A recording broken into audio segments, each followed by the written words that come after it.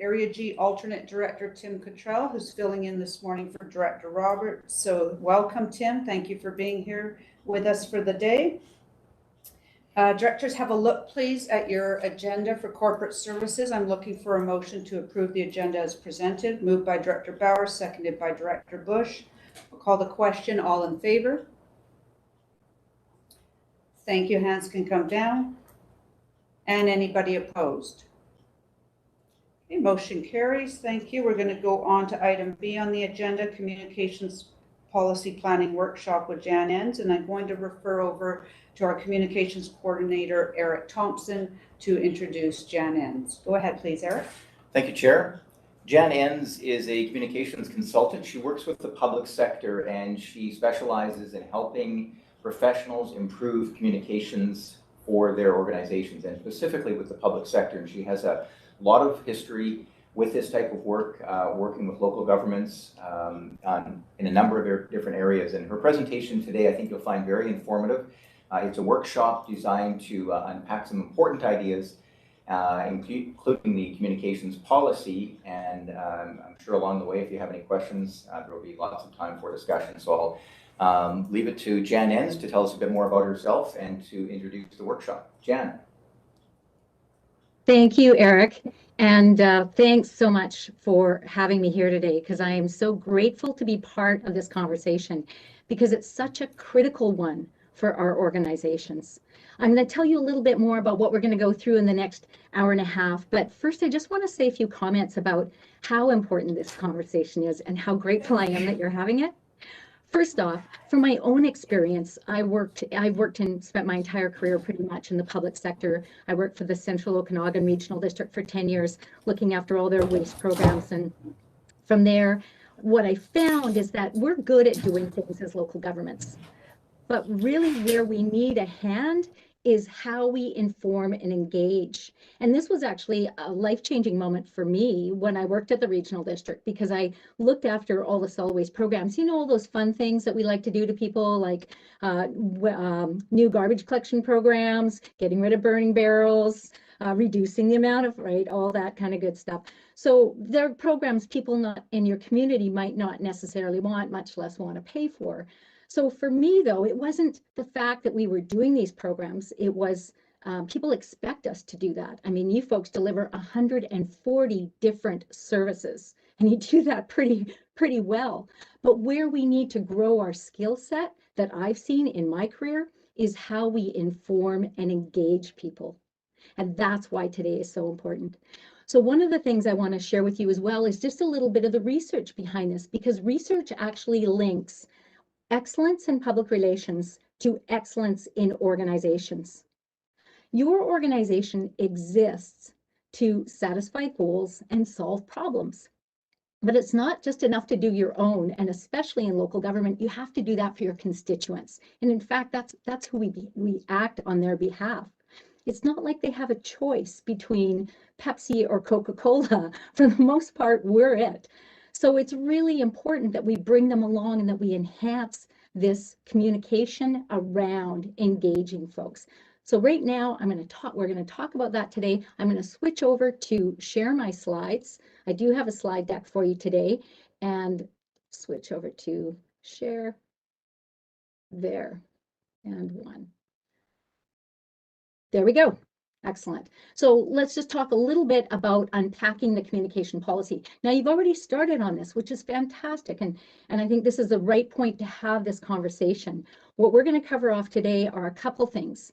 First off, I want to take a little bit of time out to think about the why, the good old Simon Sinek comment, the why does this matter? We'll have a little conversation around that just to get that out in the open. And I've got some rules around that as well, because we need to move ourselves on to get through all of this in an hour and a half. A little bit about your current draft policy, but particularly as it relates to the media relations piece and the conversation that you had.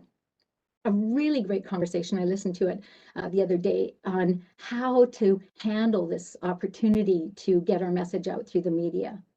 The other then is I've got some examples. I've talked to my colleagues just from my own experience and working with regional districts across the province as well about how they handle media relations in their organization. And so some examples and some tips there as well. I wouldn't be a good educator if I didn't throw in some media tips. And also some time for discussion then, and some questions for you to explore as a group today that will better inform your communication policy.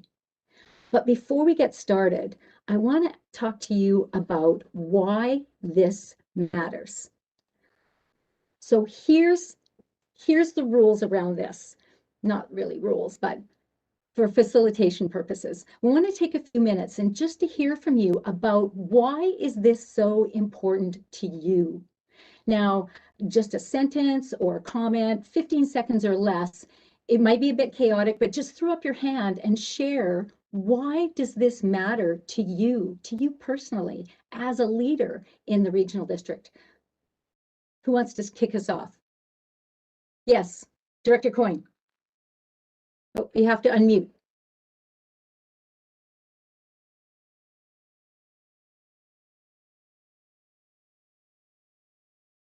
I think he's on the phone. Oh, okay. Yeah. I think he has a call. He's not actually trying to interject into. So that wasn't a hand up. Okay, who wants to go No, first? he's talking with his hands. Okay. Director Obriak. Uh-oh. Yeah, he can hear you. Sorry, I heard someone say, I'll be brief, if that's of concern. Please. I just want to say thank you so much. And this is a huge issue in Area D and OK Falls. I cannot begin to tell you how many times I have heard people in our community, both before my election and after, who feel, and very sincerely feel frustrated, that they don't feel heard. Indeed, when I had an all candidates debate, a former director said things like, I never heard that before. And I had to point out dates and times when it was said and he wasn't listening. So listening is part of communication. We need to both ask and listen. Unfortunately, we have a pattern of not asking and not listening. Two parts of our communication that really needs improvement. I've got an outlier community in Upper Carmi. They are angry for years and years and years because the communication with them is, quite frankly, very poor. We have technologies.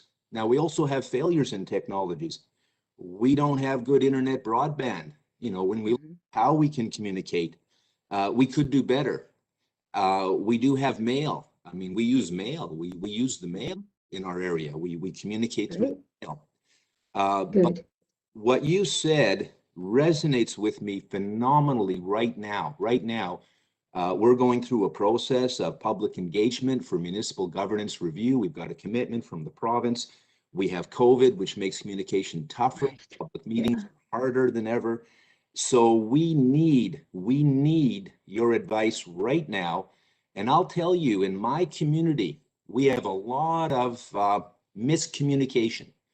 I've had people say to me recently, my message is good, the messenger is the problem. I said, you mean me? They went, yeah. I said, what did I do? They said, well, we have a member in our community who is a businessman who gets away with criminal activity, non-compliance. It's been happening for years and years and years and years and years, and they're upset. And they said, you are perceived to be hand in hand with this man. I said, what are you talking about? I said, look at the March 4, the March 18 recorded meetings. Judge me on the facts, not on rumor and hearsay. Now we're getting along, me and these community members. They aren't getting the communication. They're getting rumor from Facebook. They're getting misinformation, miscommunication. They think this board, quite frankly, is complicit. They think this board has done those things. They think the staff has done those things. They are getting accurate information. So, you know, when we say, what does it mean? Why is it important? Well, I think I've spoken long enough. I'm sure there's people there. I don't see board members rolling their eyes. A couple times I've noticed in the past when I speak, people roll their eyes. So thank you for not rolling your eyes this time. Much appreciated. Okay, thank you, Director. I think you've got some really good points, though, about missing information, about accurate information. And also, we are up against a tough audience because we can put it on the internet, we'll put it on the website, we'll send it out on social media, we'll put it in a flyer in there, and we'll put it in the newsletter. And people will say, I never heard about it. So there are challenges at both ends, but I think that being some of the things that you've listed there about listening and about miscommunication and accuracy of information. So thank you for that. So a couple quick more ideas about or suggestions about why this matters to you. So who wants to go next? I wasn't watching there. So I've got Director Coyne in the bottom there from Princeton.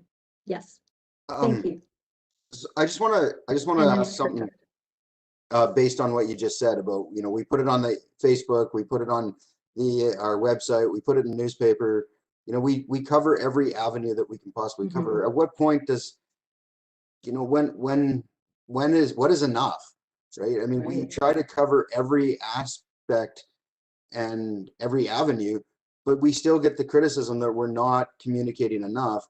And I don't know what else we can do. I mean, our municipality, we have our Facebook page, we have our website, we live stream our meetings. You can always go back and watch our meetings. It's in the newspaper.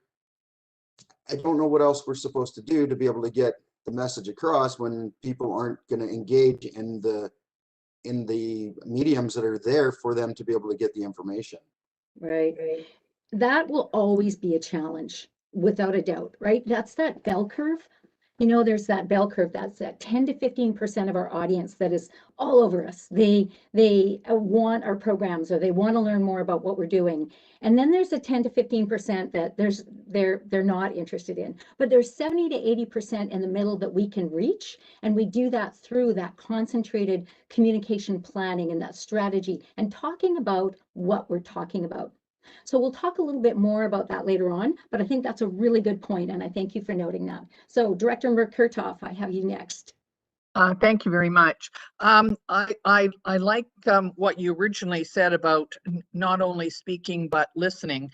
And I always remember that my father, who was a very successful businessman in Vancouver, used to say, you have 2 ears and 1 mouth. Use them appropriately. And I think in person, dealing with our public when they need it, on the phone, in person, if possible, is a really good way of making sure that the message gets out there. And that seems to work best for me anyway. Thanks.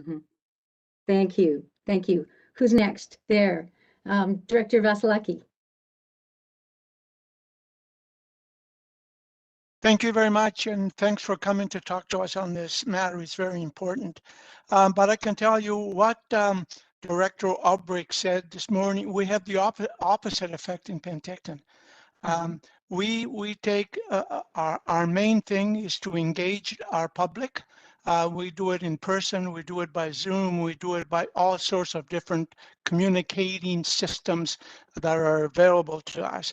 And the remarks that I get a lot of is that we're doing too much engagement compared to what was done in the past.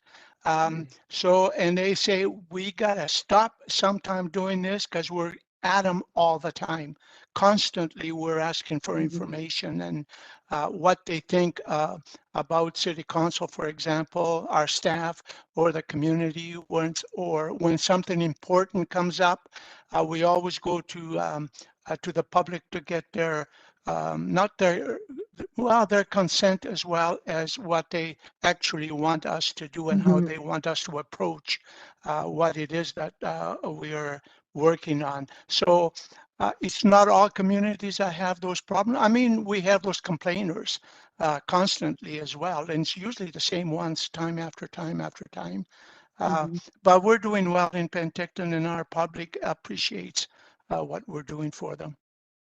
They do. I follow your Shape Your City emails.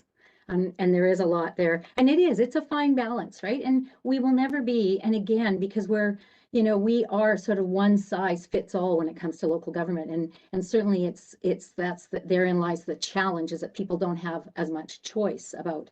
It's not like we're selling Pepsi or Coca-Cola. A lot of the programs that we're implementing, people have no choice in. So it is a balance about choosing what to invest those resources in around engagement. But again, for the board, starting with that policy and moving into procedures and strategies is exactly the kind of journey that will help get to where you are. So, and too much engagement isn't too bad of a problem to have. No. Great, thanks. Who's next? I see any hands up? Yes, Director Holmes. Yeah, thank you. So I have a background in journalism, and the one thing it's important to say is that the media has changed dramatically in the last 40 years to what it used to. When I started out in journalism, back in the 80s, for a market like ours, the local newspaper would have dozens of reporters, each with their own beats, one of which you'd have one journalist covering only local government, and that's all they would cover. And they would report everything coming out of the local government. That doesn't happen today. You have one or two journalists trying to cover, everything. And so there's a lot of things that go unreported. The journalists aren't as knowledgeable as they would have been in the past about what we're doing. And so that creates a vacuum, an information vacuum out there. And that vacuum is being filled by social media, where people will just post anything they might hearsay or whatever. And people tend to read that first. And what people read first is kind of what they believe. It's what they go with, whether it's accurate or not. And it's then you end up doing damage control, because that first thing that appeared on social media, you're trying to, isn't accurate, and you're trying to do something about it. So I think it's really important that we have to fill that vacuum that's been left by the press, the absence, the decline of the traditional press, and we have to get out in front of the communications to ensure that we're providing that accurate information to our people. Absolutely. And I think that I'm going to talk a little bit about some of those changes as well in the media that we're seeing and what that means to us. But I absolutely agree in terms of filling that vacuum, but also helping our journalists be able to tell the story. So I want to touch on that this morning as well. So thank you for that. And thanks. It's great that you have someone with your depth of experience on the board, because that's kind of nice to have that check and balance. So thank you for sharing that. Yes, Mayor or Director Bauer. Yes, thank you. Good morning. I noticed that with the exception of the first speaker, it's all municipal directors who already have their own little communication system in place. In Keremeos, we do have a resident notification system. So we actually send our information stream straight into the inbox, which makes a huge difference if people don't have to look for it on websites. As they say, if the persons don't go to the mountain, do it the other way. It's but important, of course. Very short, reliable, and factual information stream. That's what is, that's what it's all about when it comes to communication. Thank you. Great, thank you. Some area directors, let's chime in. There we go, Director Gettens. Hi, Jen. Just to follow up actually on the last two speakers, the Director Bauer and Director Holmes, I think part of the challenge that we had as well is before, when we'd all read the newspaper in the morning and we'd all watch the evening news, we all got the same information at the same time, and then we could have conversation about the same information at the same time, or like what Director Holmes was saying, there'd be another viewpoint on another station. And I think that we've all fallen into this trap where we're trying to be very competitive, or we're trying to be heard in a very competitive market. There's a lot of noise and there's a lot of information available. And now we have created the habit of where we wait for information to come to us rather than going and seeking it, like going and getting the paper and going and watching the news. We're sort of on Facebook, and when you use some of these platforms, if you miss that information, it's gone. It's down the river. Like, it doesn't stay like in the newspaper for the day. I think that's part of the challenge as well. Mm-hmm. Absolutely. And especially that fractured media landscape that we're dealing with, where those, the one source of information, or the one sort of, the AP file, Associated Press files, or whatever, there's so many different sources for that information. And we've seen that in this pandemic with COVID and the armchair scientists that are out there. So it's been a really interesting experience from as a communications professional to watch all this going on. But even more so, I think, at the local level, where we really have an important message to get out, because people need to know what we're doing, why we're doing it, why it matters, and what the call to action is in order for the program to be successful, because we're doing it on their behalf. Water, sewer for municipalities, parks, all that kind of good stuff. The 140 services that you provide as a regional district. So, other comments here about why this matters before I move on? Yes, Director Knodel.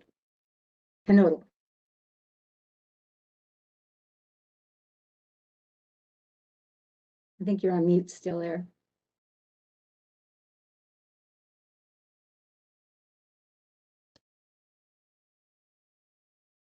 Rick, you're on mute. Thank you. There we go. Perfect. I'd like to thank Director Holmes for stealing some of my thunder there. The misinformation that comes through social media can be a really touchy item, so I'm glad that got brought up.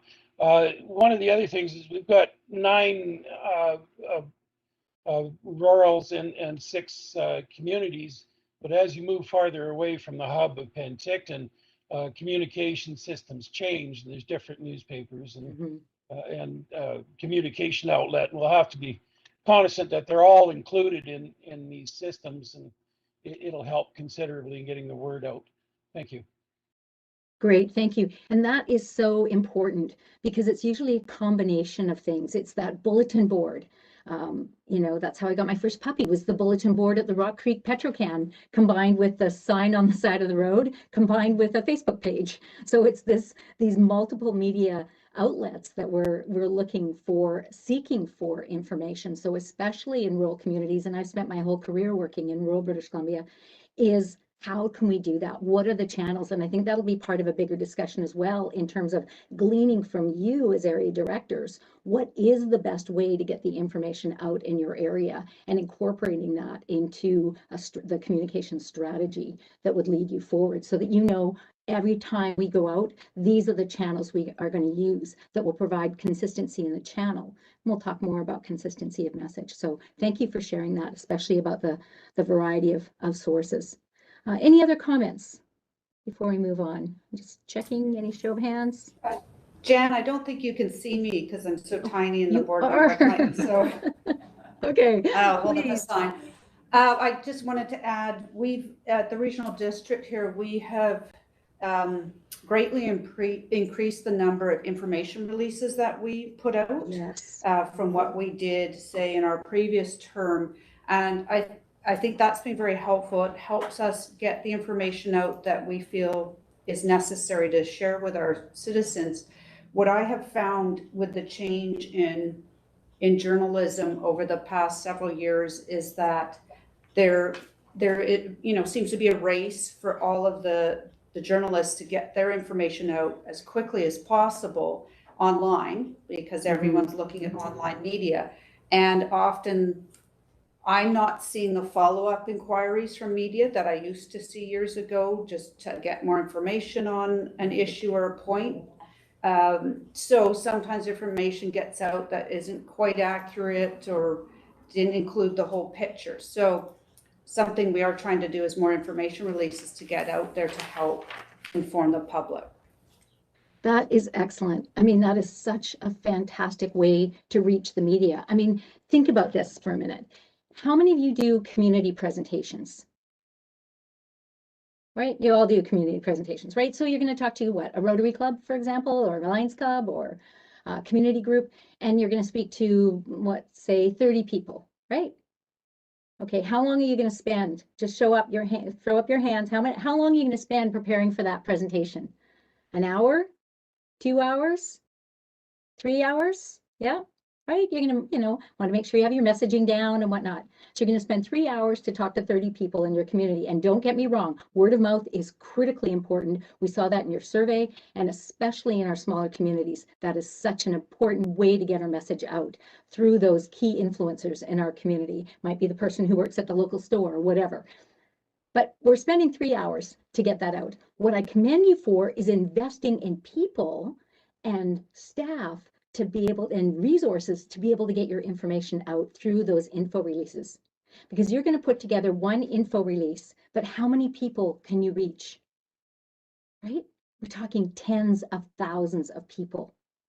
So the power of working through the media is critical, and I commend you for your commitment to putting the resources behind it. It's a trend I'm seeing right across the province, and particularly with regional districts who are somewhat slower on the uptake, and rightly so because of their their rural nature than say municipalities, where we've seen this, certainly in the down at the coast and some of the bigger cities. We're seeing a growing trend where all regional districts have someone in communications, almost all. And that's exciting, because unless we invest the resources to get the message out there, exactly as you say, using those info releases, we're not going to be getting our message out. And all the work that we're doing is for naught if people don't know what to do, why we're doing it, and what the call to action is. Okay, am I on a soapbox? All right. Jen, Yes. just from the boardroom, I have Director Census is from the boardroom, and she would like to ask a question or make a comment. Please. Thank you. Good morning, Jen. I'd like to make a comment if I could. My background of an educator leads me to repeat myself several times, because it doesn't matter how clear you are, how articulate you are, it's what people hear. And it's not always what you intend for them to hear. So I think as a director, there is some obligation on our part to educate our constituents. And when they come to you and say, well, I didn't hear that, I think we have to repeat to them all of the strategies that we're using, and encourage them, if they get information that they are unclear of, to check the sources, to come to their area director, to let people know, I heard this, is this right?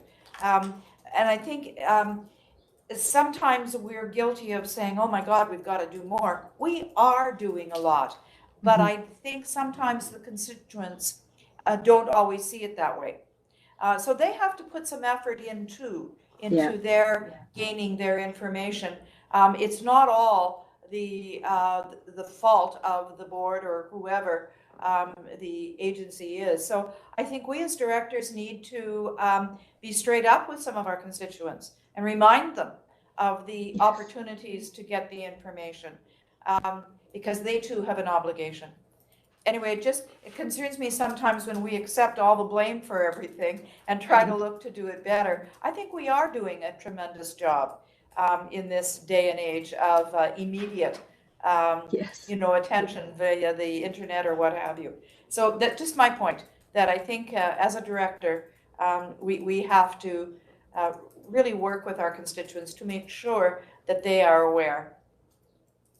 Absolutely. And I think that's such a critical point. So, once you have the policy and you have your procedure, whatever strategy that turns out to be able to say, here's how we're sending out information, and to say it with confidence, to know that, for example, your website, go to our website, it's our single point of truth. That's where everything lies. And then next we have newsletters or whatever it is. But that's a really good point, that as local government professionals and elected officials, we need to be constantly telling people not just what we're telling them, but how we're telling them. Great point. Thank you for sharing that. If you folks are okay, I'm going to move us on, and there's more time because I've built in a fair chunk of time at the end for some presentation, or for discussion. I'm going to go back to my share screen here and talk a little bit more about, we did talk about why this matters. I want to talk about a little bit of the research. So I did see in my marching orders to come armed with some research and some stats as well on that. So I'm just going to move you folks over here and talk about why this matters. It's so critical. But also, you've already identified a lot of these things, is that we have a responsibility to correct the incorrect that's out there. I mean, remember back in the old days, old days, I'll say, okay, I'm dating myself, but back in the 90s when there'd be a letter to the editor about something that the regional district had done, for example, and the thing back then was, no, we don't respond to letters to the editor. Whereas now, things have changed. I mean, we saw that response to letter to the editor. We're seeing comments on social media. We're seeing, a new info release to combat some of that. It's so important. It's our role to correct the incorrect, to make sure that we do that. And it helps us solve problems. I mean, this whole communication piece is about solving problems. And part of that is listening to what's being said, the chuntering, as I call it, those things that are the rumblings that are being talked about in our community. Because by taking that information and putting it into a plan or a strategy about how we're going to communicate this, we save time and money. Now, from our public relations industry, from our rule of thumb for this is that for every hour we spend upfront planning around this, deciding, everything from who's going to be the spokesperson, what's going to be the message, can we get rid of the roadblocks, what channels are we going to use, all that good stuff, we save 8 to 10 hours down the road. So for every 1 hour, a savings of 8 to 10 hours down the road. That's pretty impressive. Not only that, organizations like the Project Management Institute have put a number on this and said that about 1/3 of capital projects fail because of poor communications. And when you think about, you just finished your budget or just in the middle of doing your budget process, the dollar figure on your capital and your operations side, it's a lot of money. So it's another reason why we need to do this. Obviously, we're going to improve outcomes when we get more people to have a say in how we roll out a program and get that input. It also boosts our reputation as being open and authentic. Chair Kozakovich, you mentioned that in your comments about how you're shifting that by being more proactive in getting that message out. And that's brilliant. And I'm so glad that you have folks like Eric and Andrea on board there. And it's also about boosting morale for your own organization. And morale is kind of a touchy thing right now. I mean, all our mental health and all the research around that says it's taken a bit of a beating in COVID. So the more we can do to boost that, the better. And finally, it's about meeting public demand. Auditor general reports from right across Canada, the research is in that people want to have a say. And certainly you have to balance it, as Director Vasilevsky had mentioned, with how much is too much, but people want a say in what, or at least to know what their local government is up to build that confidence and trust with us. It's so important. So for today's conversation, though, I want to focus a little bit more on the media. So I've sort of been talking in the broader communication stuff. And I like to think of it like this. This is sort of the ultimate 6 steps for project success or communication success. And that is being able to understand what it is that we are communicating. What are we doing? What has happened? Why we're doing it, making sure that we have that rationale and people can understand what it is, why it is that we're doing this. Understanding who it is that we need to communicate to or with or consult to or with. From there, we craft our message. What's our message going to be? What are the key things people need to know in a way that resonates, that is relevant to them? And then how we get that out. And as we've heard from you folks already, it's important that it's a variety of channels. In person, paid advertising, earned media coverage through those info releases, through social media, that it's on the website, that we have open houses or events or whatever, or Zoom events, I guess now, until we can finally be together again. So thinking about all that, and then did they get it? So what evaluation? Is this working? Did we say it right? Did we do the right thing at the right time? All that good stuff. Today, we're really going to focus on that one little piece that's in the how box, and that is really about the media piece. Your relationship with the media is both proactive, where you're doing your planning right now. You know what big projects are coming down the pipe for you, so you can develop a communication plan around that. What are you doing? Who are you going to talk to? How are you going to get the message out to them? What do they need to know? All that good stuff. So that's the proactive stuff where we know we need to go out to the media. But then there's also this relationship we have with the media that's reactive. That's where they call, and it's because something has happened, or they're doing a follow-up sometimes, or there's been a survey that's happened elsewhere. For example, when I was with Interior Health, I was a spokesperson for them for 7 years. And when I was with them, I would monitor the Canada StatsCan surveys, because I wanted to make sure that whenever they put out a survey about some kind of health outcome, that I was ready, or my director of, or my medical health officer at the time, Dr. Paul Hasselback, was ready to talk to that, because I knew they would be calling, because it's what they're looking for. So when we're reactive, we need to think about what resonates with them. So when we're reactive, it is also sometimes things that we can be proactive about as well. But we need to know what they're looking for. They are looking for, things that are relevant, that they're local, that they're timely. They don't want to get a news release about an event that happened last week, that it addresses the issues of the community. All those good things, I think, are really important. They also look for things like conflict, or as one of my morning host colleagues puts it, he prefers to call it tension. The tension in a story. That's the typical he said, then she said. You be the judge. You hear those on CBC in the morning where they have one party in and then the other party in. You're probably familiar with that, and you've probably been on that show as well. So there's this need of the media to fill this, to do their job. They're busy. Director Holmes, as you pointed out, they have changed. I was talking to Roger Knox, a reporter with the Vernon Morning Star, at an event last year, and he's like, Jan, I used to show up with my notepad. Now I show up with my iPhone. Not only am I writing a story for the print version, but I'm producing something on video for the multimedia, post for social media, plus something for the online version. So all of a sudden they've taken one story and they're processing it in a whole different number of ways. So right off the bat, when it comes to media relations, our job then is, knowing how busy they are, knowing that we're looking at proactive and reactive, is to be ready. So what does that look like? That's about being helpful. That's about when they call, not going, oh, I don't want to talk to them, but in fact, how can you help? How can you get the word out, your message out? I mean, when a reporter calls you, that's a great opportunity. Someone is handing you a microphone to your entire community. Like, that to me is a gift, and we should treat it as such and answer those questions. Being available, and we'll talk a little bit more about who that might be when we get further on in today's presentation. Meeting their deadlines, and certainly now with the age of online, as you mentioned, Director Holmes, when you ask them when's your deadline, they say, well, I need it right away because I got to put it online.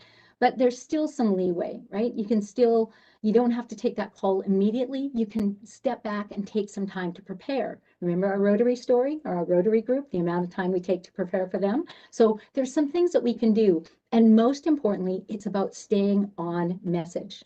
Now, this is critically important in the world of democracy as well, where we want to provide that consistent message across, so that people aren't hearing something different from different directors. We'll talk more about that as well later. You're wondering, why do I have a picture of some media folks in a bathroom? Well, that's because we were filming a hand washing ad for Interior Health. But at the same time, my relationship with these folks, like Jim Douglas, the cameraman on the ground, he also helped me handle some of the toughest stories I've ever had to deal with in my career at Interior Health. For example, the transition of people from the Penticton Retirement Center to the Good Samaritan dementia cottages. I mean, some really tough things, and having that relationship with your reporters goes a long way to doing that. I know you've all had to deal with these things, and your role as elected officials is not an easier one. As staff, I think we get off way easier than you do as elected officials. So just being ready and understanding that is a big part of that. And I want to just share this with you as well, because this is what I'm seeing is this huge transition where more and more, and the surveys say too, more and more journalists are getting their stories from online. But here's how it worked with, say, for example, the online news. So we get the print version, then it goes online, then people start commenting on the story. Usually it's those people who are at the either end of the bell curve, love us, hate us. And then there's some, there's links, they can share it out to the social, so it hits their social media channels. Then the debate starts on social, all the misinformation that starts happening as well. And then the reporters are chiming in, having a look in on social media to see what's being said about that. So it's this circle now. So not only is it just dealing with that one reporter or that one outlet, it's this whole gateway, if you will, to the internet. And it's something we have to be aware of. And being proactive by sending out those information releases is huge in terms of what you're doing. But here's the thing. Here's the one thing you need to remember when it comes to working with the media. And that is this quote from Mike Wallace from 60 Minutes, it's my absolute favorite, is to remember that they're asking the question on the minds of people looking in. So it's about us taking the you view and how our message impacts our audience. So that's like a whole other workshop, but I think it's really important if we just hold that in our hearts about what it is that they're looking for. So with that, I'm going to move into the next section, which is I just want to touch on the draft policy. I don't want to get into the discussion just yet because I want to share some examples with you about what other people are doing, and then we'll get into the discussion as well. So just to clarify though, just to put us all on the same page, there's a couple things that I think are really critical to a policy. The first are the guiding principles. Now, these are from your policy. And I think that's really important that you're making sure that things are timely, accurate, clear, accessible, responsive. So everything you do flows back into these guiding principles. It's so important. And by the end of today, you might find that there's some guiding principles you want to add to that. So I want to leave that option open for you as you strive to, pardon me, as you strive to for communication excellence in your practices. And then here's the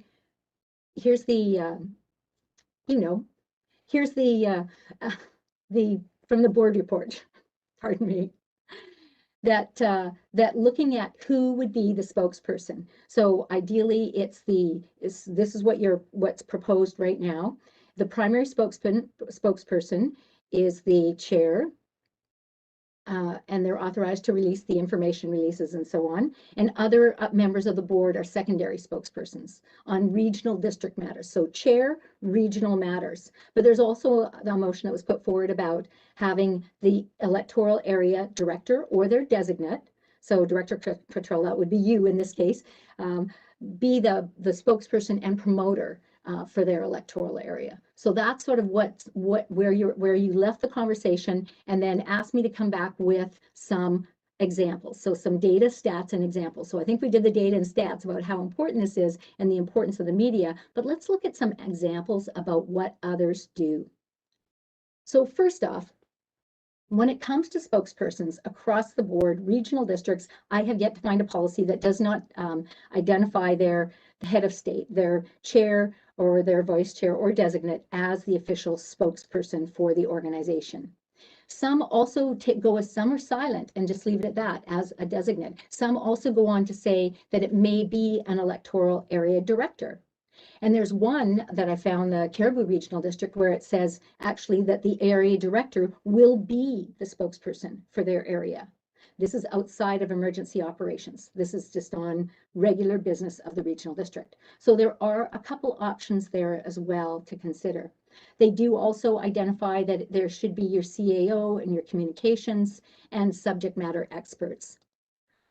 Here's an example from the Regional District of North Okanagan, and they've recently, they have a full-time communications person who's been working on this and put together their board strategy and their communication plan. But again, it's that in compliance with the policy identifies the board chair or designate are the authorized. They have some commissions and some committees as well. So perhaps there's a chair of those, for example, if they're talking about the services committee, the Greater Vernon Advisory Committee, or their water committee and such. And then also, if an issue relates to a single electoral area, the area director may be the appropriate spokesperson, which is what seems to be most common, allows for sort of some wiggle room. What I want to clarify, what I think is a really cool thing about their policy as well, is that it also says we're going to give you some help. So it's not like you have to take that call on the fly, that in fact, we're going to help you and we're going to prepare you for these interviews. Because again, when you think about the amount of time we put into a presentation to a community group versus the amount of time we put into talking to our entire community through the media, it's worth the time. So that's one example. The other is about when do these folks speak? So typically the elected officials speak on things that are policy or board decisions or events or activities, that kind of thing. And that CAO or communications might speak on some of the basic operational stuff. And if a reporter wants more, that there's the access to a subject matter expert, the SMEs, as we like to call the SMEs, if you will.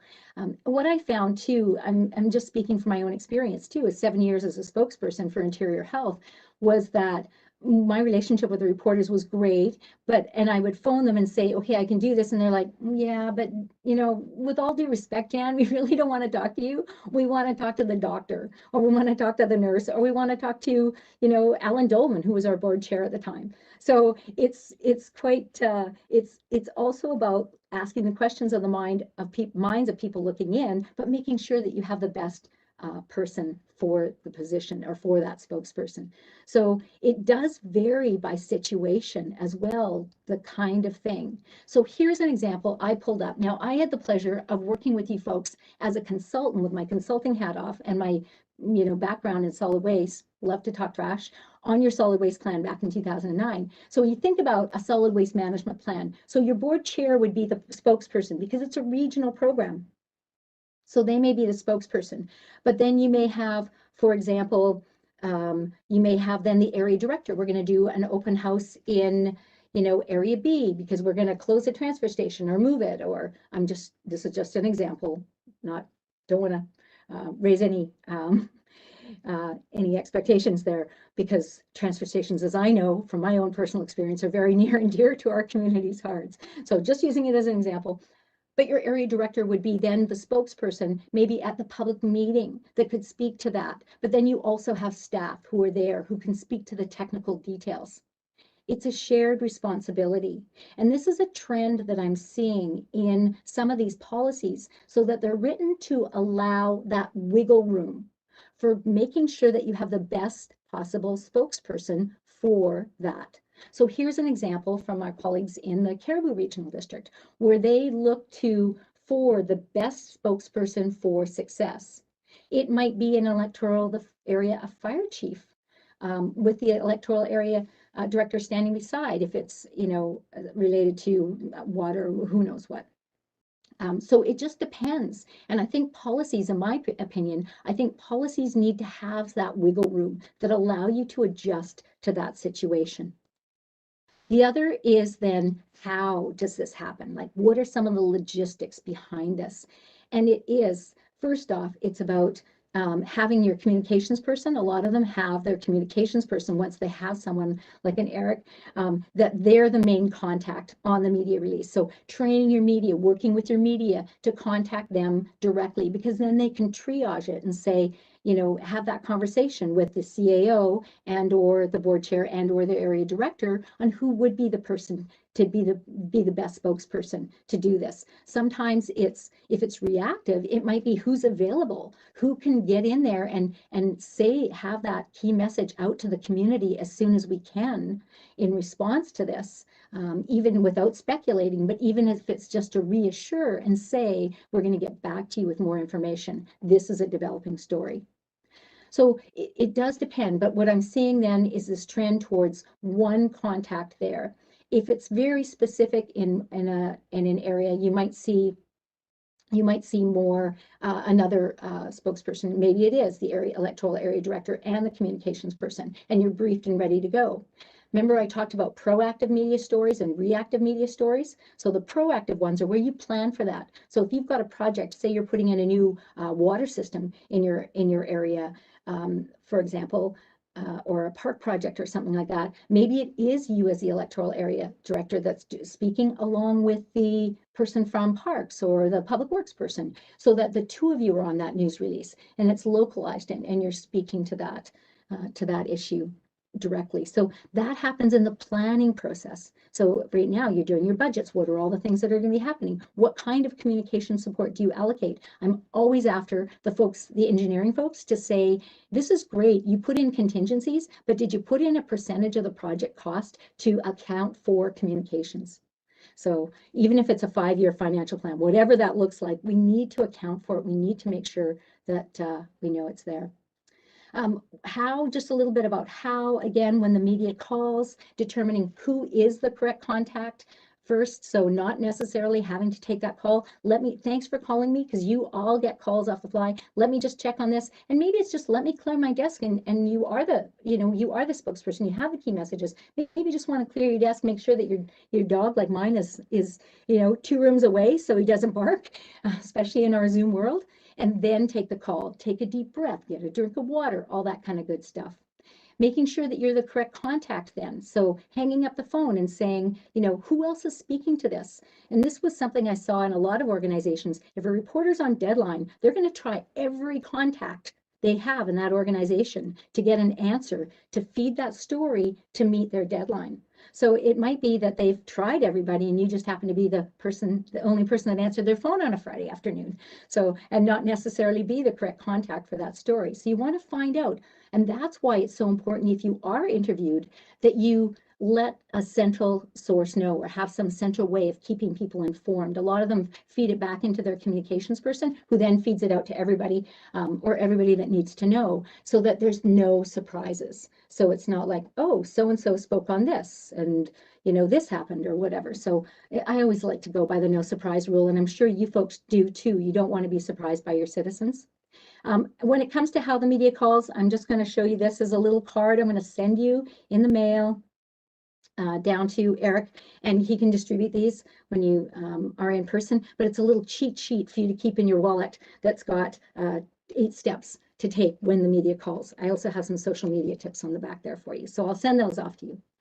So and then the other is the message. So making sure that you have that consistency in your message, because the one thing about making sure that you have, get help with those key messages, that you're consistent with what you said you were going to say, that you're all saying the same thing. Because what happens is when you disagree, and it's okay to disagree, by all means, you are a democracy, right? This is about, it's your job to discuss and debate and deliberate and decide. And you're not all going to agree, and nor should you. That's democracy. But being able to disagree in a way that isn't inconsistent, to be able to say, yes, I know I'm very passionate about this, and I wish the board had voted differently, but now that we voted in favor of this, I'm going to help make sure that this happens, that we continue to seek input, or that this happens as effectively and as efficiently as possible. Because you're just the one voice, right? And together is where your power lives. So making sure that message is consistent, also make sure that, again, that what people hear is consistent. And that's so critically important, because as soon as people hear this person said one thing and this person said another thing on your own board, that undermines trust in the organization, because it doesn't look like you folks are all on the same page. And I think that's what we all want to see. And perhaps more so in this COVID world, we're looking for that calm and compelling leadership that you bring through your media engagements, through your information. It's really about fostering those professional, transparent, and mutually respectful working relationships that serve the needs of your community. And that comes from the Cariboo Regional District's board policy as well.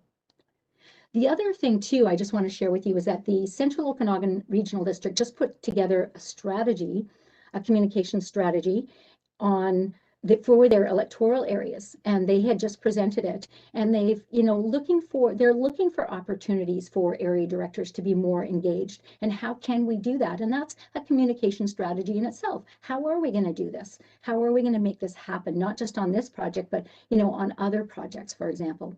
But I highlighted this in yellow because this is where I think the beauty of where you're moving towards is, and that is that it's a balance, that it's situational, and that you'll work it out. Like there will be some balance that needs to happen between who is the main spokesperson, and there might be some give and take there as well, or you might both do it, for example. Which brings me to the last thing that I just want to share with you, and that's about emergency management. Now, I don't have today's workshop wasn't so much focusing on the emergency management piece, but your organization, your emergency management function follows the BC emergency management system, which follows an incident command system, which is right across the province. And you have to be very clear on who's going to be the spokesperson for that. So typically it's regional district resources, it's the regional district chair that is the spokesperson for that.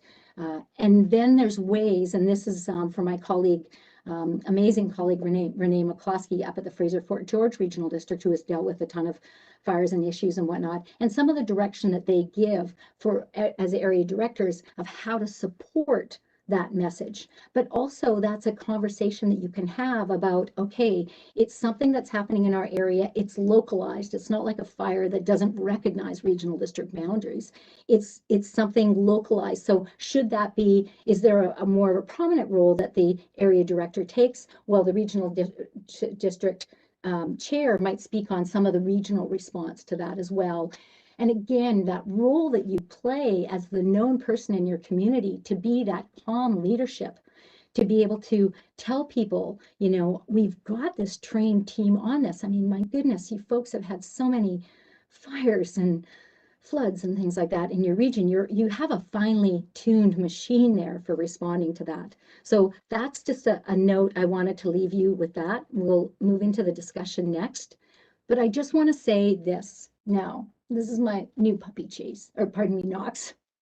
My new puppy Knox is that, and what's he saying, right? He's a puppy. He's saying, like, feed me, right? You're holding a treat in your hand. Give that to me. Of course he does. He's a lab.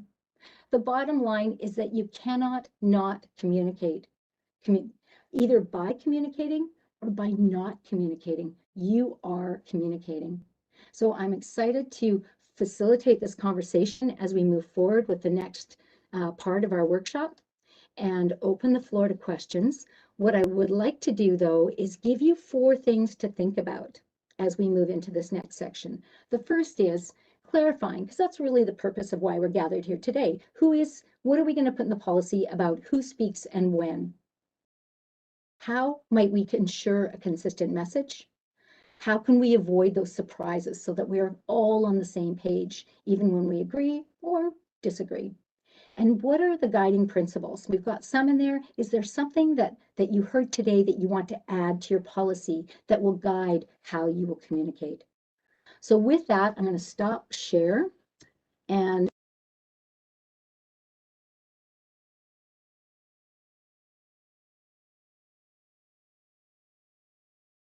one thing is, what's your feedback on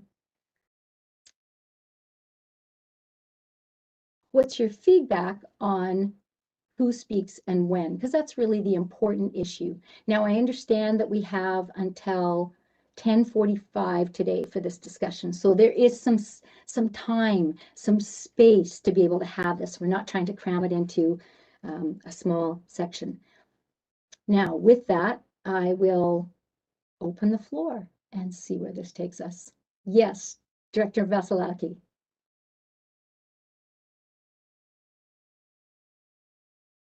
Thank you very much. Great information, by the way. I love the way you put it forward so that we don't forget what you're saying. What we do at the City of Penticton is the mayor is the one that communicates with the media or any other persons that wish to get information from the city. But what I'm trying to put forward is that whoever is going to communicate on behalf of the City of Penticton, that it goes through our engagement and communications people. And we have 4 staff members that do that work for us. And I try to stress to City Council as well that if they get asked to give information to the media, that they go through our communications communication person, who in this case is Mr. Cooper. And so that they give out the same information that the rest of city council has, and so that we all give out the same message, no matter who asks any of the councilors and myself, as far as that goes, when we give information out. So we're well prepared to make sure we don't fall in any rabbit holes, because that happens a lot to politicians where they're not prepared to make statements or give information out to the public. So that's the route that we take at the city of Penticton, and I'd like to see the original district go the same route as well. Thank you. Great, thank you. So the triage approach. Yep. Great, thank you. Some more hands here. Yes, Director Trainer.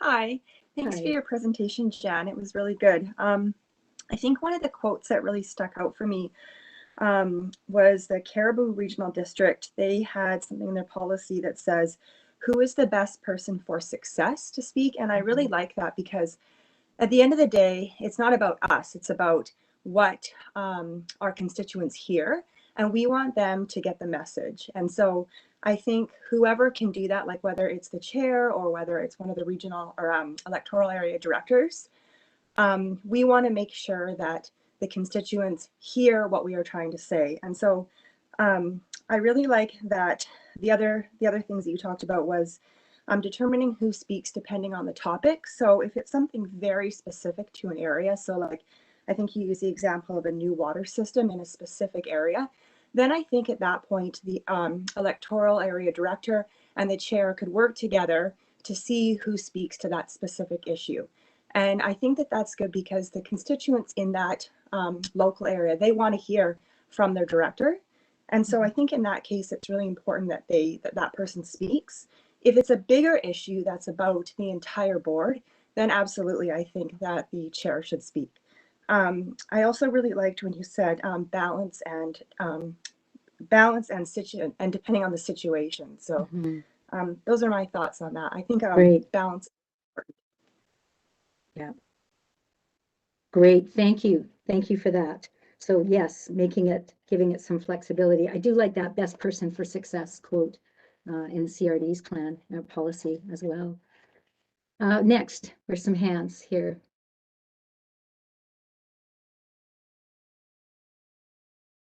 Okay, Director Johansson. Hi and welcome. Yeah, I'm just wondering if just thinking of the policy, if there should be a component of media training, or maybe some thinking of putting some media training in the policy. I know I was fortunate to get quite a bit of media training in my role before I became mayor, but if I had not had that, I would have walked into this role and had a mic in my face. And you know, you have to be very careful about what you say, and you got to think on your feet, but you got to be able to get the message out there as well. And I think that seems to be something that seems to be missing. A lot of people may be comfortable with it, but some component of media training, even if it's optional, I think would be a good thing. And some folks do that, so that's a very important point. And absolutely, like I can't imagine doing an interview without having some level of training and coaching and along those lines as well. Some folks put it in as a policy piece, and it might be a sentence like enable your spokespersons to be able to deliver the message. So by that, you know, being training, enabled through training or things like that. And some people put it in their procedures as well. So whatever, you know, the will of the board would be if they wanted to add something like that. I think that's, of course, I'm a media trainer, I'm going to say yes, but I think it's important because we need to deliver that clear, consistent, and compelling message. So thank you for that. Now, another hand up there. Director O'Brien, is that how, did I pronounce that right? Thank you very much. And no, the correct pronunciation is Oberek. Oberek. Sorry. Thank you. You can call me Oberek. You can call me Obriek. I think board members have called me Obriek. Director Holmes did that for quite a while. I'll answer to just about any name you want to call me. Okay. Thank you so much. I have a lot of comments to add, and I want to say thank you very much. Excellent presentation. To Director Johansson's comments about training, I have found LGLA workshops to be excellent. Jan herself may have spoken. One I attended, I know 2019, the LGLA workshop on this topic was excellent. And so to Director Johansson's comment, I do agree with him. That would be very useful, helpful. I really appreciate Director Trainer's comments, everything she just said a moment ago. I want to ditto that, emphasize that. I want to thank Director Bauer for his observation of the distinction between the members of this board who are from municipalities. We have 10 out of 19 members from municipalities, 6 municipalities, 9 electoral areas. The difference is striking. All 6 municipalities have wonderful communication support, even training I'm hearing, all kinds of benefits we don't have. And when I hear Director Santes talk about repetition, as a student, she's a teacher, I'm a student, I agree with her, repetition is helpful. And so I have to repeat, I'm afraid, when I draw attention to we are different in the rural communities. We are different. We don't have those benefits that the city of Penticton has. We don't have that ability. We don't have that support. And so back to this notion of a known person or these policies that indicate that in an electoral area, the director maybe could be involved, and maybe the community would like to hear about these things in a proactive fashion. Your comments on proactive, oh my gosh, I so much enjoy that. So we have a bias. Diversity has strength. I agree. Your comment about disagreeing, I think we should be able to speak freely at this board table and express different experience and viewpoint. And so I want to add that to the conversation, because the municipalities, I'm listening to every member say what a great job they're doing, and I'm happy for them. This is the electoral areas, the rural areas, we're maybe we can do better in those areas. And so I'm asking for thoughts, for help. I myself, we have a very specific issue happening. We have many, to be fair. And communications, my gosh, I'm thrilled that we've got some staff in that area, but we really need to do more. We need to do more. And I know that sounds funny if you're in Penticton, because you might think you're doing enough there. We need to do more. We're not Penticton. Thanks. Great. Thank you. Definitely, it's, as you say, a well-known challenge about that. And so it's interesting to see organizations like the RDCO, who's developed a strategy just for the electoral area directors. You've also seen a lot of progress, and I've noticed that over the years that I've been working with you folks, right from my days at the Central Okanagan, where you now have like your director pages and things like that. So there is some things moving forward, but definitely room for growth there and room for support. And I have a question for you folks too. Director Holmes had his hand up. Somebody wants Okay, to. yeah, no, that's great. I'm just going to hold that question. I was just writing it down so I'd have that. And Director Holmes, please proceed. And Jan, could I just interject? Director Sure. Knodels had his hand up for a bit too. Okay, good. Thank you. Thanks. Okay, Thank well, you. be quick, just in response to Director Obrick. Director Obrick seems to be under the impression that municipalities have some sort of unlimited resources and we have all these great communications teams in place. But you know, Summerland, we do not have any communication staff at all. And I'm pretty sure the smaller communities don't have any communication staff either if we don't. Whereas the RDOS has 2 people, you know, so it's not it's not really a question of resources. It's just more of a question of how you organize yourself and that you all are kind of working in the same direction. I don't think it's not really a question of resources. Great, thank you. And Director Knodel. Thank you. And to the chair, I agree with the idea that we need some education here, but we also, it's going to be incumbent on us to educate our municipal counterparts to some degree in the responsibility of sole representation over very large areas that regional directors have, and also over populations that are sometimes in excess of what some of our municipalities are. We do sometimes get eclipsed by the towns that are close to us. Proximity to a large area, I'm sure, is difficult for, say, Area G. At one time, Director Obrick had, prior to this splitting, a population that was larger than any other municipality other than Penticton. So there's a great deal of responsibility laying there. That being said, it's just the news density out of a municipality does sometimes tend to eclipse a rural area, and the closer the proximity to that municipal entity, the more that tends to happen. For the most part, when this whole discussion started, Director Bauer put forward a recommendation about taking a look at North Okanagan, and I want to thank him very much for that.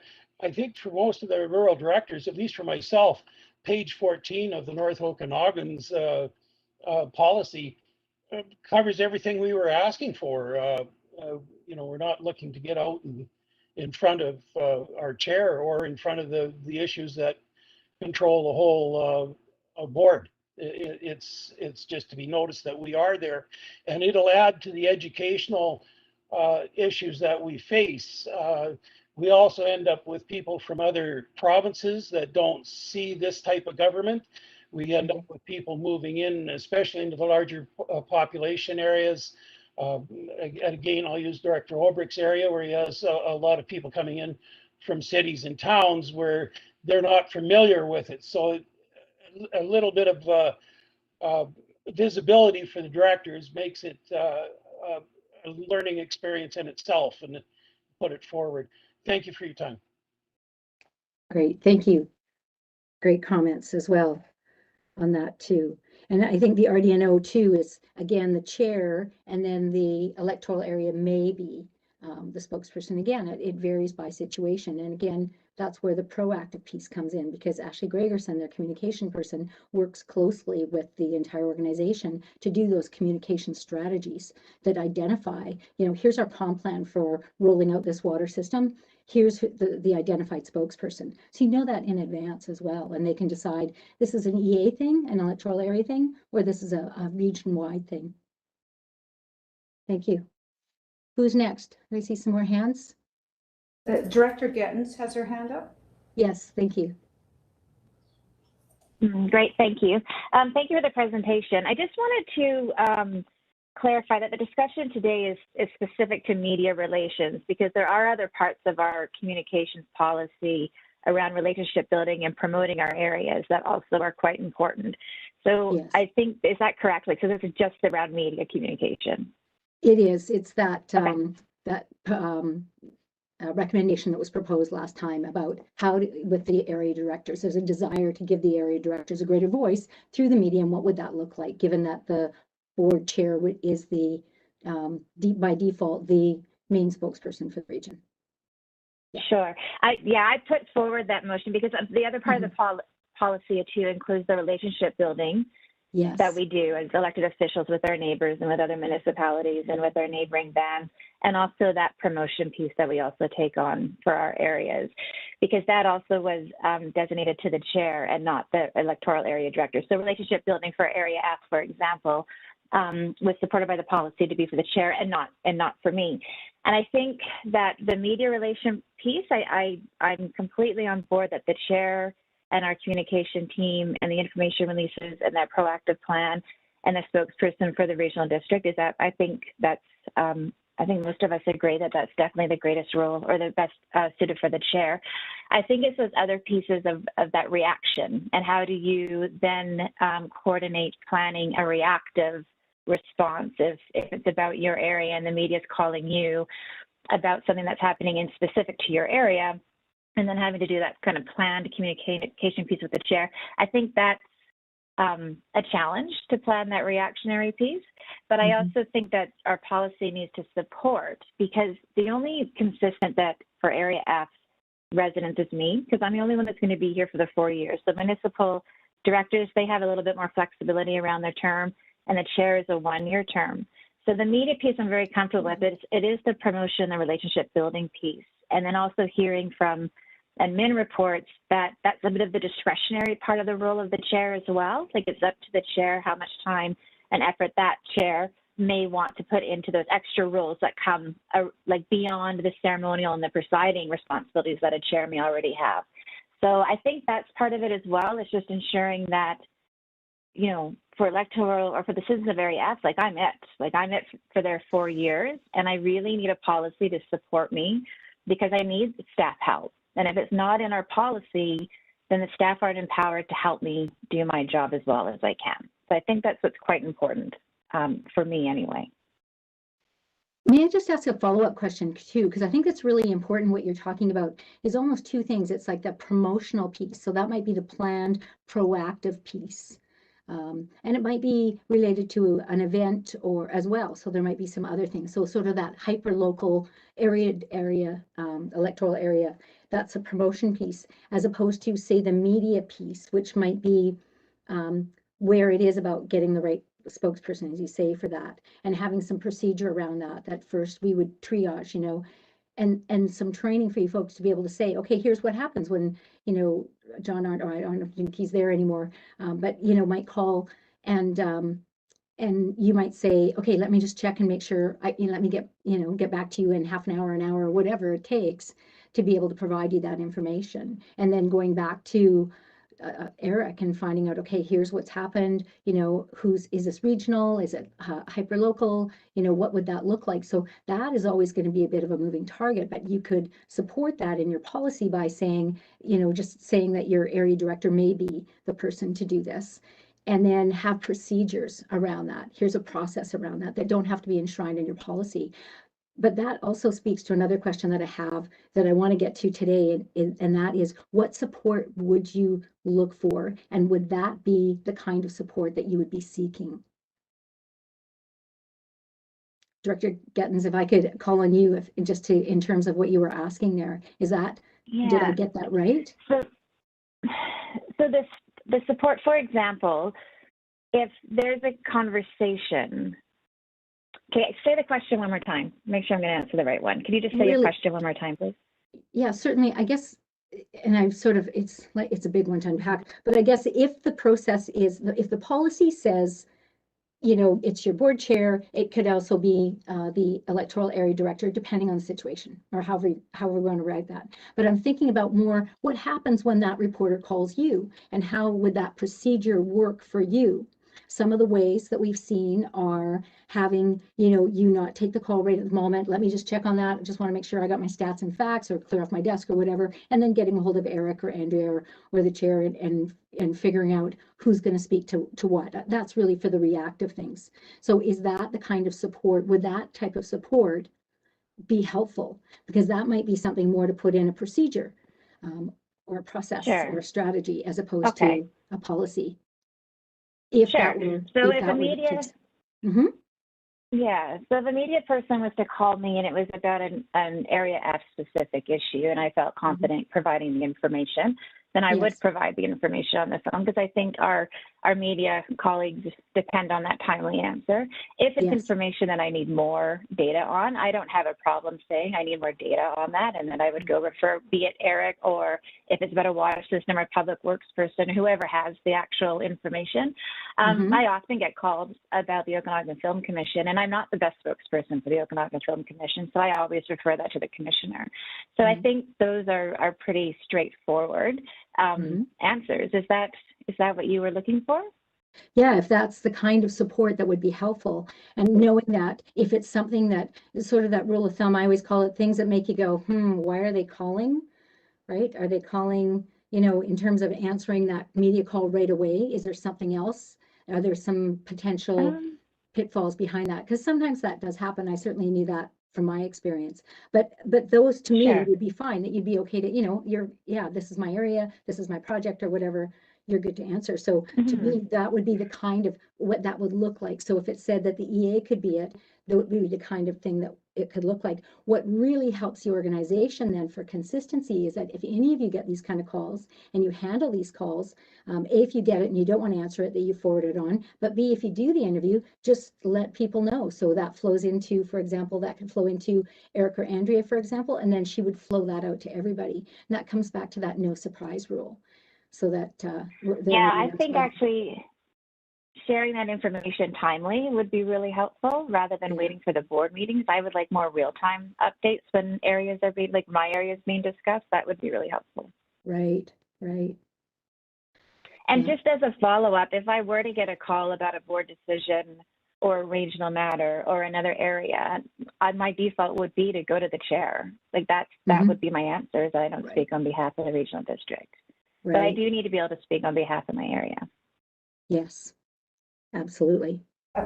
Jan, we Yes. have hands up from Director McCordoff and Director Knodel.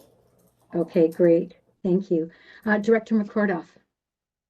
Thank you very much. So I am the person who answers the media calls and so on for the town of Vesuvius. And my rule is, if I am comfortable with answering the question or knowing enough about it to answer it right away, I will, because that takes the heat off of the other people. If I am not, I am perfectly comfortable with saying, I'm sorry, I'm not sure of the answer to that. I will either get back to you, or here's the person in town that that you should call to get the information. And I think that is fair. We cannot know all the answers. We don't know the answer to every question that we get. So let's make sure that we get the correct information. And if that isn't coming from me, then I at least know who to contact to give the information. Thanks. Absolutely. And again, that serves getting out the consistent message. Yeah. And those bridging messages that you learn too about, I don't have the correct answer, but let me check into that and have so-and-so call you back, or either I will or they will get back to you. So having those, it sounds like you've got those quotable quotes in your back pocket there as well. So super. Thanks for sharing that. And Director Knodel, I believe you were next. Thank you to the chair. It's sometimes, let me put it this way, we have a really fine information officer, but it's also incumbent on us to inform him what the best outlets are for area specific information, or information that pertains to the area on a whole. I have a large farming area, and there's two outlets. We share one with the town of Vesuvius, and it works very well if things go specifically to those outlets. I'll use the example of the burning regulations, and that's important stuff for people to know too. They like to avoid the conflicts, so it's a work in progress, because we have to let him know what's best for our areas, whether it's Twitter or Facebook or or the newspaper. In my case, I find a lot of my constituents are very much married to the Times Chronicle or ODN. So there's some of that is incumbent on us, and we need to set the policy to make it work. Also, he needs the discretion of knowing what is area specific too, and there's a little bit of time involved on our part to form that information for him.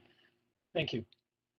Excellent, and thank you. I'm so glad you brought that up too. And again, well, that does speak to the broader communication piece. That is critical, is to build those pipelines and provide consistency. So it's, here's how we get these things out. Here's how we're going to go about informing you, especially when you're confronted at the grocery store by your constituent said, there hasn't been anything in the paper, and you're able to go, yeah, actually, here's the project, and we know we've done this, this, this, and this, because we know that's how our community gets our information. I mean, it all loops back, and I think that's a really important part of the policy, and that would be, and maybe that's part of the procedure, to have area directors provide that information. And I know Eric, we've had this conversation. I know Eric would love to have that information as well from each of the areas. So Eric, excuse me if I'm speaking out of turn. Okay, who's next there? Okay, we have Director Bauer. Thank you, Director Bauer.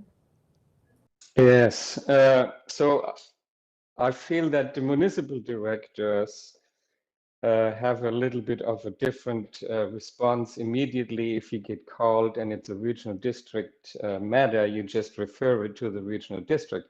Now, the electoral area directors, I think, who are looking for a policy that is giving them a little bit more venues to speak to the public through either the media or through other tools. Like, for instance, some area directors have a Facebook page.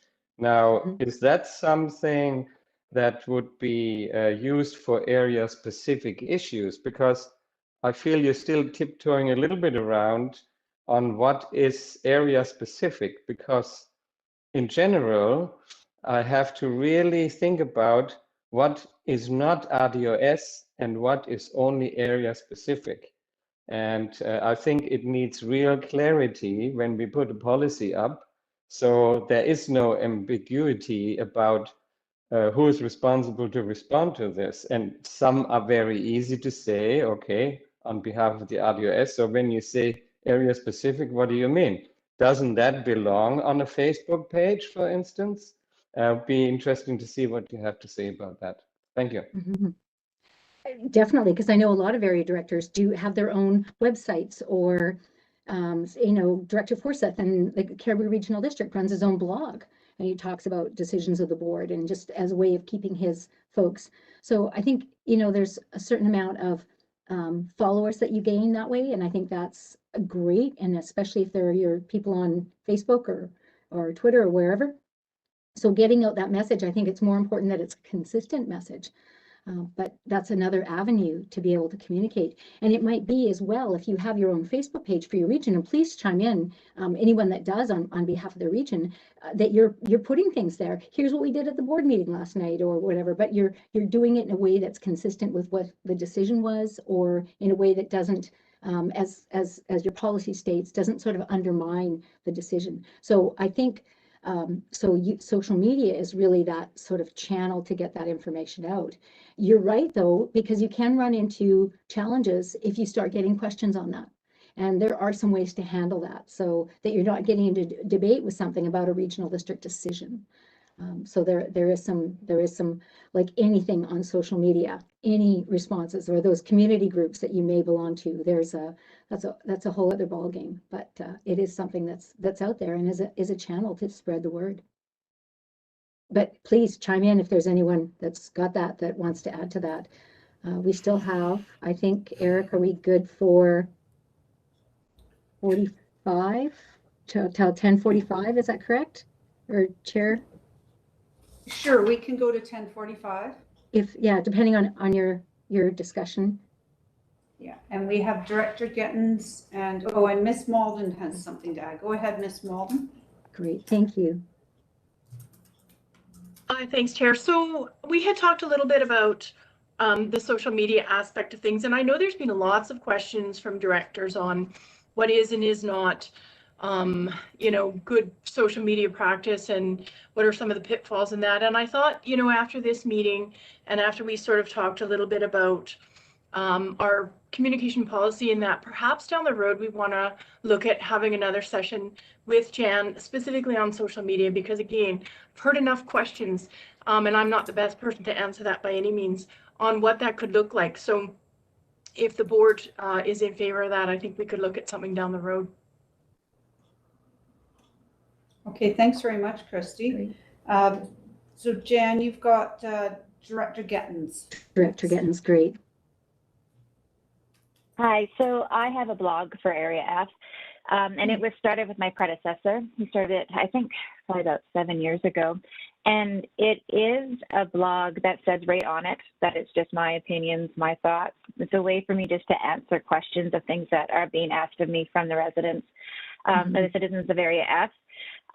Most of it is pertaining to Area F, but no, not everything. Some stuff is regional, because I do share when, the large item pickup was delayed, here's why, or here's what's going on with our budget and that kind of thing. But it does say on there that is my opinion. I find it really very useful. I get a lot of interaction with the citizens. I prefer it over social media because I'm not really in favor of getting citizens to sign up to a third-party platform that uses their data in order to connect with me. So this works really well for me. There's a history of it in Area F that works really well, and so I keep it going. That's great. That's excellent. And I think that's also sort of the regional role of the voice of the regional board, is that you're all ambassadors for the board, and being able to use whatever channels that you have to spread the word about those kind of things, and especially things that matter to your constituents. Like you just said, like the delay in the pickup, right? That would have everybody would have moved their stuff out to the curb, right? Like putting ourselves in the minds of the people looking in, that, you know, being able to answer those simple questions. And then so many other people are being answered in that one response, and perhaps reducing the amount of time that you're handling calls one-on-one, or that the staff are handling calls as well. So what a great opportunity, and nice to have some history behind that. So you've built a following, so to speak. That's excellent. So, and that's maybe what you're getting at in the policy around the promoter. I don't really see where the policies that I've looked at haven't really addressed so much what you do under your own as individuals. So it hasn't really talked to that. The only way I'm seeing that creep in a bit is where there's policies around social media that apply to directors. Or there's policies and there's language and communication policies that speak to the how we do this. Not so much procedural, but the fact that we wouldn't disparage our colleagues at the table, that we wouldn't do things to damage the reputation of the regional district that we all work so hard to maintain. So those kind of things, but those guidelines. So there isn't a lot around that, and I don't think there's any. It is a little bit like social media is a bit of a cage fight. An unregulated cage fight, and can be in some of the community groups. So it is something that that is to be cautious about, and definitely there's some strategies around using that. I think, Jen, just if I might, just to clarify around that promoter role and the relationship building role, what has happened is where the chair will have a conversation with a mayor and doing the chair and the mayor kind of roles, but conversation about maybe Area F might come up, but I'm not in the room part of that conversation. I'm not invited to that table because it's a separate conversation that's happening offside. And I think that's where some of the struggle around that relationship and promotion piece, like that's sort of the background around that. It's not really media related in my mind. It's more about that relationship building piece. Okay. Is that something then, I'm just throwing this out there, is that something you would separate out then? As a spokesperson, here's the structure around spokesperson. We're going to put the best person forward. It's going to be, it's going to be by default the chair, the vice chair. It'll also be the CAO or designate, or the chair, vice chair, or their designate. Could be also the EA, which allows room for people who want to do more proactive, and those who don't need to do more active, or not the need. Then you could assess that on a situational basis. So that's the policy piece around spokesperson. Is there something else you want to put in your policy that speaks to the role of the EA as a promoter? Is that part of the roles that you might have in that document? And I just throw that out as a possibility. Just looking for my copy. Did you want me to follow up on that? Sure, if you do, or just a general. Yeah, I would say that it is different. I think it is a different role. Again, going back to a chair is elected every year, and a director's here for 4 years. Relationships take a long time to build up. So, for example, we do have a water system in Area F, and we're looking to partner with the city as a potential partner if that works out. And so if there's a conversation happening between the regional district and the city of Penticton, and I'm not invited to that conversation, then the voice of Area F isn't being part of that conversation at that table. And that's a bit of a struggle for me, but it's very different than media. Like that's just relationship building and relationship building with our neighbors. And there may be, certainly I would think that your voice would be heard, would be part of the chair's perspective if they were there at the table as well. But yeah, that's something that could be. Yeah, I think that is the assumption for sure, but I think it's really hard for a chair to know these issues at a granular level. Like, it's a big area, and the role of the chair is only part-time. So I think if we don't include the only person that can be elected by that area is to be part of these conversations, we're missing a vital piece of that conversation. Mm-hmm.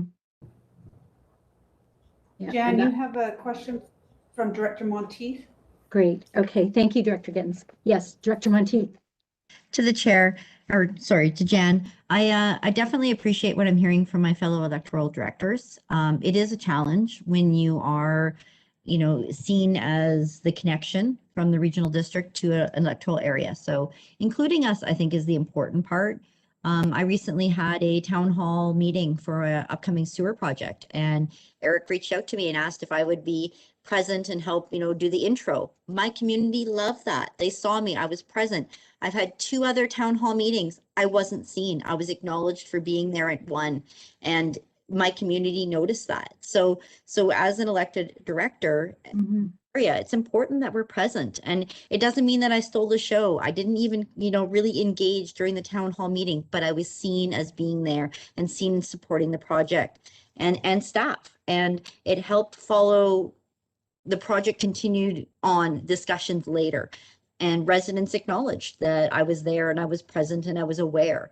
And I think that that's the big piece here, in that, I know that, and I agree fully that regional matters are to the chair. And I think that that is the collective voice, but when it's specific things, we need to be present. And I really feel strongly about that. So I just want to share. Great, thank you. I think that's too something that the RDCO just put forward in their strategy, was trying to look at how do we give a bigger voice to our electoral area directors in their area, considering they're, like one person for how many. Yeah, we see this right across. I mean, with the regional district model, which is Director Knodel pointed out, it's pretty unique to our province, but we see this right across BC. There's, directors in Powell River Regional District where Sandy, like, she has an island. It's very important to figure out what that looks like, and those conversations around how to do that. And so having that and your policy that you will seek to find ways, or opportunities to include the regional district director or whatever that are beyond the spokesperson piece, because that gets into a little sidebar that's a little different than just the media piece. But look for those opportunities, or that's in a strategy that you will develop strategies that incorporate or give voice to our electoral area directors. And Jan, we have a question from Director Knodel, and we have about 7 minutes left. Okay, great. Thank you. Thank you, Jan. Going forward, one thing that'll come up again is the issue of emergency. And I think the North Okanagan, again, covered that really well, and just saying, ensure the visibility of the directors in the community. It doesn't mean we need to speak for it, but it just makes you visible to the people that actually elected you, and it provides a small bit of comfort. And that's something I think that's really important in the policies. And like, it doesn't mean we need to speak to it. Heaven forbid, in an emergency situation, I'm more than happy to hand it to the chair and make them the center of that attention. It's not a place you really want to be. Thank you. Yeah, absolutely. Thank you. And really good point there, right? It's about, because that in emergency situations where, having one person consistently providing the message, and that might not even be the chair, that might be a public information officer or someone. But the role that our electeds, that you play as leaders in your community, to say, we've got this, we don't have the fire, but our team is on it. We're doing everything. Here's how you can find out information that you need to know. You've got a specific problem, here's the people that can help you. So just championing that fact that to provide trust and confidence in the entire organization and be the champions of the message, I think is so important. And that's a nice way that you pointed out that RDNO has included that in their policy. Thank you.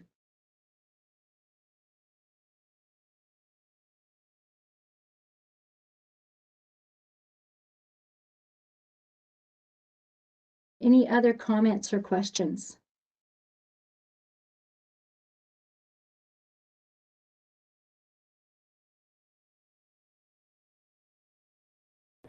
So Jan, We're pretty much coming to a close, and this has been an excellent session. I've really appreciated it and enjoyed it. I know that one of the comments, I think Ms. Malden mentioned about a future session around social media, and I just sort of want to see some thumbs up or thumbs down if the board is interested in that, okay? So let me know, one thumb up, one down. I need more response than that. Who would like to see a social media session? Okay, now I'm seeing more thumbs up. Yeah, hands up. Okay. Looks like the majority would like to see something in the future. So I think that's always excellent to learn the do's and don'ts of social media. I'm just going to go over to our communications coordinator, Eric, for any final comments. Thank you, Chair. I did want to thank Jan very much for her presentation. I think it was really informative, but also provides some good opportunities to have a conversation about some of these items. There were a number of different things that came up, and I think we can talk about that another time. But certainly, I think the idea of no surprises is really important, and the importance of two-way communication. And certainly, if a member of the media calls an area director, and that director feels comfortable speaking with the media, I think it is good to just, as Mayor McCordoff said, answer the question, provide as much information as you can. Reporters are working to deadline. They don't want to have to spend a lot of time going through a phone tree. But where communications comes in, it's always helpful to know that that conversation has taken place and know that we may see some information in the media so that we're aware of it. We'll be prepared to answer some more questions should they come in, and also to share that information with the board as well so that they're not surprised. And also media training, we have the capacity internally to provide that media training if you'd like. And I think that would actually be not just for, I mean, most members of this board have a good idea and understanding of speaking with the media and how they can best communicate with the media and with the public. But some reminders I think are always good. And I'll leave it at that. Thank you very much, Chair. Okay, great. Thank you, Eric. And so I will leave it to Ms. Malden to follow up with you, Jan, about a future session around social media, which I think would be quite important and informative for this team. So I'd like to thank you for being with us this morning, and I really enjoyed that session. Well done, and we'll hopefully see you again in the near future. Super, thank you. And I'd just like to thank all of you as well for devoting your time and your energy to such an important conversation. As I said earlier, we do a great job of getting things done. You know, you've got those 140 services, but unless we're communicating consistently, clearly, and compellingly, we're not gonna get that far. So how important communications is, I just say thank you and kudos to you for giving it the time and the space for conversation that it deserves. Thanks so much. Great. Thanks very much, Jan. Great. Okay, directors, Thank we're you. going to move on. And we're not sure if we'll get through everything under corporate, but let's give it a shot. So I think we will move on to item C, which is use of supplementary COVID-19 restart funds. CAO. Thanks, Madam Chair. So on March 22nd, the province of British Columbia rolled out the rest of their COVID-19 restart money to regional districts. So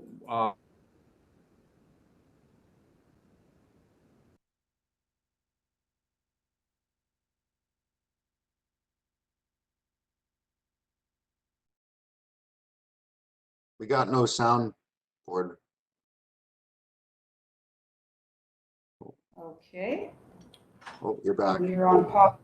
We're back? Yeah, you're Okay, back. I think, well, on the screen, we're not back. Okay. Okay, so we're back. I'm not sure if everyone lost the feed or not. We did from this end, so we'll go back to CAO to carry on with COVID restart funds. yeah, always happens when you're talking about giving money away. So $404,000, same conditions, have to be spent in 2021. The new condition is that our budget is already locked in for 2021. So that first 700,000 that was allocated out to the electoral areas for distribution, a lot of that money was spent just reducing 2021 budget accounts. So we pulled projects out of the budget and use the COVID money instead of raising taxes. The other part of that is that it does have to be COVID related. So it's not just a slush fund. It was intended that local governments use that money in order to either compensate for additional expenses caused by COVID throughout 2020 and into 2021. And we know that these same conditions are going to apply probably into the fall, or that they have to be committed. So what we need to know, because of the short timeline for using the funds, is how we're going to spend them and where we're going to put them. So we've made some administrative recommendations in the report for the board to consider, and I'll run through those very briefly. And then we have two administrative recommendations on the report. One is that the board accept Schedule A, and then the second is we'd like to get it on the board agenda for this afternoon so that we don't have to wait until May 6th before we actually start working on those projects. So if you turn to Schedule A in your report, you can see that we have $25,000 identified for planning consultant. We didn't completely understand when the budget was passed, just the costs of additional consultant for our long-range planning documents. So that official community plan review that we're going to be starting in electoral area E, and the regional growth strategy consultation that we're undergoing now, that we're starting. And then the new process that is already underway in electoral area G for their OCP. So we believe that in order to complete those in 2021 or get a good start on them, that those additional costs because of COVID related consultation and restraints is going to cost us another $25,000. We are looking for another $35,000 for really high-level planning consultation funds. So where it says planning assistance, extra work required because of COVID, that is for electoral area. That would be in the electoral area planning budget, but it would be for us finishing off the work on the Area A OCP, trying to finish that consolidated zoning bylaw for the Okanagan, some of those other long-term planning projects that because we've been so busy over the last year or so because of COVID and the extra requirements, that our manager of planning services just doesn't have time to finish those. And then we're also experiencing some staff shortages, turnover in the planning department. And most of our long-range planning staff, being the manager and the planner too, are being reallocated to current planning. So we're looking for $35,000 for that. The costs of operating in a COVID environment have not only gone up, but other costs have gone up as well. The cost of advertising has grown exponentially. And I'm not sure if that's because of COVID, but just because we have additional consultation costs, we don't believe that our planning advertising budget, so in electoral area planning, that advertising budget is not going to suffice for what we need to do in 2021. So we're looking for $27,000 there. So that's mostly the planning budget that would come out of electoral area planning, and then sort of applies to all electoral areas.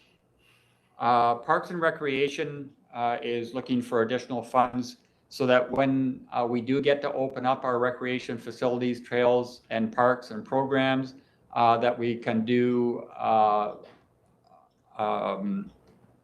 more rigorous reopening than we would be able to do if we just sort of started a soft reopening. So they're looking for additional advertising funds for that, for the reopening of facilities once we get through COVID, or to keep our citizens updated on what we're doing with recreation during COVID. During 2020, there was a focus on following COVID-19 safety rules, but the province identified local government enforcement staff to enforce those. So for all of those calls that were coming in during 2020 and will come in during 2021 for the enforcement, we got really behind on all of our bylaw enforcement files. So there is a backlog there, and we would like to retain additional staff, both the administrative staff and the actual contract, because we do our bylaw enforcement through contract, that we believe that additional dollars for enforcement would be of assistance there. So we've identified $50,000. The pandemic has taken a toll. So we're not only looking at the physical toll and the activities that we've had to undertake as far as masking and cleaning and separation and working from home, but it takes a mental toll on staff as well. So our Human Resources Department has indicated that we believe it would be beneficial for us to do some stress-related training during 2021, and we're looking for $15,000 on that. We've been working on the Works and Services bylaw probably over a decade now, and we haven't been able to make much headway, and I think that's because we haven't been able to apply staff consistently to it. It's one of these projects that we know we need to do, and we know that there are we're probably ultra vires in a lot of the things that we have in our Works and Services bylaw, but we haven't been able to get to it. So we'd like to apply $25,000 to just hiring an independent consultant that could come in and finish that off for us. So we've got that in there. And that would come out of the electoral area planning budget, which is where subdivision rests. And then we have right now a number of vacancies in the planning department. And as everybody in the regional district knows, growth is not stopping, that the number of applications and processes underway just continue to set new records. And you'll see some of that during the activity report under planning and development. But we would like to hire another short-term planner just for a 6-month period, so a temporary employee that could attend at counter in order to expedite those applications. We're making some headway with the new plans examiner, but at the same time, we're getting a lot more traffic at the counter, and we're into that period of the year where we're expecting more building permit applications and more planning applications to come in. I think we're down probably to around 5 weeks now in order to get a permit, and we'd like to maintain that or shorten it during the busy construction season. The board approved the eScribe software for agenda packages and minutes in the 2021 budget. What we didn't budget for was we believe we need to purchase tablets for all of our elected officials. So not only the electoral area directors, but also the municipal ones as well, so that we can upgrade on the receipt of agendas and the access to them during the COVID period. So even when we do come back into the room, and we're planning on that too, that in some cases, you're going to need one machine for your agenda, which is the eScribe software, and you're going to need another machine in order to do your other work during the meeting. So anyway, we've budgeted $44,000 for that. One of the projects that we had identified in that first tranche of COVID-19 restart money was to install a new heating, ventilation, and air conditioning system within 101 Martin Street at 90,000, and that did not get approved because we allocated all of the funds out to electoral areas. And this is more of a corporate project, but we all know that the HVAC system in this building is not good to start with, but it certainly does not provide good air circulation. And during a pandemic, that is important as well. So we'd like to put that in for this tranche. And then one operational matter, and I'm not sure really how this relates to, I guess, from air quality point of view, but during the first tranche, Area A and Area C, so for the Oliver Area C area, they increased the amount of money available for the wood chipping program. The Campbell Mountain Landfill wood chipping program did not increase. And that program is already oversubscribed for 2021. And we'd like to put another 30,000. I believe that budget was 30 or 35. We'd like to put another 30 towards that in order to keep both the agricultural farmers and those developers that are burning slash. We'd like to be able to still try and respond to their applications. So that comes up to the $404,000, and I turn it over to you, Madam Chair, for discussion. Okay, great. Thank you, CAO. I see we have a question or hand up with Director Bush. Go ahead, please. Yes, I wanted to ask about whatever happened to looking to partner with the City of Penticton on getting a bigger building that we could go back to in-person meetings. I was just wondering, was that just not going ahead at all? So that was a longer term project. The City of Penticton is undergoing a study right now to look at the long-term use of their existing building. And we've, with a resolution of the board, we've indicated that we're interested in that. We've since met with the City of Penticton administratively. So they've adapted their terms of reference for that study. But that, in order to get through the planning stages, the design, looking for property where that would go, or the renovation of or demolition of buildings, that is a long way off, Director Bush. It's underway, but it's not a short-term resolution. We're also talking to the city about partnering with us over at the 184 Main Street office that you approved funds to lease where that data center is. So when our GIS and IT department moves over there, we're inviting the city to, and Summerland as well, to look at partnering with us. And we're meeting with City of Penticton and Summerland staff next week to investigate that. So there's lots going on as far as facilities, but 101 Martin Street will be our home for the foreseeable future. So thank you. Could any of this money go towards investigating any of that, or, I mean, since it's all COVID related?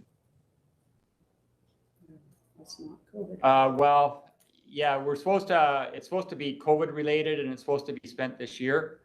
So the study that the city is already underway on, I'm not sure if they use COVID money or not, but we're a participant in that. And the board invested heavily in acquisition of that 5-year lease on 184 Main Street, which we're asking the city if they want to join with us on that. I believe the city study that is at no cost to the RDOS. That's true. Okay, Director Knodel, go ahead, please.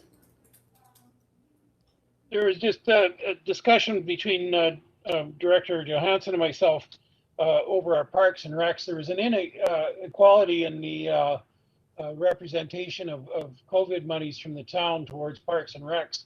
But it was also painfully pointed out to me that Area C and Oliver have a rather unique relationship there. I'm just wondering if there's any COVID monies available to address that that inequality, and I'll let Director Johansson stipulate the amounts. It was sizable. Thank you. Okay, Director Johansson, go ahead, please. Thank you, Chair. I would just say that the town of Oliver did give some COVID restart money in the amount of $243,000 to our Oliver Parks and Recreation. I wasn't asking Director Knodel to offset that amount. I think that amount covers the losses that happened in 2020, but there could be more losses in 2021. And when I look at the list of projects here, I'm wondering if it would be prudent, because we're not out of this pandemic yet, and who knows what's going to happen over the next few months, that we maybe hold $150,000 back just to make sure that we have some money in case we need it. Those would be my comments, Chair. Thank you. Okay, thank you.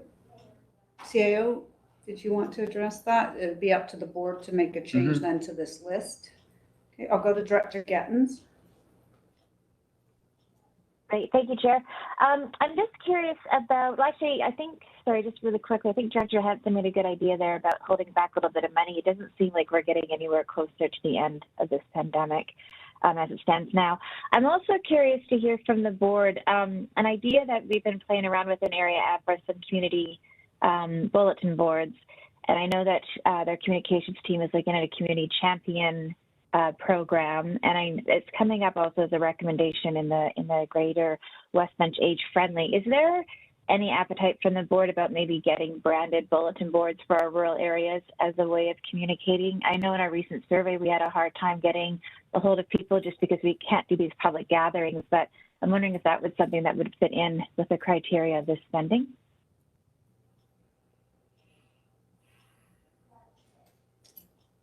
I'm wondering if there's a spot that would fit possibly under the reopening campaign, Parks and Recreation, if needed. Yeah, we could look at it in there. We could look at it there, Director Gettens. I know some areas do have bulletin boards. I don't know necessarily that they're deemed branded, but I mean, it does indicate, I know in Area E, we have an RDOS bulletin board down in the village. So I'm not sure how many have that, but that could always be looked at to see where the missing link is. Sure. If I could just follow up really quickly, maybe that's something we could ask the communications department. Is that what you mean? Yeah, and maybe we can look at it fitting in item 4, which is a Parks and Recreation item, because sometimes we put those bulletin boards at our parks, where a lot of people will go to, especially with COVID. A lot of people are going to the parks. Maybe that's where we could fit that to add some bulletin boards. Okay, thank you. Okay, thank you. Director Bauer, go ahead, please. Yeah, thank you, Chair. Just coming back to the tablets for the municipal directors, can you explain that again? Why? You'd have to get, Danny, do you want to do that, or Christy?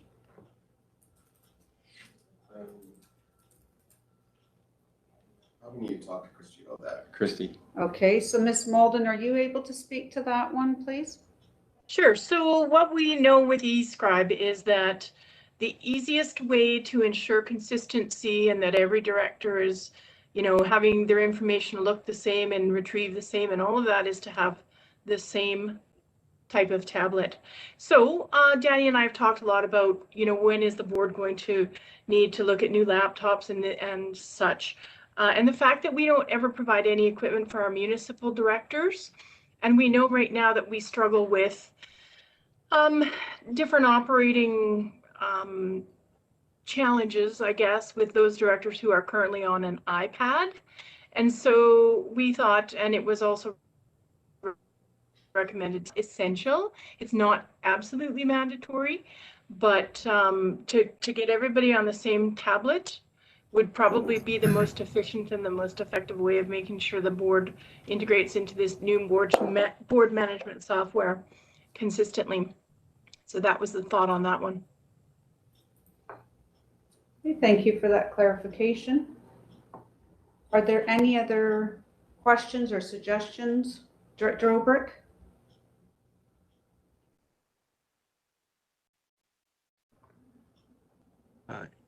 Yes, thank you very much. Two, and they both relate to economic development and planning and Parks and Rec. The first is, I notice under items 1, 2, 3, 4, 7, 8, they total about $169.9 thousand planning and some Parks and Rec there.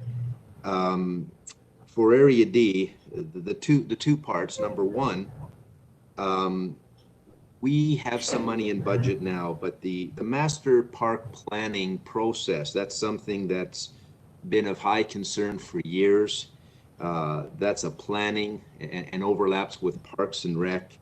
Would like, so the first question on that one is, with that money, is there any chance any of that money could help us with the Parks Master Plan? This relates to development cost charges on the for parks under the Local Government Act with the development of the area and other sites. And in the second part, further to what Director Getton said, message board, maybe RDOS branded message board. We have over 12,000 vehicles every day go through the community on Highway 97. We've been wanting to put some communication up, whether it's parks and recreation related or events like music in the park or the farmers market in the park or other events, fire bans and so on. So that idea as well. I don't know if there's room in this budget for anything like that. Just curious on those 2 points. Thanks. Okay, I'll go to CAO with the Master Parks Plan. Well, I would say what we're looking at in most of the applications here is either responding to additional COVID-related expenses or where we believe our 2021 budget is underfunded. As far as new projects that we haven't already anticipated, as far as like I know we're funding a regional trails, parks, recreation master plan. As far as doing another Area D parks plan, I don't think that's in the. I'm not sure whether that is in anybody's work plan. So, you know, we're sort of trying to. Yeah. Get just to help out, we do have 20,000. Yeah, we're trying to get the funds that we have expended in 2021, and we're already in May or close to May. Yeah, we do have to spend this money by the end of the year, or we lose it, correct? Yes, we do. Right. And my understanding is with the regional master plan, parks plan, we have that funding in place. The regional is underway. Yeah, it's underway. It's being funded. So that's taken care of. Director Olbrich, clarification? Yeah, just to clarify, we do have 20,000 in the budget for the master park plan. One document had 50, but whether it's 20 or 50, it is something that we've discussed in the past. It is in the guiding document and so on. And I did understand that was in the works this year. So it's not anything new. It's not outside. The regional plans, those are different things, and I appreciate that that is different. But this is specific to getting something that's rather urgent in our community. We are seeing lots of development, lots of things are happening. The industrial area, that's we got a lot of interest, a lot of real estate, a lot of development. We've got land available for housing, lots going on, and so it would be wonderful if we could include, if possible, some support towards that one component of the community development and economic development and planning. Thanks. Okay, Director Monteith, you're next. To the chair, I guess I'm looking for clarification. If some of these recommendations are to offset some COVID costs, what would happen if we didn't use the money? Would we have a shortage next year and look at a deficit and then have to increase taxes to recoup those costs? Or are these additional things that would ease COVID and we wouldn't realize them if we didn't do them? CIO? In most cases, I believe we're either going to experience a deficit, like some of the things like planning, advertising. I mean, that's a regulatory requirement. Those types of things, I think we'll just see a deficit. And some of the other things, I think, impact our customer experience over the counter. It'll take longer to get a building permit, and it'll take longer to get a development or a variance permit. Thank you. Any other questions or anyone willing to make a recommendation?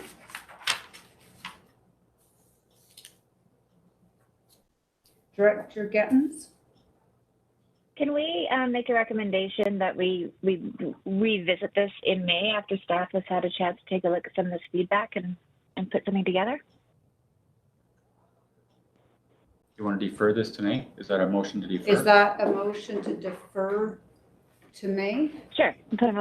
Well, can I just ask the board's thought on that, or are they ready to make it? Oh, no. Because that was 3 weeks from now, and we are on a time limit. Yeah. With utilizing fair this enough. fund. All right. Yeah. Okay, thanks, Director Gettens. Director Bob Coyne, go ahead, please. I was going to make the administrative recommendation. Okay, you're moving the jointly both recommendations then? Yes. Is that correct? Okay, is there a seconder for that? Director Pendergraft is seconding. Thank you.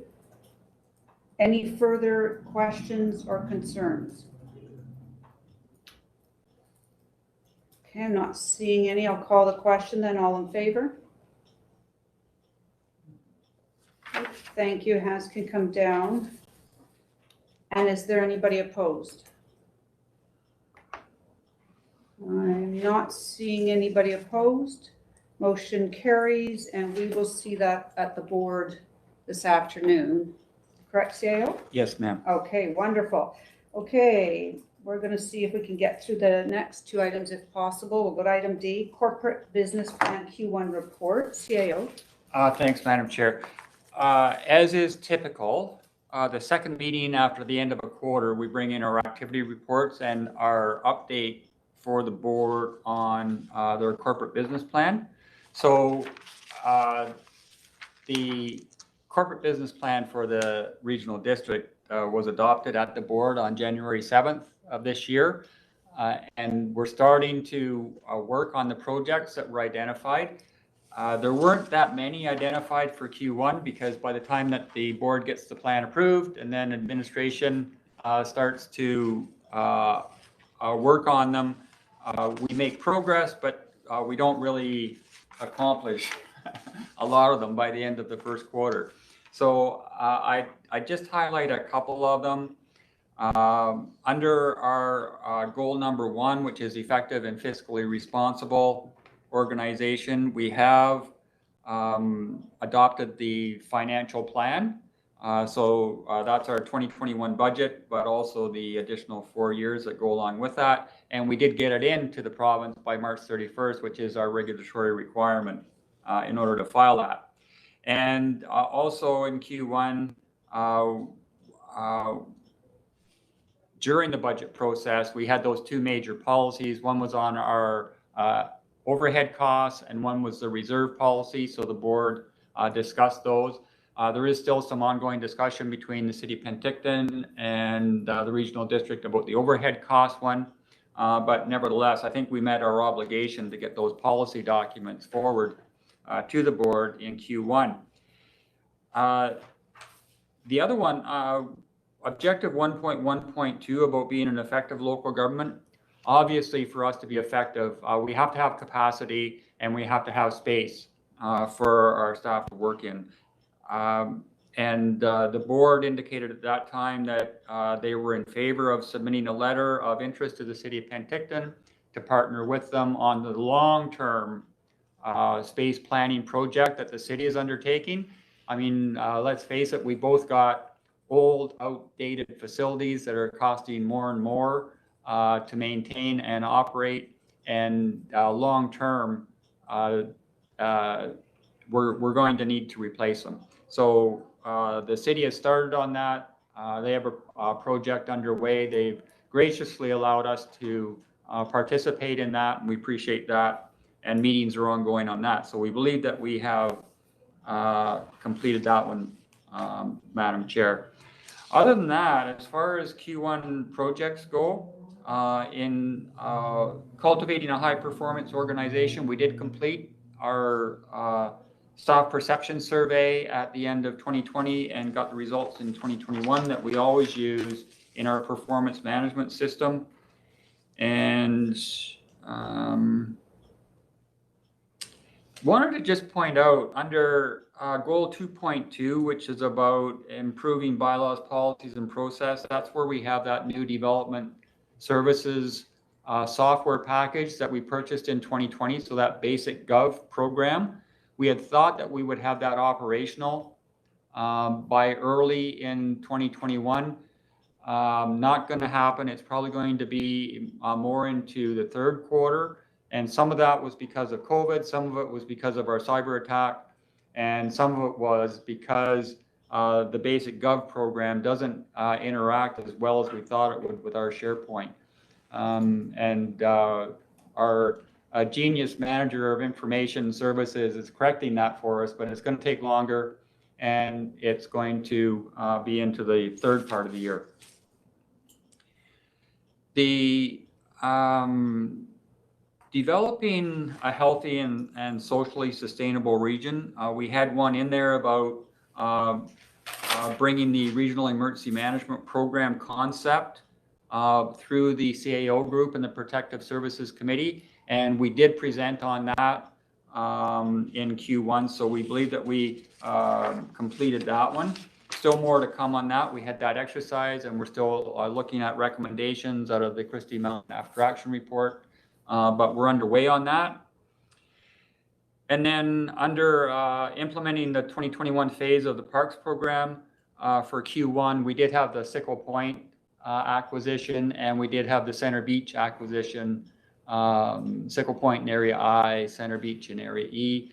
Both of those processes are complete.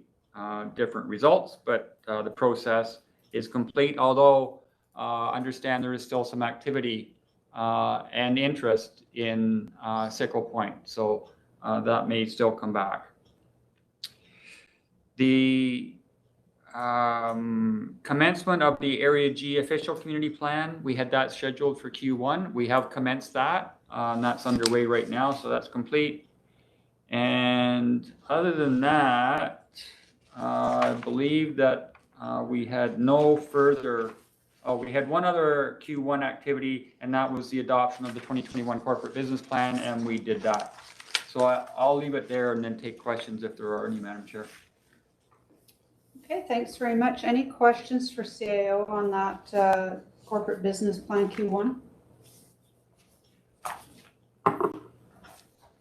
Okay, I'm not seeing any questions there. We will move on then to the next item, which is the activity report for Q1 for information only. So we've got corporate services activity report. CAO, anything to point out on that one? Just a few things, Madam Chair. So this is where we talk about our internal services, the ones that support other employees mostly. So these are what we call our support functions. So human resources, legislative services, finance, and information services. And we've identified sort of the main activities that were undertaken in Q1 of 2021, and then identified what the main projects are they're going to be working on in Q2. So under legislative services, and I have to do a better job just including some of the corporate issues that we work on in this part of the document as well, but certainly a lot of Q1 was spent getting the business plan ready, getting the budget ready, working on COVID-19 issues. Emergency preparedness played a big role in Q1 of 2021. This is always the time, because we're on a calendar year, when we finish off our performance management programs. So as 2020 ended, that's when every employee in the organization has that formal opportunity to sit down with their supervisor and talk about how they did that previous year. And we do that with our exempt employees as well. So that was all accomplished in Q1 of 2021. And then we also reported out on the citizen survey that ended in late 2020. And we're still working at bringing forward recommendations on that one, but you had the results of it. So under legislative services, anytime that we undertake the establishment of a new service or to do a loan authorization bylaw, that takes a lot of time out of the legislative services department. And so Sickle Point and Center Beach both took a lot of time. There was just recently the successful service establishment and loan authorization bylaw for the Apex Mountain Fire Brigade. For the Apex Mountain Fire Brigade, which will now be a department. And just starting into the public consultation process, which Director Monteith referred to, as far as hooking the Cleveland sewer collection system up to the Okanagan Falls wastewater treatment plant. So legislative services has been very involved in all of those during Q1. And then in Q2 is really where the rubber hits the road on the Cleveland sewer project, because the referendum is scheduled for early June. So a lot of consultation before that, and hopefully the citizens that are involved in that, the ratepayers involved in that service area see the benefit of that. At the same time, and we're going to talk about this later on today, but the electoral area D service and boundary configuration project is up for discussion. So a lot of discussions between legislative services and municipal affairs getting that organized, and you'll see the terms of reference on that later on today. Getting the new board software, this eScribe program set up, took a lot of time. We know from our cyber attack that our business continuity plan needs review and updating. So that will be a project in Q2 for legislative services, which owns that. And then the other thing that legislative services is working on is we have different voting structures for the Okanagan-Similkameen Regional Hospital District and the Regional District of Okanagan-Similkameen. For those that remember their orientation and how we explained how votes work in a regional district, is that for every 1,800 people in the regional district is one vote. In the hospital district, it's 1,400 people. So when we have weighted votes, that then takes a different configuration of calculation, and really they should be the same. It's just that the hospital district letters patent have not been updated to keep pace with the regional hospital, or sorry, with the regional district letters patent. So that is sort of the work that legislative services does, and that that will be undertaken in Q2. IS is just really busy. They're leading that investigation of 184 Main Street, so we can get that data center, all of that stuff that was pointed out during our IS assessment in 2020, and their forensic audit that just said that we need to do better, will all start to take place in Q2. And also Danny's going to report out to the board on the forensic audit that was done out of our cyber attack back in August of 2020. And there's a bunch of other stuff that he'll be working on in Q2 that came out of the recommendations out of that forensic audit and the IS assessment. Finance Department, and I should mention, he just did a really good presentation to the chair's CAO forum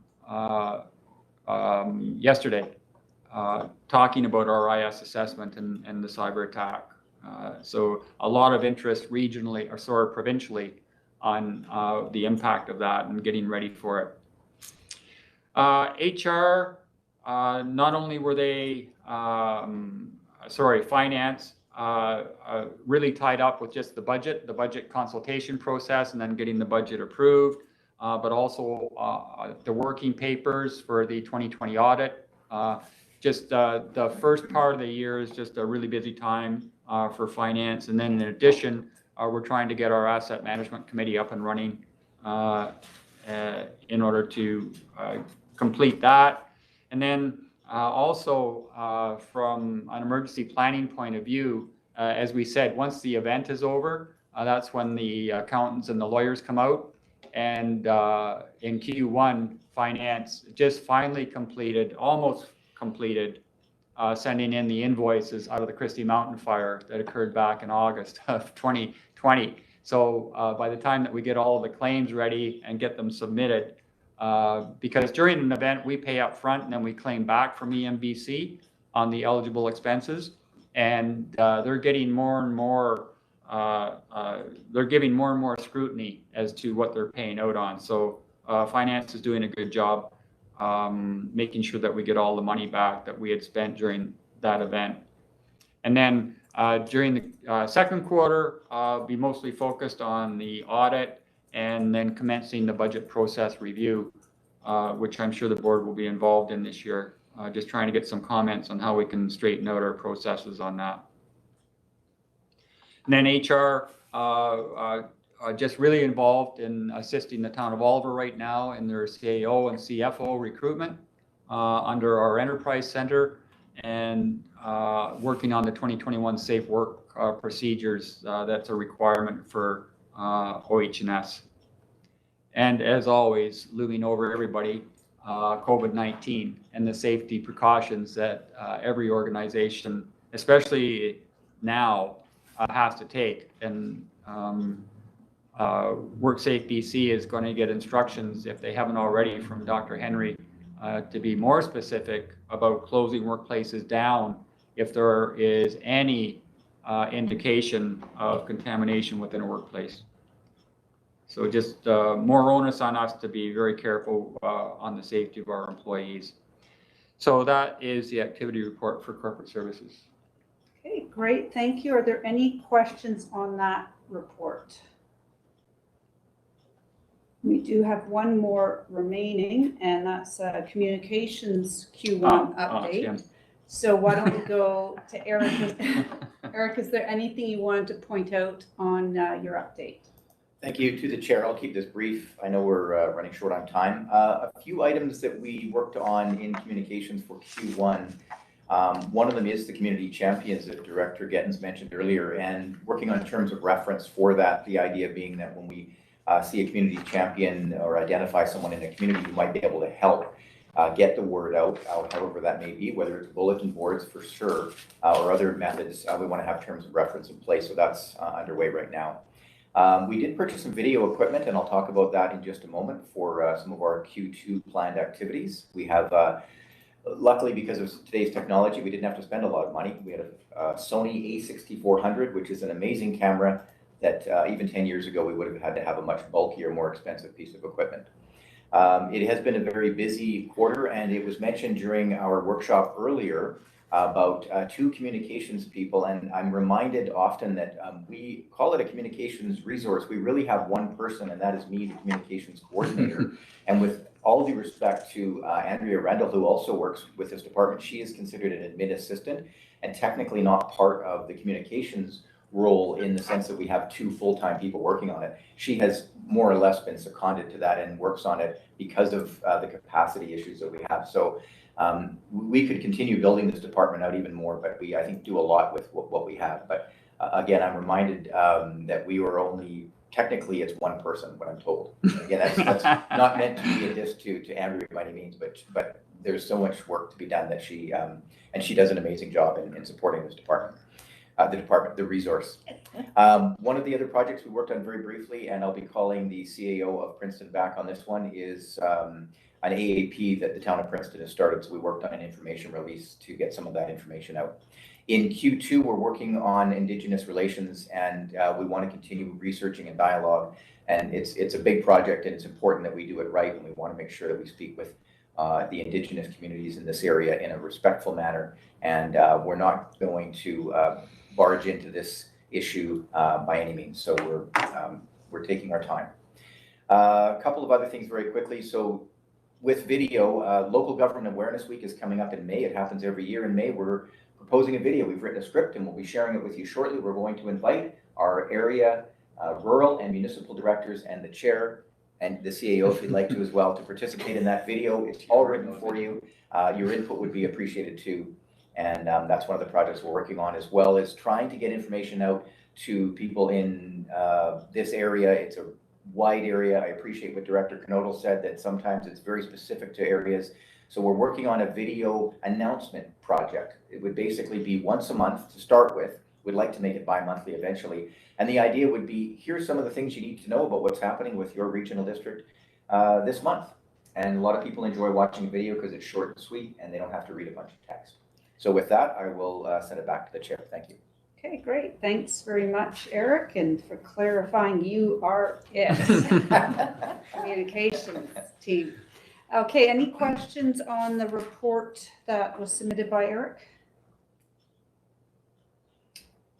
Okay, I am not seeing any, and that actually brings us right on time. So I am looking for a motion to adjourn corporate services, moved by Director Spencer Coyne, seconded by Director Obrick. All in favor? Thank you. Anybody opposed? Motion carries. So we are going to move on to planning and development, and then we would be having a lunch break before community services. So I'll turn things over to Chair Knodel for planning and development. Thank you, Chair. I'd like to call the meeting to order and look for a motion to adopt the agenda of the April 15th, 2021 Planning and Development Committee. Moved Director Bowers, seconded Director Holmes. Thank you. All in favor? Any opposed? Carried. First item B, Development Procedure Bylaw, ALR exclusion. I will turn it over to CAO Newell, please. Thank you, Mr. Chair. The board's aware that the province of British Columbia has ruled that all applications now for exemption of lands from the Agricultural Land Reserve must go through a local government, and with the intent being that they would support those applications before they get sent into the Agricultural Land Commission, so that I'm sure so that the commission doesn't spend time debating an exemption and then turning it back to a local government where they need a zoning amendment and the local government doesn't support it. So it's really a way of streamlining these applications, which would seem to make sense. But in order to accommodate that recent change, we have to change some of our procedures in our development procedures bylaw. And our manager of planning services, Mr. Garish, has a presentation on this, Mr. Chair.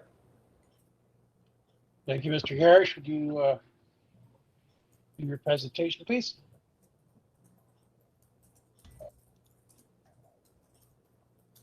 Okay.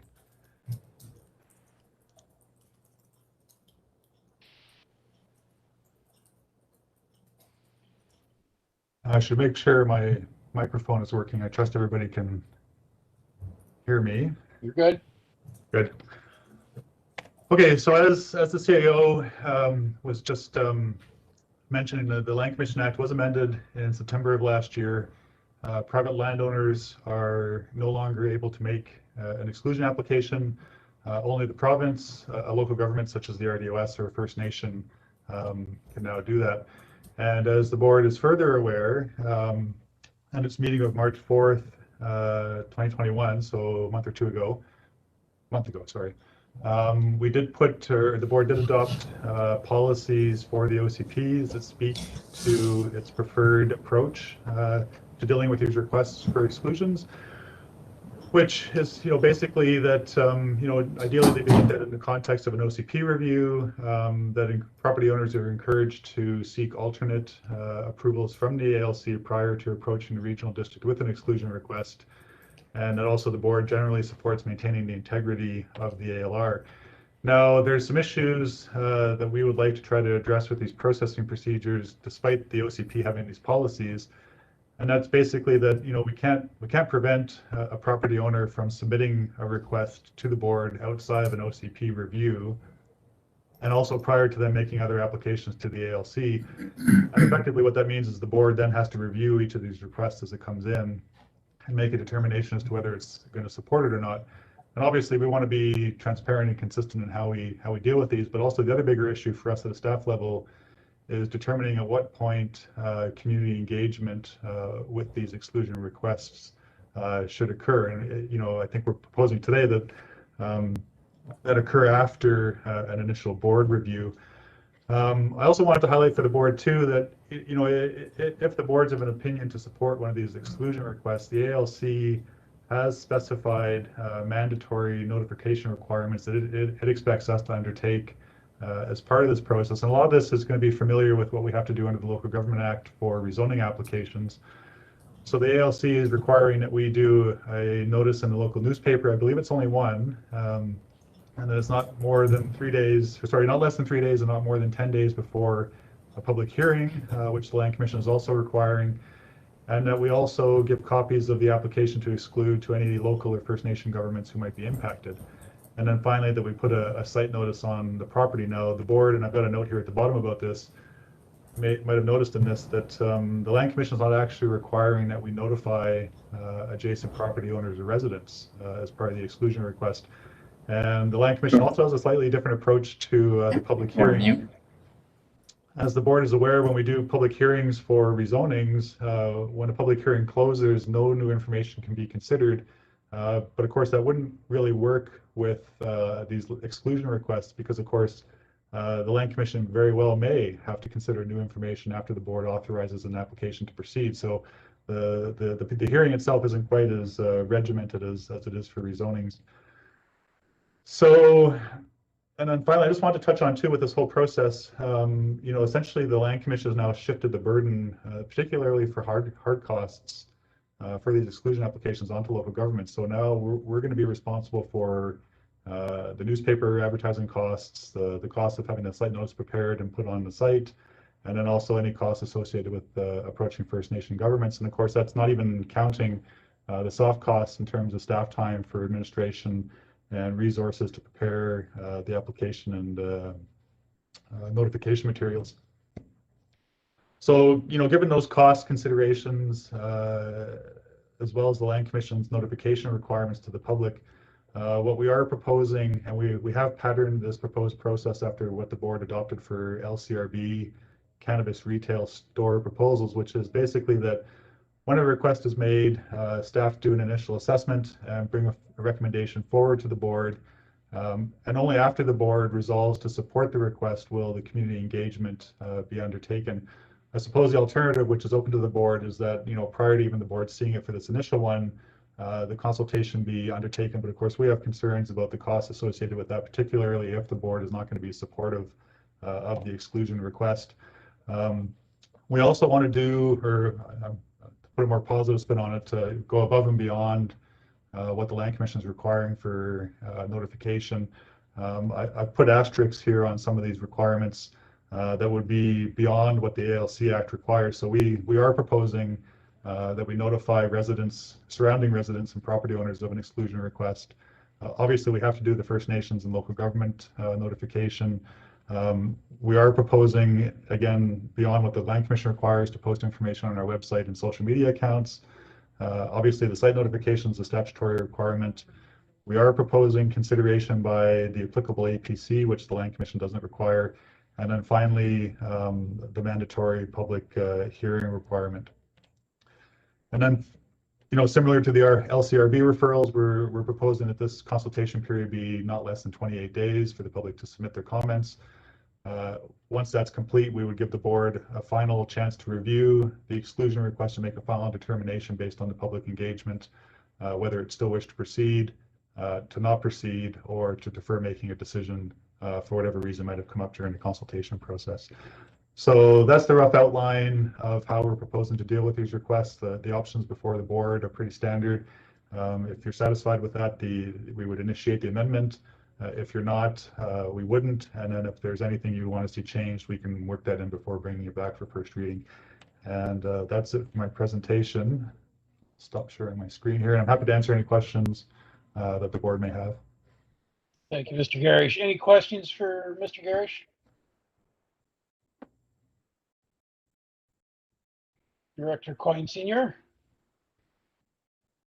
How would this affect these ones that we're getting for these non-farm use issues, Chris? Would that change at all, or would we still see those? Yeah, no change for the non-farm use or the subdivision or the accessory dwelling provisions.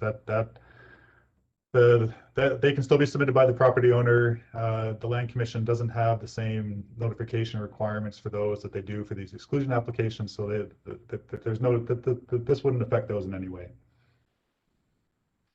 Thank you. Any other questions, Director Holmes? Do we get a copy of the slides? Yes. Thank you. Further questions? Director Pendergraft? Yes, thanks through the chair. Have we got a proposal on how to recover some of these costs if these applications do move forward? Are we increasing the fees or anything? Mr. Garish? It's a tough question to answer. There's two schools of thought on this. The Land Commission has advised local governments that it doesn't believe we have authority under their legislation to charge fees for this. I have heard other opinions from different sources that suggest that we could attempt to try to recover our costs, but it would not be an easy process. I haven't investigated it further, but one of the scenarios I heard was the possible need to create a service establishment area in order to get the funds that way. The point that was made as to why maybe we wouldn't collect funds is that we, as a local government, when we review OCPs, we don't charge people when we make changes to their land use designations in the OCPs. And really, if we're supporting an exclusion application, then theoretically it's in support of our own growth management objectives. And so therefore, if that's the case, what's the purpose of the fee? Obviously, other than recovering some of our hard costs, I get that point. But yeah, so at this point, staff don't have any proposals for fee recovery, but if the board wishes, we could certainly investigate that. Okay, thank you. Any further questions? Thank you, Mr. Garish. I definitely believe we're going to have to look at cost recovery or some method there. To that end, does anyone want to make the recommended motion? Director Gettens, your seconder. Director Pendergraft. All in favor? Opposed? Motion carries. Okay, we'll move on to item C, activity report. CAO Noel, would you care to take that, please?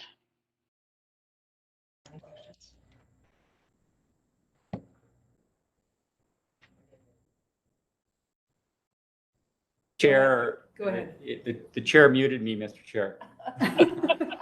So this covers our planning services department, our building inspection and bylaw enforcement department. And I believe Mr. Garish is going to share a screen and present on this one. Thank you, Mr. Garish, please. Okay, thank you.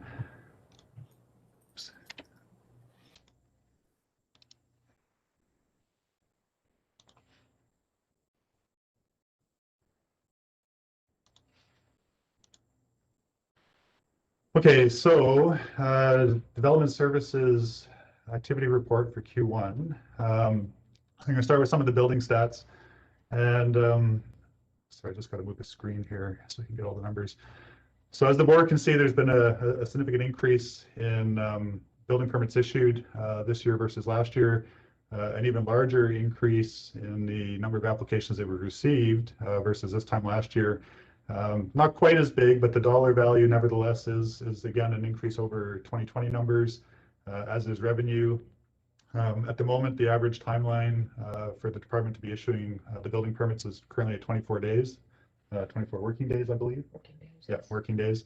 And bylaw complaints received versus those resolved in the first quarter were 17 to 27.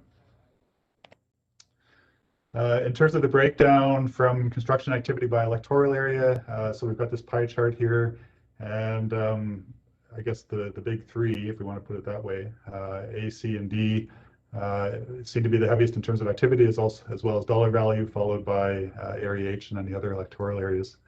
And I believe this is in your report, so I won't spend too much time on it. In terms of again, by law enforcement complaint files, ratio of received to closed. It's pretty static. It's just we had that big blip last year because of the ransomware attack. Yeah, so that explains that. Moving along now into some of the planning activity. So to date, for Q1, bylaw amendments, we had 3 of those. Development variance permits considered by the board were 17. TUPs were 7, ALC 7, liquor control or liquor cannabis regulation board referrals were 3. I believe those were largely for wineries. Delegated DP, so that would be our watercourse and environmentally sensitive primarily. We had 13 of those issued in the first quarter, and then surprisingly, very high number reflective, I think, of just the upsurge in development activity, 10 subdivision referrals from MOT. I think generally we anticipate about 20 in a year, so to receive 10 in the first quarter is rather high. In terms of the activity comparison versus previous years, so you can see we're trending higher, and as the CAO is indicating in the corporate services department, I believe all of last year we received approximately maybe 150 combined applications and referrals, and in Q1 we were at 75, and if those numbers persist for the year, that's 300, which would be a record for us. I think the previous high we had in 2019 was 268. So there is certainly a lot of development activity going on, and of course that doesn't even reflect the projects that the department's doing, which I'll touch on in the next few slides here. Sorry, before I get into projects though, here's just a breakdown of the applications by electoral area. So there's a pretty good distribution, more or less equally among the electoral areas, except obviously, as you can see with area F, we haven't received too many, at least in Q1. So in terms of projects, what we did and what we're hoping to do in the coming quarters, so the RGS review, for the most part, Q1 was spent just doing more background research and an evaluation of the strategy. We're hoping to come back in Q2 with a presentation to the P&D committee on where we're at and some further next steps. The Area D economic development plan, for the most part now we're just in implementation phase for that, so there's just ongoing work with the various action items. As the board is aware, the housing needs report was accepted at your last meeting, so that project is now complete. Area AOCP, we received, or the board granted first and second reading in Q1. We have the public hearing coming up next week, and then we're tentatively hoping to schedule consideration of third reading for the May 6th board meeting. For Area GOCP bylaw, the Citizens Committee had their first meeting in Q1, and I believe the plan for Q2, and at least in terms of like one of the more important aspects of the project, is the community survey, having that launched and out. And Area EOCP, so we've been doing background research in terms of just basic updating some of the community profile and other sections of the plan. And for Q2 activities, we're hoping to finalize a consultation plan or strategy for how we're going to engage with Naramata residents as we go forward. The wildfire DP, so we did that presentation to the board, outlining some concerns and also how the DP would look if it was implemented. The board resolved not to proceed with the DP area designation for wildfire. So we now see that project is closed, so there's no further actions anticipated this year on that. Subdivision bylaw, it is ongoing in terms of drafting, and as the CEO indicated in the previous committee, we are hoping to bring a consultant online to help us get that one across the finish line.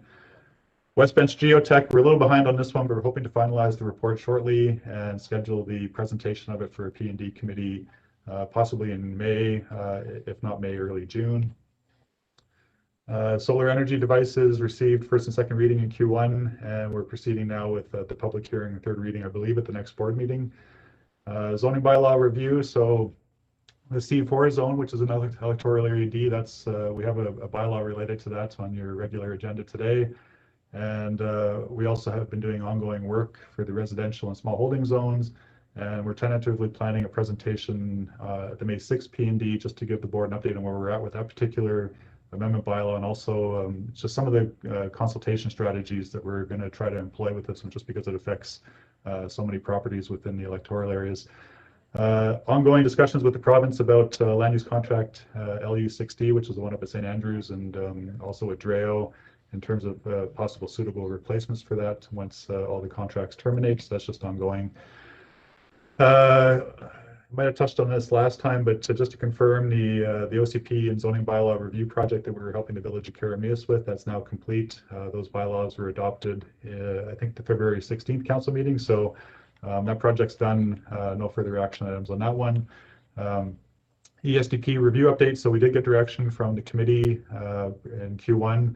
It's a little behind on scheduling the public meeting with residents, but we're hoping to get that done shortly and then bring the bylaw back for consideration at first reading in Q2.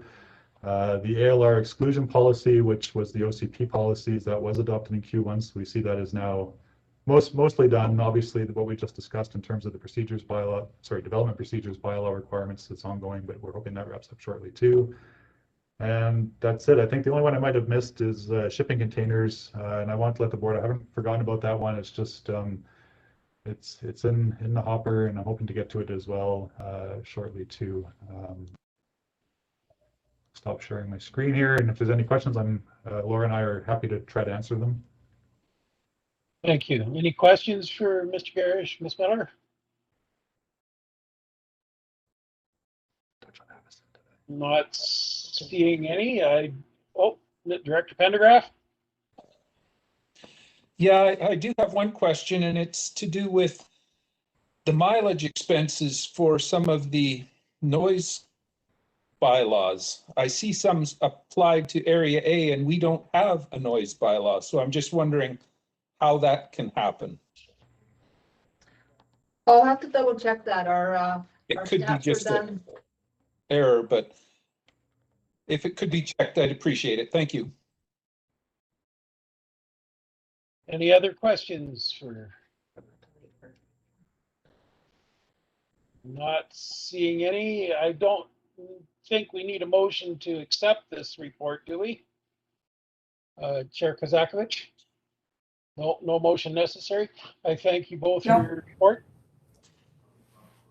And if there is no further business, I don't see any. I'll be looking for a motion to adjourn. Director Bauer, Director Robinson, all in favor? You opposed? Are you opposed, sir? Mr. Cottrell? Okay, sorry. Carrie. Thank you. Okay, thank you very much, Chair Knodel. Folks, that takes us to lunch break. So we're going to go on break now, and we will start promptly at 12:30 with Community Services Committee.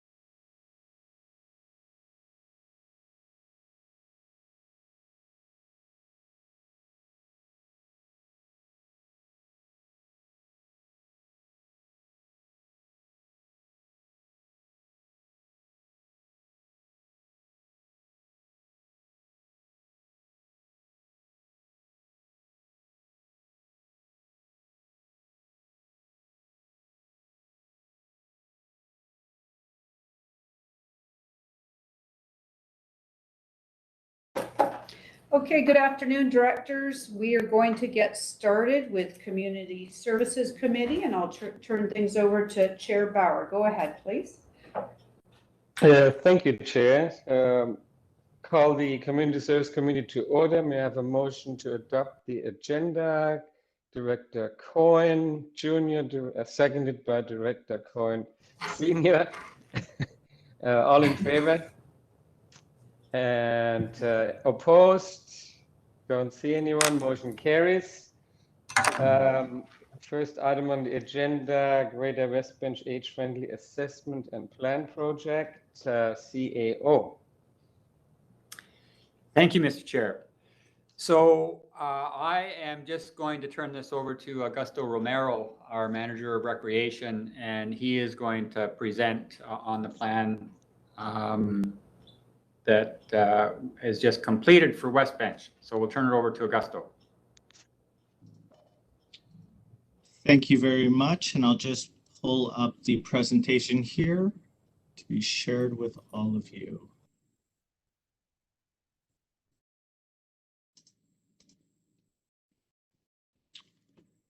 Excellent. And everyone can see the presentation? Is that correct? Yes, I think so, Augusto. Wonderful. Well, good afternoon. And again, my name is Augusto Romero, and I'm the Regional Recreation Manager. And thank you for giving me the opportunity to share the Greater West Bench Age-Friendly Plan in a brief and concise presentation. For today's presentation, I'll provide... Sorry, Augusto? Yeah. This is Danny. Would you mind moving over the little square? Yes. The video square onto your other monitor. Just drag that over or close it off. There you go. Perfect. Thank you. All right. For today's presentation, I will provide a project overview. This will include the components of the plan, timelines, and steps taken related to community engagement, the assessment and plan, which outlines some findings regarding the assessment done and the development of the plan, and lastly, what we are recommending forward as well as next steps. At the end of the presentation, I'm happy to address any questions. Project overview. As a quick intro to the Age-Friendly Communities Program, the program assists communities in BC to support aging populations by developing and implementing policies and plans, undertaking projects that enable seniors to age in place, and facilitating the creation of age-friendly communities. Since 2005, the province has provided over $7 million to support the program. One of the primary purposes for undertaking an age-friendly process for Greater West Bench was the large portion of seniors that make up the community's population. To support the Greater West Bench as a place where people can live their entirety of their life, it made sense to undertake the age-friendly planning process. As it relates to the components of the plan, there are three main components to the age-friendly plan. The first being the assessment. That piece identifies what the community currently has in terms of infrastructure, services, and amenities, and any gaps and barriers associated with each of those. Then there's the action plan. That provides recommendations to how to move forward with making Greater West Bench an age-friendly community. And lastly, the implementation plan. That lists how the RDOS and any other stakeholders may implement the recommendations outlined. So how did we roll this project out? Here's a timeline associated with the project. Essentially, we started in July of 2020 and having a final plan right now, we essentially had it done for March of 2021. At this point, I want to focus a little bit more on the engagement piece and how we engage the communities. The key areas where we started was we formed an age-friendly champions group consisting of 5 community members. A community survey to the public was available from mid-August to mid-September, and we received 47 responses. The findings of the survey were discussed with the West Bench Parks and Rec Commission and the age-friendly champions group, to better understand the results and dive a bit deeper into some of the responses. There was a visit by our consultant to the community, and our consultant that we were working with was through Urban Systems. We then circulated the findings of the assessment to Interior Health and BC Healthy Communities for their review and comments.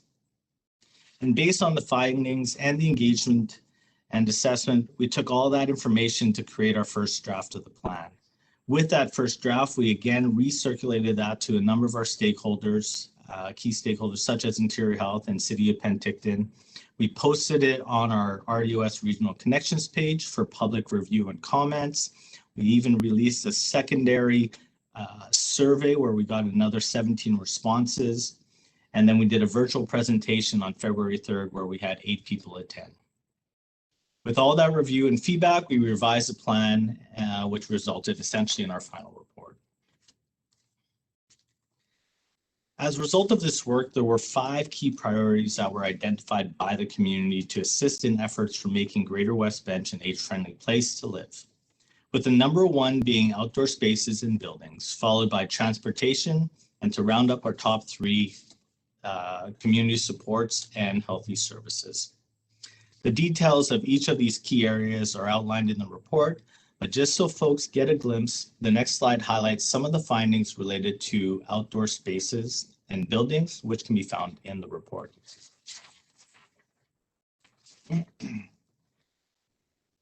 So as it relates to outdoor spaces and buildings, one of the things that was identified through the report again was the fact that the community has 3 parks and a community school, which were seen as incredible assets for the community.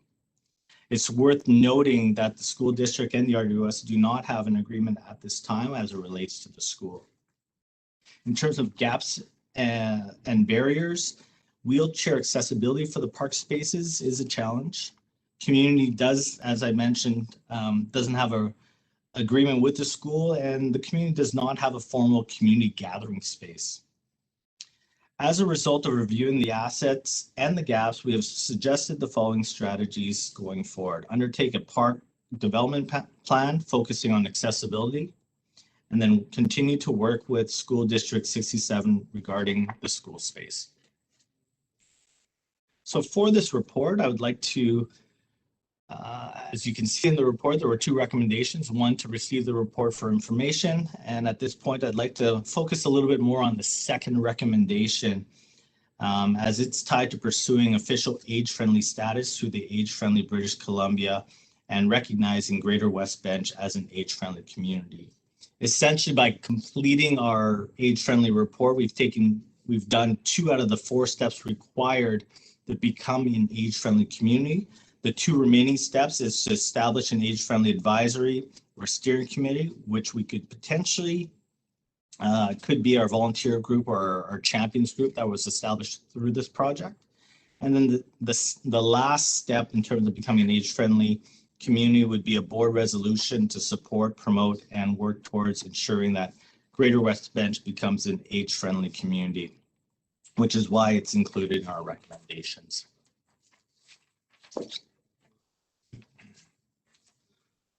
So from a next step perspective, if this report is received and supported, we want to communicate out back to the community by providing this report and making it available, pursue the age-friendly status, and then look to implement some of the actions, if reasonable and or feasible, as outlined in the report. On that concludes essentially my presentation. And if there are any questions, I am certainly open to answering them at this time. Thank you, Augusto. Go to the board. Are there any questions or comments? And I know Director Gettens, you'll be first, so why don't you take that on right away? Thank you, Director. Thank you, Chair Bauer. I just actually wanted to take a minute and just thank the volunteers. I know the chair of that age-friendly committee is a hardworking, excellent community member, as are the rest of the volunteers as well. Staff and consultant, you did a really good job. the communication and how you reached out to the community was really well received, and I thank you very much for that. Some of the recommendations might be a little bit out of our reach at the moment just due to cost and zoning, but there's a lot that we can do and take on to make Greater Westminster a great place for all ages, and I really appreciate having this document. It's concise, it's easy to read, and I find it exciting to use it as a good guiding principle. And I look forward to pursuing the age-friendly designation. And I just want to say thank you very much again for letting this happen. So Director Gittens, would you like to make the motion? I would, please. I'd like to make administrative recommendation, please. Okay, seconded by Director Spencer Coyne. Are there any other questions to the motion or to the presentation before I ask the question? Don't see any. All in favor? Opposed? Don't see any opposed. Motion carries. Thank you, everyone. Thank you, Augusto, for the presentation. And we're moving on to the next item on the agenda. Activity report, CAO.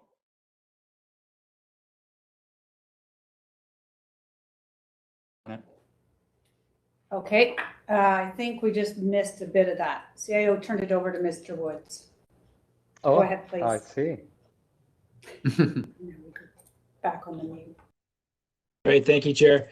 Yeah, so as is typical with the activity reports, I can certainly speak to and answer any questions that come out on items that maybe aren't on the list or on the list that have brought some other questions up. But because we have some time, I certainly can touch on some of the bigger ones that have happened in the past quarter and will be happening in the quarter to come. So on that, so for Q1, we always try to put some metrics in there if we can, or photos or images. We do a lot of work in the community, so where we can, we'll put some images there. The first one there is one of our bathroom projects. We've got two significant bathroom projects ongoing right now, a 6-stall unit in Naramata and a 2-stall unit in Heritage Hills.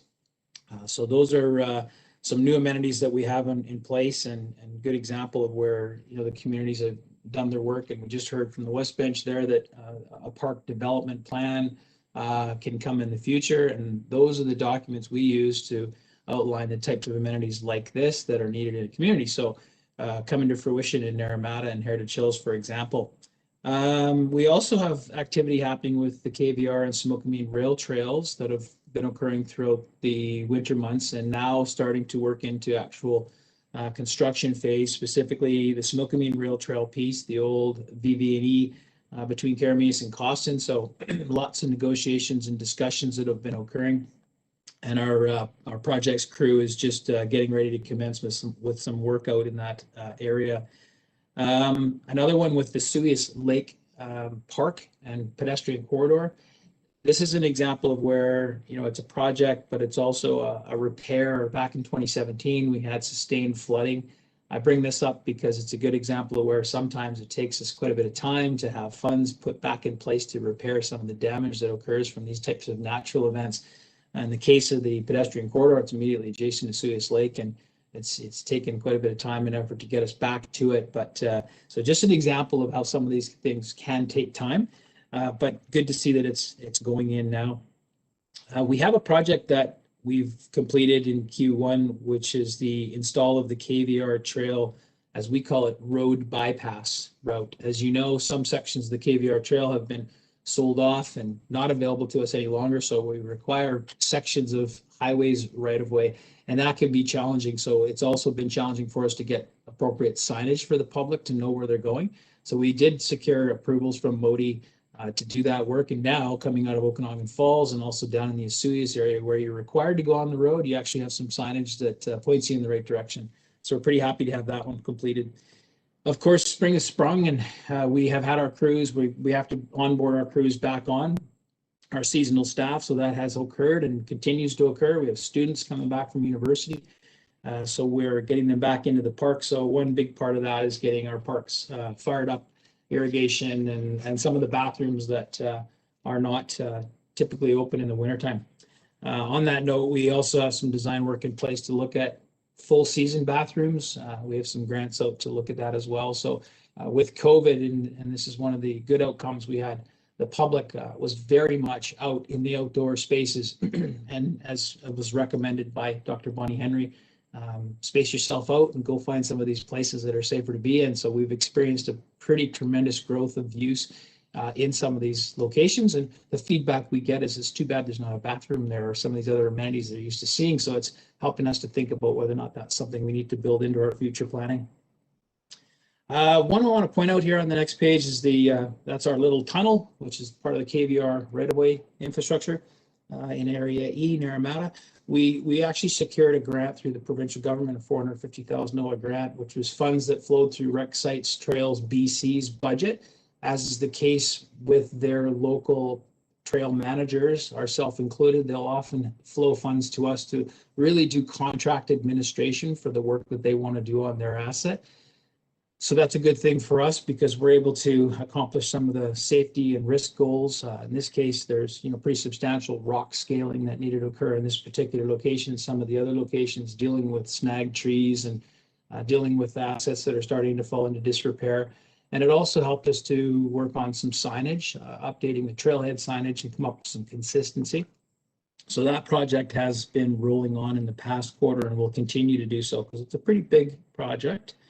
Part of that was the regional sign strategy, the multi-agency strategy. So the province wanted us to use some of those funds to look at signage and is it appropriate and is it consistent? So again, keeping the public very informed as they're out using these assets.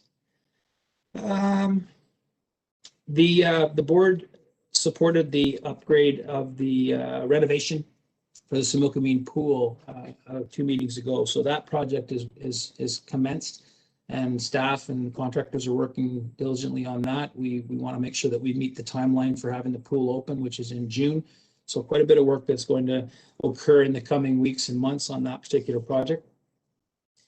The next page, I've got some measurements in here that you had a presentation from Augusto Romero on the regional recreation program a few meetings back where we presented on the types of statistics that we're trying to gather on behalf of yourself and ourselves so we can share those with the public and our commissions. Namely, these are qualitative and quantitative measurements that we want to focus on that can help us get a better sense of the type of usage and the gains that we see and the value that it brings to the users. So a number of stats that are in there just to give you a sense of some of those that are going through a lot of the pieces, the measurements on the bottom, which is more about we're doing this through surveys of the residents, sorry, the users, where after they've participated in an event, we'll give them a series of questions that can help us guide our future decisions in whether or not there's value coming from those types of programs. Grants, we continue to do what we can with grants. There's quite a number of them out there. Obviously, you're talking a lot about the COVID funds available, but there's also infrastructure grants that are in place. We have a number of outstanding grants, and these are always targeted towards assets and amenities that we have that require upgrade.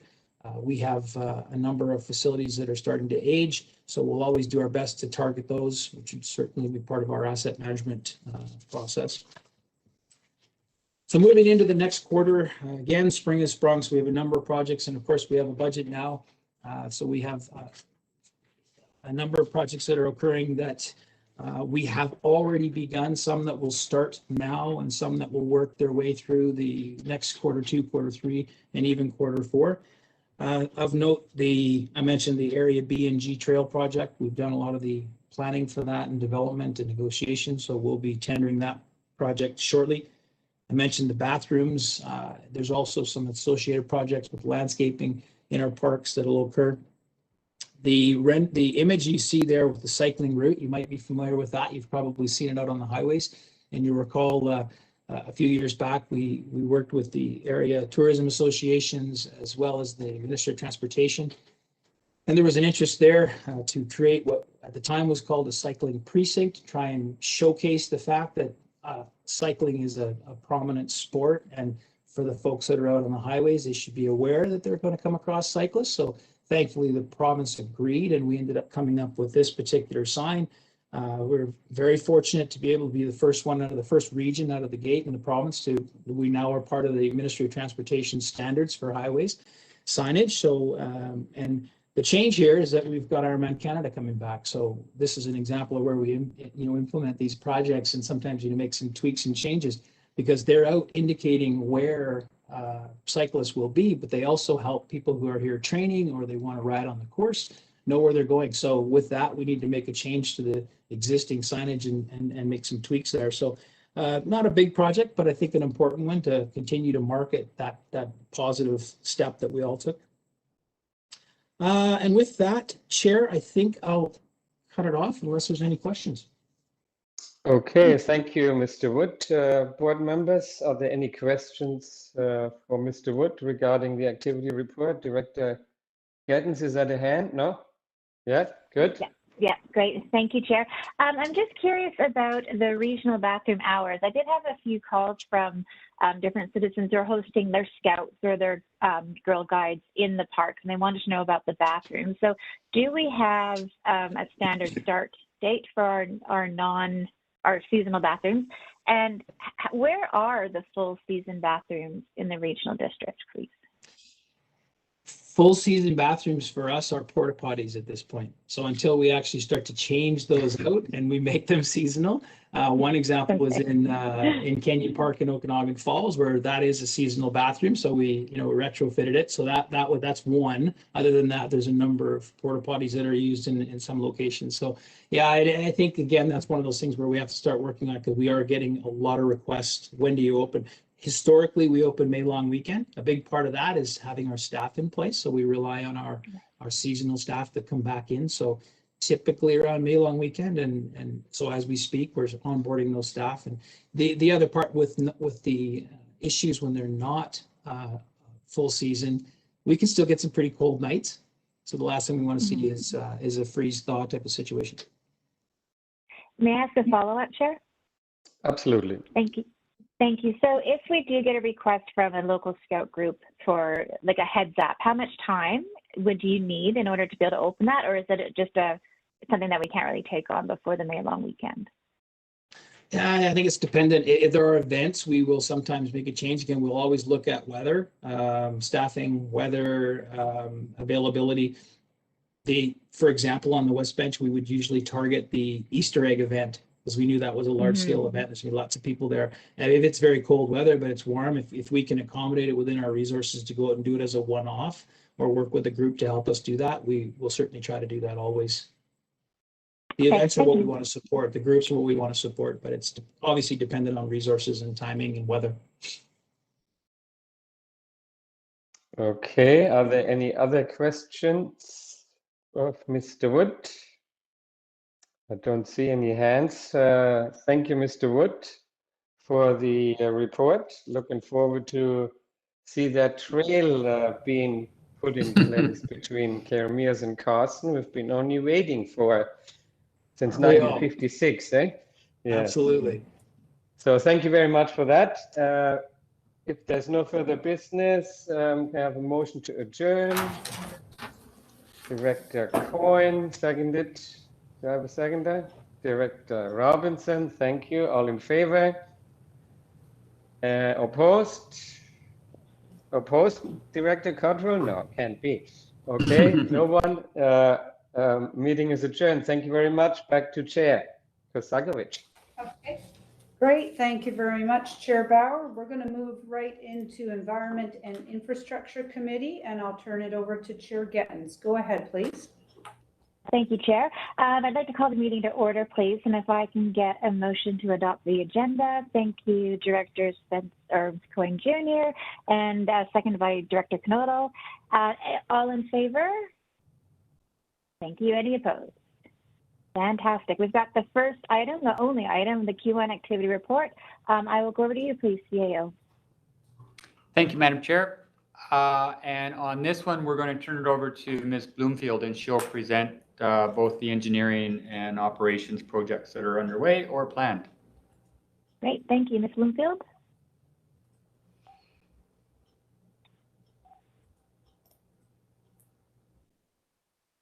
All right. Thank you, Madam Chair. All right.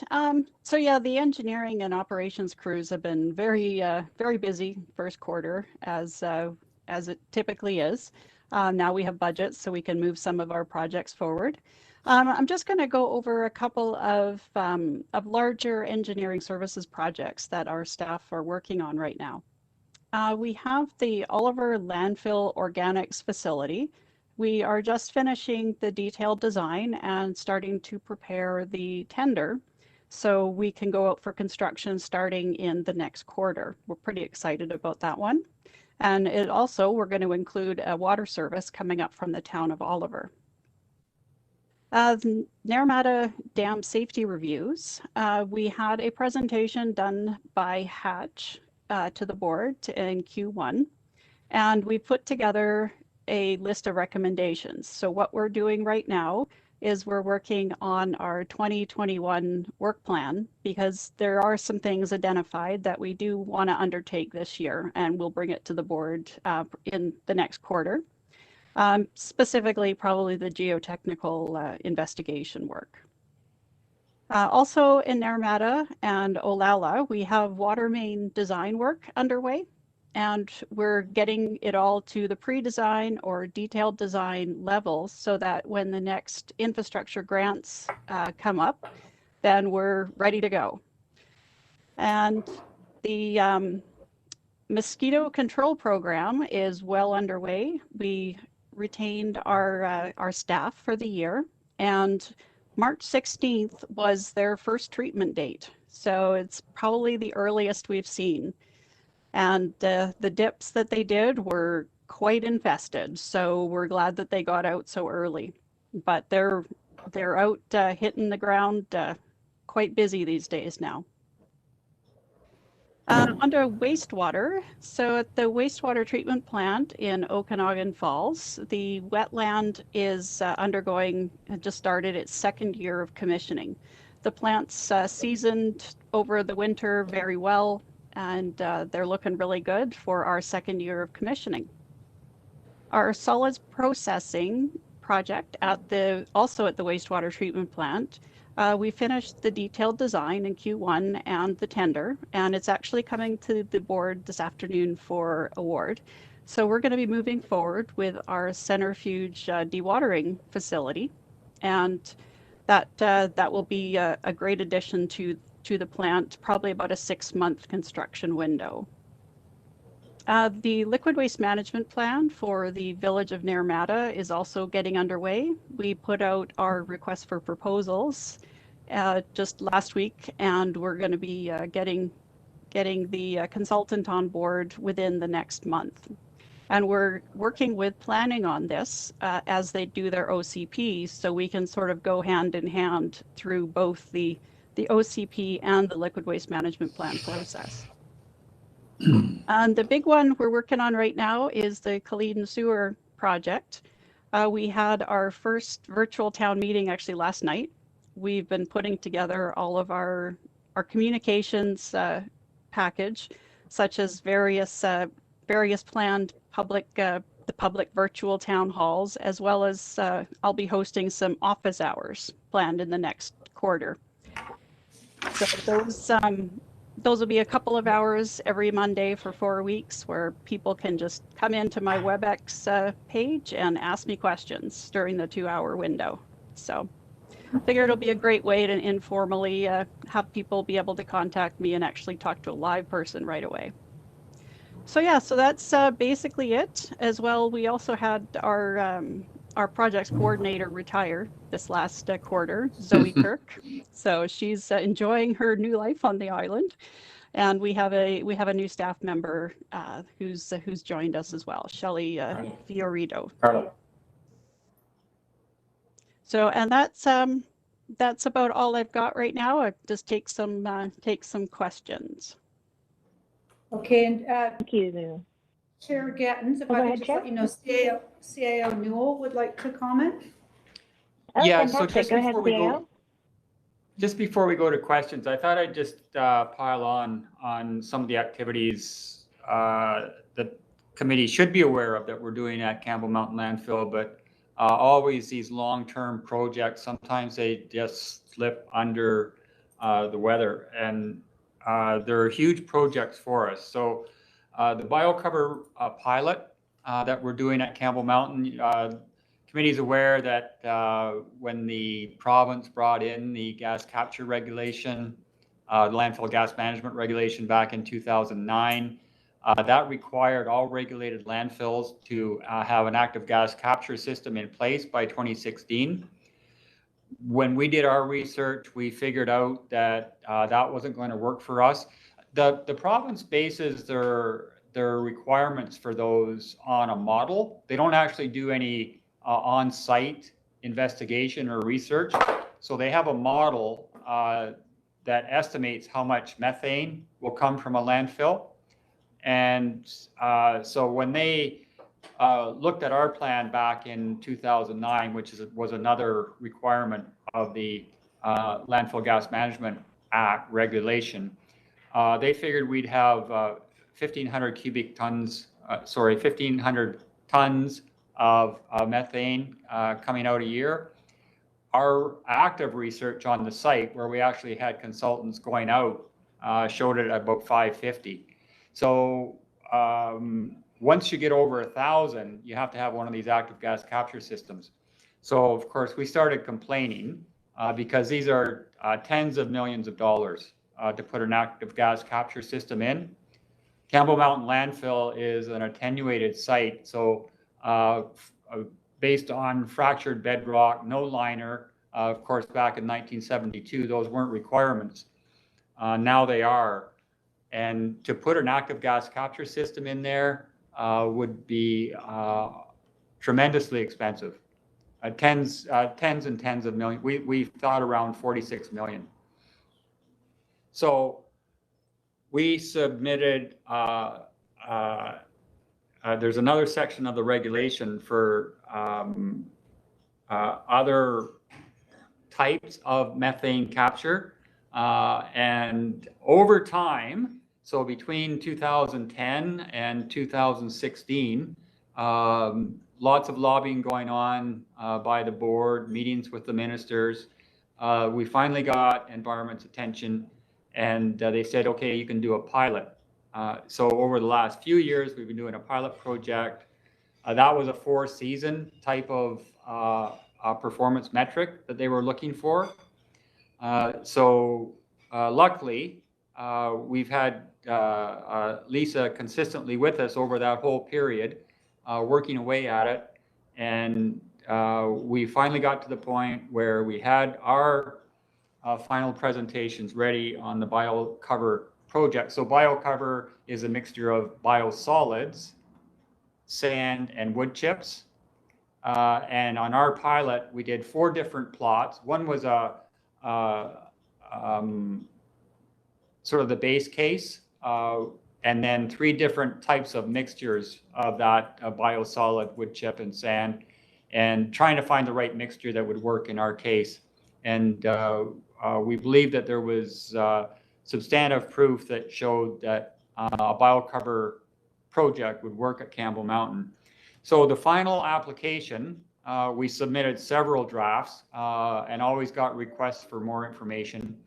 The final application has been submitted, and we've been waiting and are still waiting for a final decision by environment. But this has huge stakes for the Regional District of Okanagan-Similkameen, not only money, but time and really operational efficiency, because we know that an active gas capture system and trying to flare off the methane will not work at Campbell Mountain. We don't produce enough methane to actually keep the flare going. So the biosolids will work, and then it also addresses that other problem in British Columbia of what municipalities are doing with their biosolids, which is more or less the treated sludge out of their wastewater treatment plants. So long story short, after 11 years, we're still waiting. And in the meantime, we are in contravention of that landfill gas management regulation. We have been for 5 years now. But because we're working towards a solution with environment, they've been patient with us that way. And then the other significant project at Campbell Mountain is this leachate collection system. We had always known that there was a possibility, a risk of groundwater contamination flowing off-site of the landfill. And a few years ago, our test wells indicated that it had, and we immediately notified environment and went on the contaminated sites register, and have been working diligently to try and capture the contaminated groundwater through wells, and then pumping it back into a lagoon, and we'll treat it in the lagoon, and then I think still trying to figure out the best way to dispose of it if it doesn't evaporate. But again, millions of dollars. The risk is fairly high, but that is what's required in this day and age. The standards of treatment and operation have risen exponentially through regulation. So when we talk about, in our strategic planning processes, when we talk about one of our major risks is downloading from the province, meaning taking provincial programs and making them local. Even more of a risk is the increasing standard, especially in the environmental area, that comes with just less tolerance for environmental contamination in this day and age, which is a good thing. But for local governments, it's very expensive. So we're really looking forward to the plans that have been approved, not only for the Campbell Mountain landfill service area, but also for Oliver and Okanagan Falls, is that our design operations closure plan and our master plan will also take into account the new organics processing facility that we're looking at building on 1313 Greyback Mountain Road, which will be another huge project. And the increasing traffic at Campbell Mountain landfill and the wait lines are becoming onerous. So we've taken some interim mitigation measures to try and address that, getting people just looking for composting around the line for yard waste composting, not food waste. But in the long run, it will take a new access and a new egress and new scales, just huge projects that have to be accomplished up there. And in the meantime, throughout the last year, our landfill staff at the gate are on the front line of the COVID exposure. It's been very busy at the landfill. I think everybody else that was staying home was cleaning their houses and their yards and taking it all up to Campbell Mountain. And our staff were working hard to accommodate them and figure out a way to stay safe at the same time. So I think I'll leave it there, Madam Chair, but I didn't want to miss the opportunity to just brief you on what's going on at Campbell Mountain. CAO. Are there any questions or comments from the board? I just actually have a question about Greyback Road and 1313. Is there a start, an estimated kind of start date for that? Like, how does that big of a project, like, what's the next step for that big of a project to get started on? So the next step for us is either getting an exemption from the agricultural land reserve or getting a non-farm use permit. Until we get that, we can't contemplate that the project would even be successful there. So we have to do that first. And if we, chances are we'll get a non-farm use. I'm not sure they'll let it out of the ALR, but that would be fine. And then we'll start, we've already started applying on grants, but again, another very expensive project. So we'll be looking again at a several year project on that one. Thank you. Director Coyne Jr.? Yes, thank you. I guess to CAO. That piece that's in the ALR, is there not a section of that same property that's not in the ALR? Yeah, so I think it's about an 80-acre parcel, and about a third of it is not. But it's the third that we need for the organics processing facility. The rest of it is sort of steeply, it's steep and it's treed. It's more, currently it's used for grazing. Whereas the piece that we want is the piece closest to Greyback Mountain Road that's flat and was more or less the feedlot previously. That's where we need to build and that we need for storage. Okay, the reason I was asking is there a possibility there to offer to put the piece that's not an ALR into the ALR as a swap? It might be faster. Yeah, you know, you start out with your highest priority. So we wanted a complete exemption on it. So it would give us more flexibility. We're thinking they may come back and right now we're still waiting for a date for a site visit from the commission. They want to come out and actually see it. So hopefully that is soon. And then chances are when they render a decision, it may be for a non-firm use and or they may come back with conditions that we have to transfer some back in, but we'll wait for them to tell us that themselves. Okay, thank you. Thank you, Director Coyne. Are there any other questions or comments from the board? Okay, seeing none, can I get a motion to adjourn the meeting, please? Thank you, Director Robinson, seconded by Director Bush. All in favor? Anyone opposed? Fantastic, we're adjourned.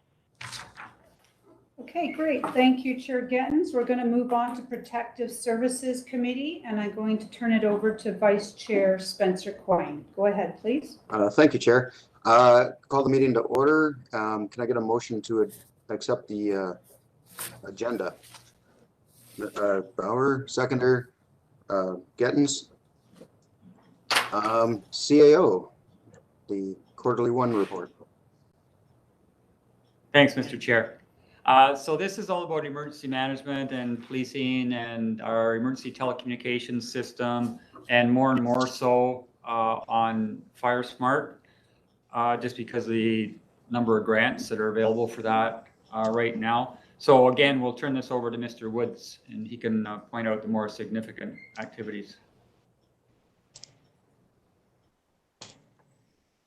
Thank you, Chair. I just want to point out that you would have received an email from me earlier in the day. We inadvertently we uploaded our last quarterly report for Protective Services. So I sent you the one that I'll be speaking to. So my apologies on that. What I'll do today is I'll share, if I can find it, I'll share the document. So I've got it in front of me.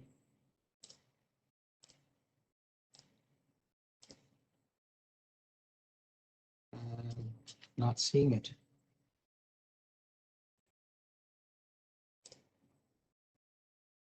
There we go. So I'll work my way down through some of the high points for you. We have you've heard from our CAO here a number of times regarding some of the activities that have been taking place with respect to our functional exercises that we were doing with our member municipality CAO group and that team. So there's some new information coming on that shortly. The report's been brought back to us, but meanwhile, a lot of the conversation that occurred even from the review of the Christie fire, we've continued to work on that. So the first item is actually an example of where we often will go and speak to some of our lessons learned. So our staff had an opportunity to speak at 2 virtual seminars to the process that we went through there. So we always try to share what we've learned as well. The next one is to the multi-jurisdictional event that we held. We had a very good showing, and again, more to come on that through CAO Newell shortly, but just wanted to point out that's something that's keeping us busy behind the scenes. We have a project management component that we share out through our fire departments as well to assist them in land acquisition, and in this case, the development of future fire hall sites. And in fact, right now with Naramata, Okanagan Falls has got some ideas on expanding a new hall out in Colmont, which will be part of the Tulameen department. And most recently with the Apex Fire Brigade coming on board for the start of next year, we're assisting them with some understanding of how that land acquisition and building process will work in the future. So that's keeping us busy on the fire hall development side. We are actually open as an EOC currently. We're supporting the provincial state of emergency, of course, as all local governments are. We continue to be busy with that and responding to the changes with COVID requirements.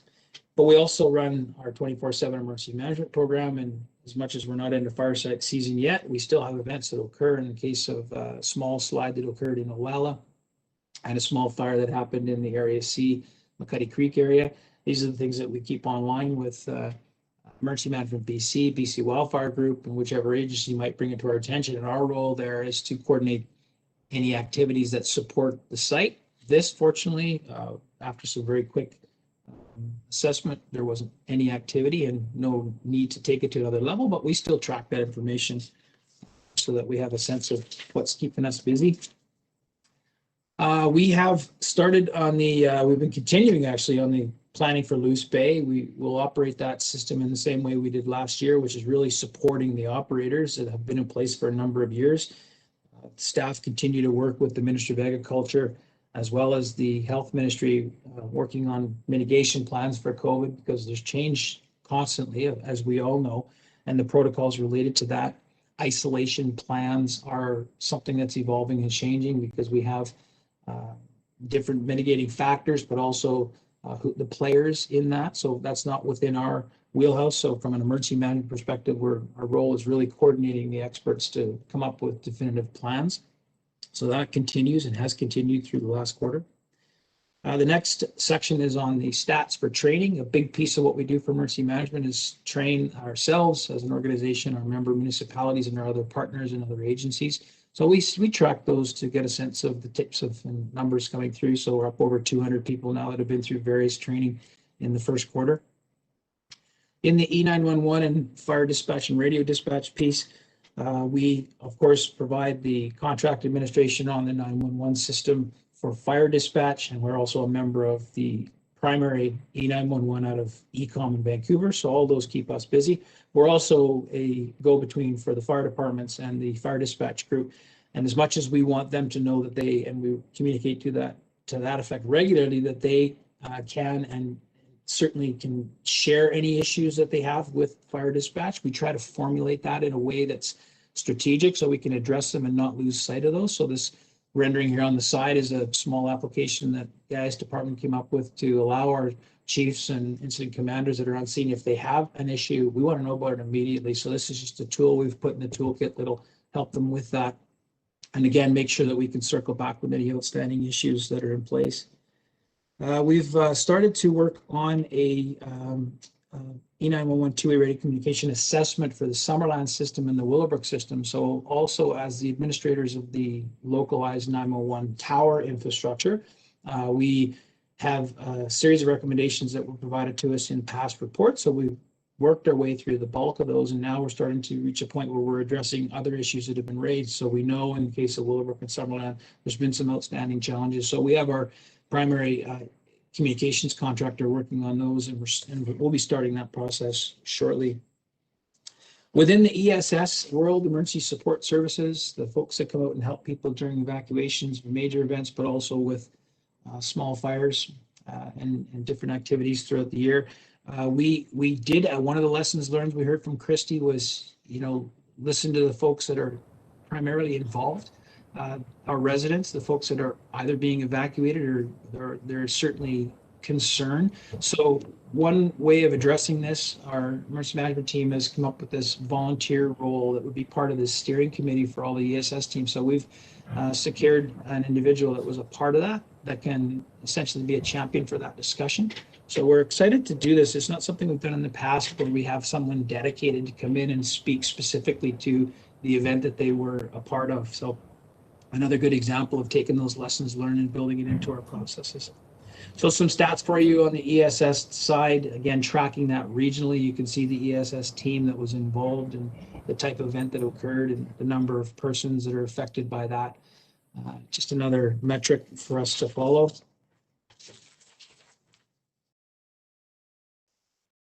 The ongoing grants, we have a number of grants, and I mentioned this in the community services update. there's even more grants, frankly, available to us in the protective services realm, which is a good thing, specifically related to things like wildfire planning, flood mitigation, another big one. This is a list of the ongoing grants that we're working on projects through, and just an aggregate amount for you at the bottom that, you know, we're up over $1 million in current projects that we've received funds for, and we've got just over $150,000 in grants that we've applied for future grants. So as always, we'll do our best to receive funding where we can and then target those towards projects that the board feel are important.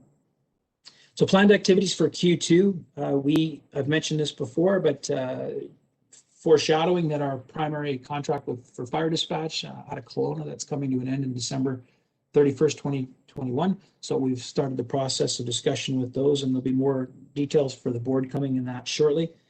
Our training schedule continues and rolls on.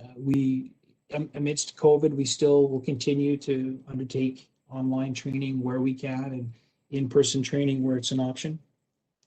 One of our capital projects, the Kaleden 911 tower project, has gone past its permitting phase, and we're getting close to commencing with construction on that. And we anticipate having that completed within Q2. So that'll build onto our existing system and certainly make the communication services within Kaleden much better. We have, I said spring has sprung, it certainly has. And with this beautiful warm weather we have in front of us right now, we are anticipating some level of high water activity. So with that, our role is to communicate it as best we can. So through our social media feeds and press releases. So staff have been working with the communications group to do their best to get that out there. Make sure that folks that are within the flood prone areas can do what they can to protect their homes and their properties. So to help them with that, we certainly do our best to supply through our inventory of sandbags out to various communities. We have some known locations that will typically place all of our sand and sandbags when we get to a significant event. A bit of a wrinkle, Emergency Management BC is tightened down their process for getting what we call expense authorization forms processed. So that's where we would say we require, you know, X thousand units of sandbags and numbers of dump truck loads of sand. So we are required to do that when it is, quote, imminent that flooding will occur. So we are working with the MBC to assist us in that process, but I thought it'd be important to mention that to the board. But we are on top of that. We are working with them to move the necessary products out to the communities where we need to. So how do we inform ourselves to that? We work with the MBC, with the River Forecast Center, and a number of professional agencies that are associated with the MBC that track the weather and the rising waters and the various snowpack meters. And that's our method. So, but that said, it's also eyes and ears in the field. So having relationships with the local fire departments and local emergency response groups and the public when they inform us that they see water, because these things can happen very, very quickly. So our role is to make sure we can get out there as quick as we can to support them. There's a lot of work has occurred in past years' events where the ranching community has been affected by evacuation of their animals, which is critically important to them as well as ourselves. So there's a what's called an agricultural wildfire preparedness bulletin that's been produced, and a lot of work from a lot of people and agencies, and that work will be going out shortly to assist with that process. And I'll leave it at that, Chair, unless there's any questions. Thank you. The boardroom has a question. Yes, go ahead, CAO. Oh, thanks. So just to add on to what Mr. Woods has just said, I did want to update the board on agricultural workers accommodation. So the Assistant Deputy Minister continues to have regular virtual meetings to discuss agricultural worker accommodation. There's especially interested in the South Okanagan and Similkameen valleys. They were very helpful in providing capital dollars for us to improve Luce Bay to respond to COVID-19 last year, and to provide operational dollars because of the additional requirements for COVID-19 coordinators. They are very interested in additional sites, and I know Summerland has already jumped in. They've offered a certain time frame with their campground in Summerland, and they have again this year. The ministry is very interested in additional sites, specifically in Naramata, down in the Osoyoos area, and over in the Karamias-Costin area. And we haven't been able to help them much with locations for that. I know in Naramata, they initially thought they might be able to get the Naramata Center, but they're booked this year. And they were interested in talking to the Elks, I believe it is, over in Karamias with regards to the rodeo grounds, but that didn't pan out. And they were interested in a site there. I think there was a church that had previously offered to work with them, and that didn't work either. So if anybody has a site that they think that might be available for an agricultural worker campground, let me know. We'll certainly pass that on to agriculture. One of the hurdles, of course, is the provincial budget is embargoed, I think, until next Tuesday. And the assistant deputy minister can't make any funding announcements or let us know what their budget is until that's announced by the premier. So we expect that early next week, we'll know what funds are going to be available for 2021. We expect it to be very similar to 2020 because the conditions are similar to 2020. And we expect both capital dollars and operational dollars to be available for these accommodation hubs. So if anybody has any ideas out there, by all means, let us know. That's it for me, Mr. Chair. Thank you. Director Gettins, you had a question. Yeah, thank you, Chair. I'm sorry, you might have mentioned this. I did my internet stopped for a few seconds there today. About the sandbags, and did the funding come through for the sandbags, and are they out? I'm just thinking about Falder and high water coming that way. Are there sandbags available in the communities now?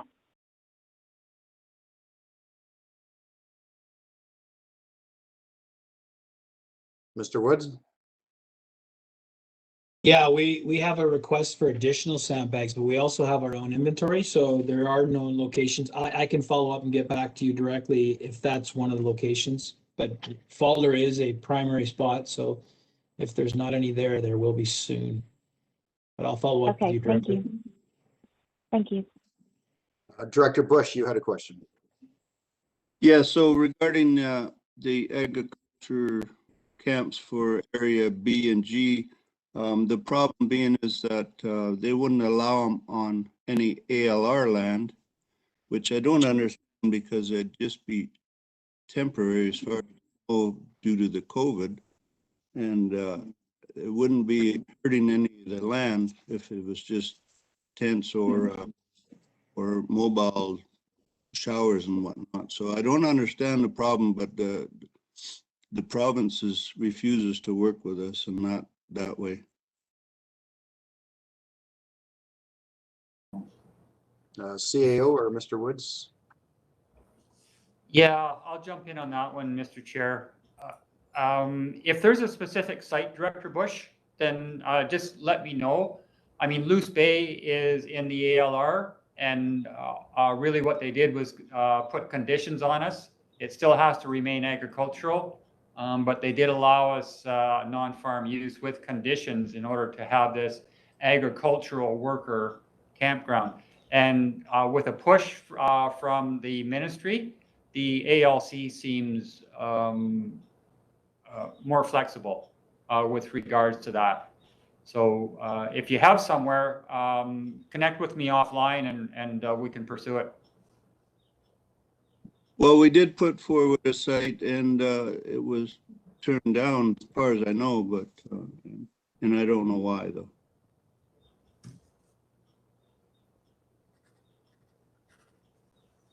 Thank you, Director Bush. Director Holmes.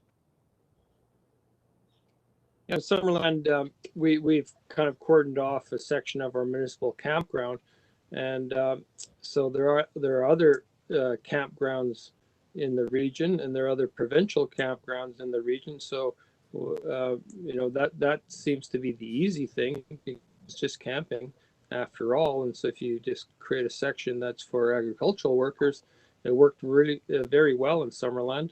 So I don't know why the province doesn't look at that. CAO, did you want to follow up on that, or? Well, we can create a playing field, but we can't make them play. So this particular group of workers likes to be either adjacent to or in a community because they like those services. So we can't put it out in a provincial park somewhere and expect the agricultural workers to move back and forth. So that has been the problem, is that in some cases, the municipalities don't want them in their municipal campgrounds. And in other cases, the campgrounds just aren't close enough to the services to attract them. So it's an interesting dance. Thank you. I have a question for Mr. Woods. The changes in the EMBC sandbag rules, is that why Hayes Creek was not able to get, was it sand or sandbags the other day? Yes, that's correct. Yeah, we've been in contact with Chief Miller a number of times since yesterday and this morning, just to clarify. There was some sense that it was an RDOS policy change, but we sort of informed them of how that works with the MBC, and they're aware of that now. But that said, again, we have an inventory of sandbags made available. Specifically though on sand, when we have a major event, we're able to receive funding from the province to move sand into communities. That's not the typical scenario. So the province is just reminding us that if we're not in a major event, it's the responsibility of a homeowner to get their own sand and sandbags. So what we're trying to do is move those around to the right locations, the sandbags, and then allow people to get sand however they can, and depending on where they're at. So lots of back and forth about the best method, but meanwhile, it's also a lot of back and forth with the NBC to define what that quote imminent threat is and how we can expedite it. Okay, so next week when it starts flooding up there, we should get extra sand for next year. Is that what you're saying? No, we should get sand and sandbags now. That's what we should do. Yeah, that's what we're working on. Whether or not the province pays, that's the other part of the conversation. Thank you. Does anybody else have a question before we adjourn? Seeing no other questions, get a motion for adjournment. Director Bush, seconded by Director Holmes. All in favor? Opposed? Carried. Thank you. Great, thank you very much, Vice Chair Coyne. We're going to move right into the Regional Hospital District meeting, and I'll turn things over to Chair Sentis. Thank you, Chair, and good afternoon, directors. I will call this meeting to order and ask for a motion to adopt the agenda as presented. Do I have to call who the people are? Forgive me while I put my glasses on. I'm sorry again. Director Coyne, Spencer Coyne, and Sue McCorda. Thank you. All in favor? Thank you. Are there any opposition? Thank you. We'll call that motion carried. Let's turn now to item B, the minutes of the March 4th, 2021 meeting. I'll ask for a motion to move the administrative recommendation. Director Bush and Director Robinson. Are all in favor of the motion as presented? Any opposition? I will call the motion carried.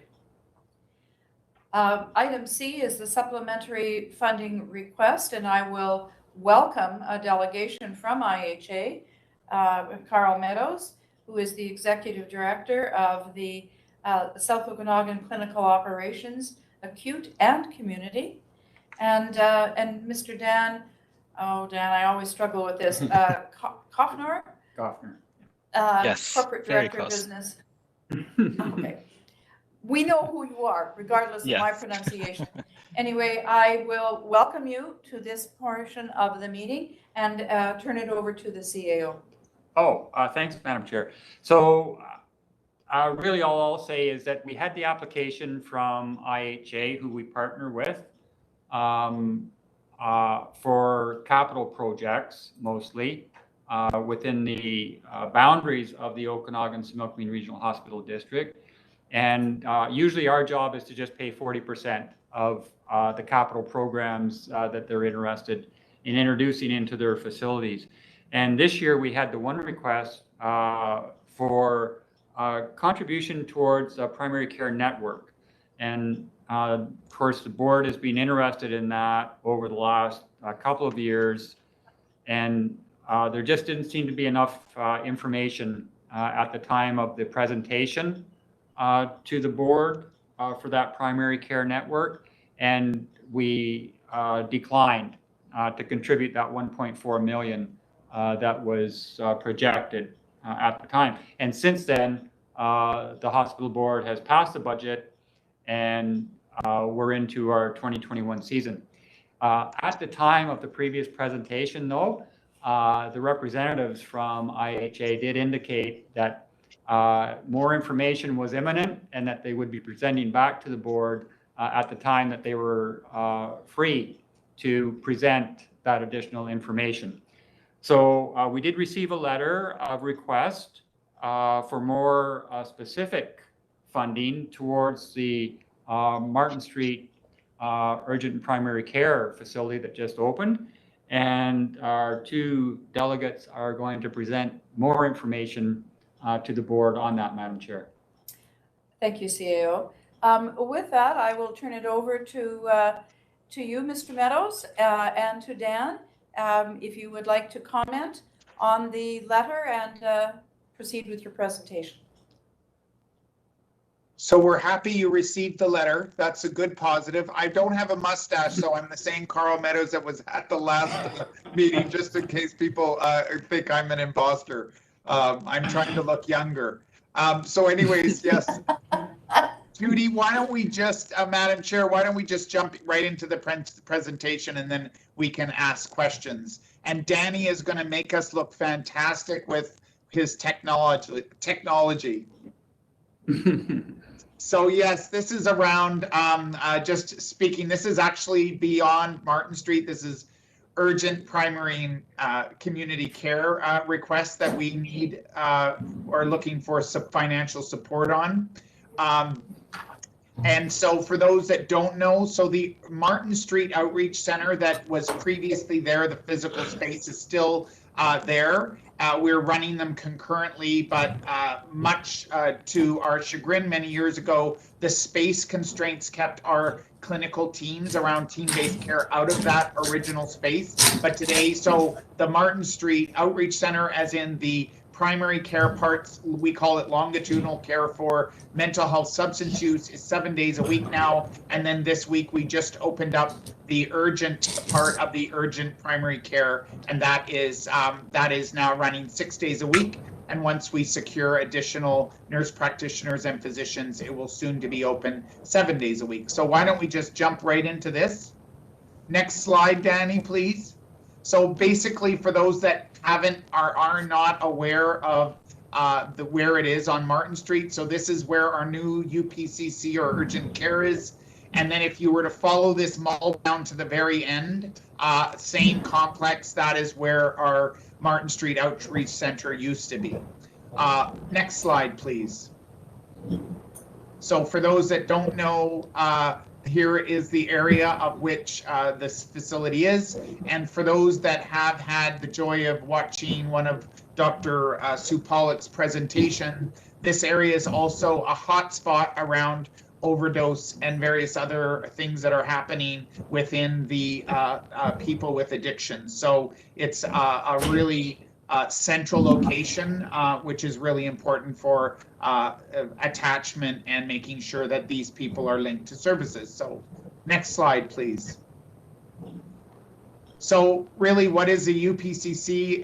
It's again urgent care, and primary care, and we are one of the very few that are actually specializing and focused on those underserved populations. So I think it's a very important link for us here in the South Okanagan. For those that don't know, we have one of the highest overdose rates amongst all of the other IH communities. It's quite significant. It's seven. Most of the other areas are 17 per 100,000. We're in the 40s per 100,000. So very sad, but it's part of our current reality. And it is part of the South Okanagan-Similkameen Primary Care Network that we talked to you about before. So again, we had our opening March 31st, and really collaboration between Ministry of Health, Interior Health, South Okanagan-Similkameen Divisions of Family Practice, the Outreach Center Association, and Aboriginal partners, including Penticton Indian Bands and Okanagan, try to say that fast, Friendship Center. Next slide, please. So again, already talked about long-term primary care for mental health. A little bit of history here. When we had initially the vision of opening up Martin Street, our vision was that, and this goes back to 2016, our vision was to attach 250 people to primary care physicians and nurse practitioners. Currently, even before we moved over, we were over 1,150 people attached. Wow. And of those people attached, 20% of them are attached to interior health services. So we want to grow that part of it. That means that, so basically, 2 out of every 10, let's say, have been connected through interior health, and the rest are connected through the nurse practitioner or the physician.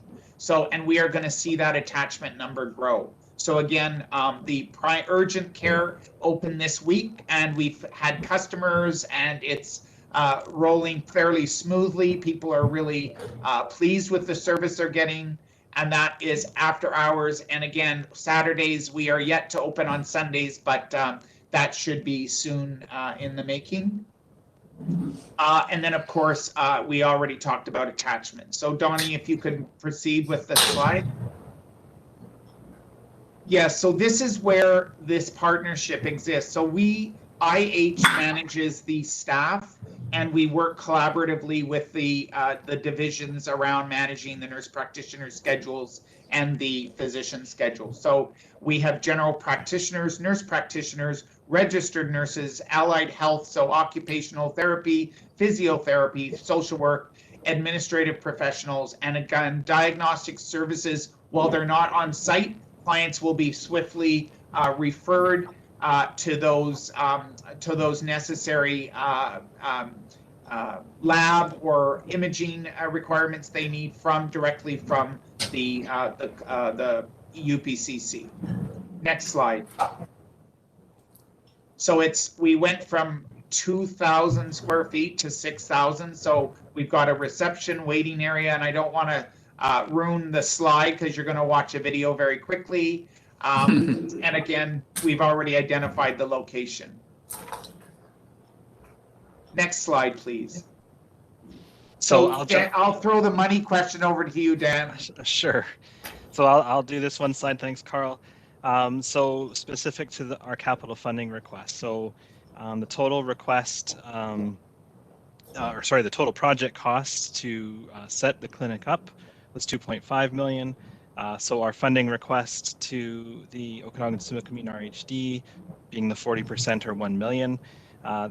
The costs are all associated with leasehold improvements of the space so that we can make it appropriate for the in-scope healthcare services provided there and support team-based care as well. We do recommend that the Regional Hospital District Board pass a resolution requesting that IH pursue designation of this location under the Hospital District Act with the Ministry of Health. We have been successful with the same request for other UPCCs where we've leased commercial space like this to set up the clinic. So examples in Kelowna, West Kelowna, and Vernon, where we've done essentially the exact same thing as with the Penticton UPCC. Because healthcare services are being provided in this space, it's not necessarily administrative or office space. It is considered a healthcare facility under the rules of the Hospital District Act and in the eyes of the ministry. So I wouldn't anticipate there being any concerns in that regard.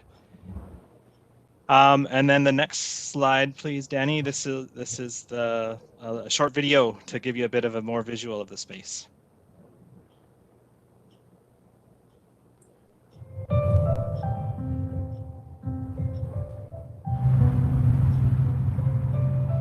We are open to people of all cultures and backgrounds to come and be seen in our urgent care center. If you have a condition that occurs that you can't get in to see your family provider, or if you don't have a family provider at all, you can come and see us in the evening and weekend hours. We're going to take you on a tour today, so please come on in and have a look. Urgent care is a team-based approach that involves nurse practitioners, physicians, physiotherapists, RNs, social workers, all seeing people with a variety of different, conditions and issues. Inside, you'll notice right away that it's much brighter. It's got blue colors on the wall. The spaces are quite a bit larger, and that there is rooms that are non-clinical type rooms. We also have some clinical rooms, and they are quite a bit larger and more accessible for our clients or patients who are in wheelchairs or scooters.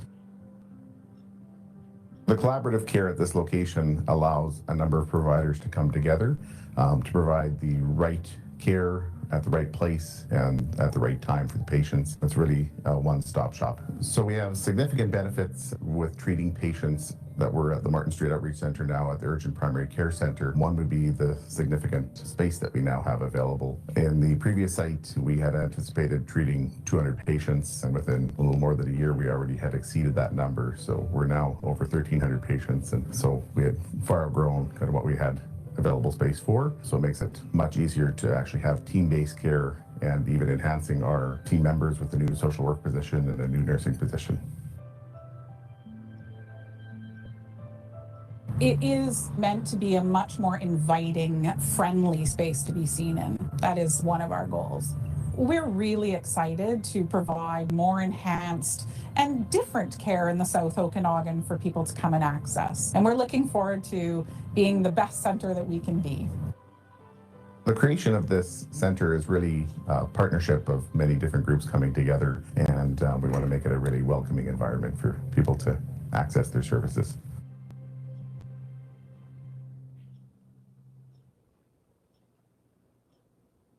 Thanks, Danny. Now that should be a Golden Globe. Absolutely. So I'm handing it over to you. I guess we could take the slides down now, and just so I can see everybody's faces and questions. Thank you, Carl and Dan, for that presentation. So directors, is it Martin? Johansson. First. Director Johansson, if you would like to begin, please. Thank you, Chair. Thanks, Carl, for the presentation. I just want to understand clearly, is this facility open now? Yes. So my question is, what are you going to do if the funding request is not approved, considering the clinic is open and operational at this point? I'm going to have a very big bake sale. And one of the things, much like the primary care stuff, we aren't running the timelines. The province runs the timelines. And so it's quite challenging at times for us. So because of the budget cycles and the approval cycles through the ministry. So I would have to let, I don't know if that's ever happened before, but Dan, do you know? It is simply that, as you described, Carl. Unfortunately, we would have wanted to come to the RHD before it had opened, but just given the timing of the Ministry of Health in approving and announcing the official opening of the clinic was such that we couldn't bring forward our ask, knowing that our requests, of course, to the RHD are public. That it's just the way the timing worked out. We tried to have our letter sent to you the moment after the ministry announcement to try and limit that time and give you as much sort of an advanced sense of that this could be coming. But yeah, it is very unfortunate. But it's just the way the timing has worked out for these. It's the same situation we've had with the other UPCCs as well.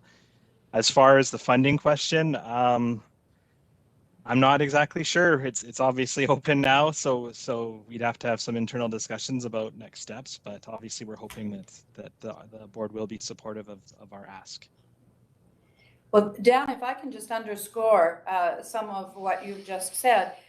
When you and Carl made the presentation earlier this year, perhaps not all of the board appreciates the protocol of the government.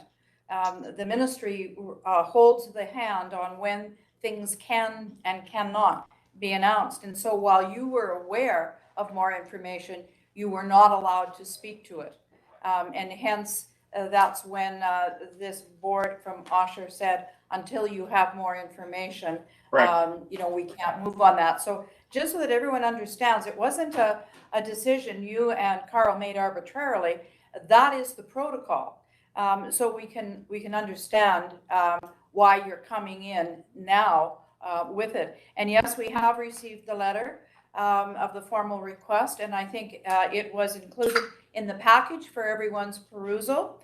And so I'll go back to questions. I have Director Bush, if you would, please. Thank you, Chair. So is this going to be accessible for anybody in our region? And if so, how would they access it? Is it like a walk-in clinic, or do they have to be referred by a doctor, or what? And the other question would be, will there be vaccinations available? I hear there's none in Penticton. So vaccinations are happening in Penticton. They're at the convention center. So we're doing mass vaccinations in all our communities. If you're old enough, I just found out today I'm old enough. I'm 50. It's 50 and over right now. So, but no, the vaccinations are happening. So it is focused on mental health clients during the day, but we do not turn people away. In fact, one of our vision statements is every door is the right door for clients. And so our job, if you were to come in, would be to link back to your physician. They would get a notification. Again, that's how within our network, we're now making sure that if you're coming to me, I'm actually documenting in the medical record, and that I'm handing off to the physician. So your GP, if you have one, would know, that you've been seen in our clinic. So much like they would get a notification if you were seen in our emerge department. So that our job is to attach people and link them. So yes, it is a walk-in clinic. You do not need a referral. It's quite a game changer for us in Penticton and South Okanagan. So it's very exciting to have that open access. I can't tell you how many people tell me that they don't have a primary care physician. So again, part of that attachment to primary care, which is the nurse practitioner and physician, that's our focus. Carl, if I might intervene just at this point about accessibility. We're led to understand this will soon go to 7 days a week of operation. Yes. Do you know? It's 7 days a week during the day now. The only shift we haven't been able to cover is the Sunday shift, but Jeanette Gordon's the manager. It's really a matter of lots of interest from physicians and nurse practitioners. It's really setting the schedule. And once we have a permanent schedule, like I said, it should be very soon in coming. So if you hurt your wrist or you fall off your bike, instead of going to the emergency department, you would go to the urgent care center 7 days a week. Okay, thank you for that. Director Bauer. Yeah, thank you, Chair. So first question is this a one-time request since this is a capital funding, or will this show up on a regular basis, which means next time it will be a tax increase rather than out of the reserve? The second one, looking at the motion, I assume that the second part with the $1 million is sort of a carrot for the ministry, because why otherwise wouldn't IH just ask the ministry for the money instead of us asking you to ask them? That sounds like very strange. And the final is just a comment following up on Director Johansson's comment. I find it a very strange way of doing business to build a palace and hopefully and hoping that the population will pay for it afterwards. Normally you do it the other way around. So that's my kind of concerns about that. Thank you. Dan, over to you for the question. So it's a one-time ask, and I'll let you answer the other ones. Yes. So yes, this is we're just asking for the capital component. So one time, and again, timing wise, I would have much preferred to have been able to include it on our letter that was sent in December, so that it would have been part of the larger ask for capital that we have. But because timing wise, you had passed the budget and ministry wasn't ready for us to come to you yet, it had to come this way out of that cycle. But yes, we wouldn't plan to come back for any additional funds associated with the Penticton Urgent and Primary Care Center.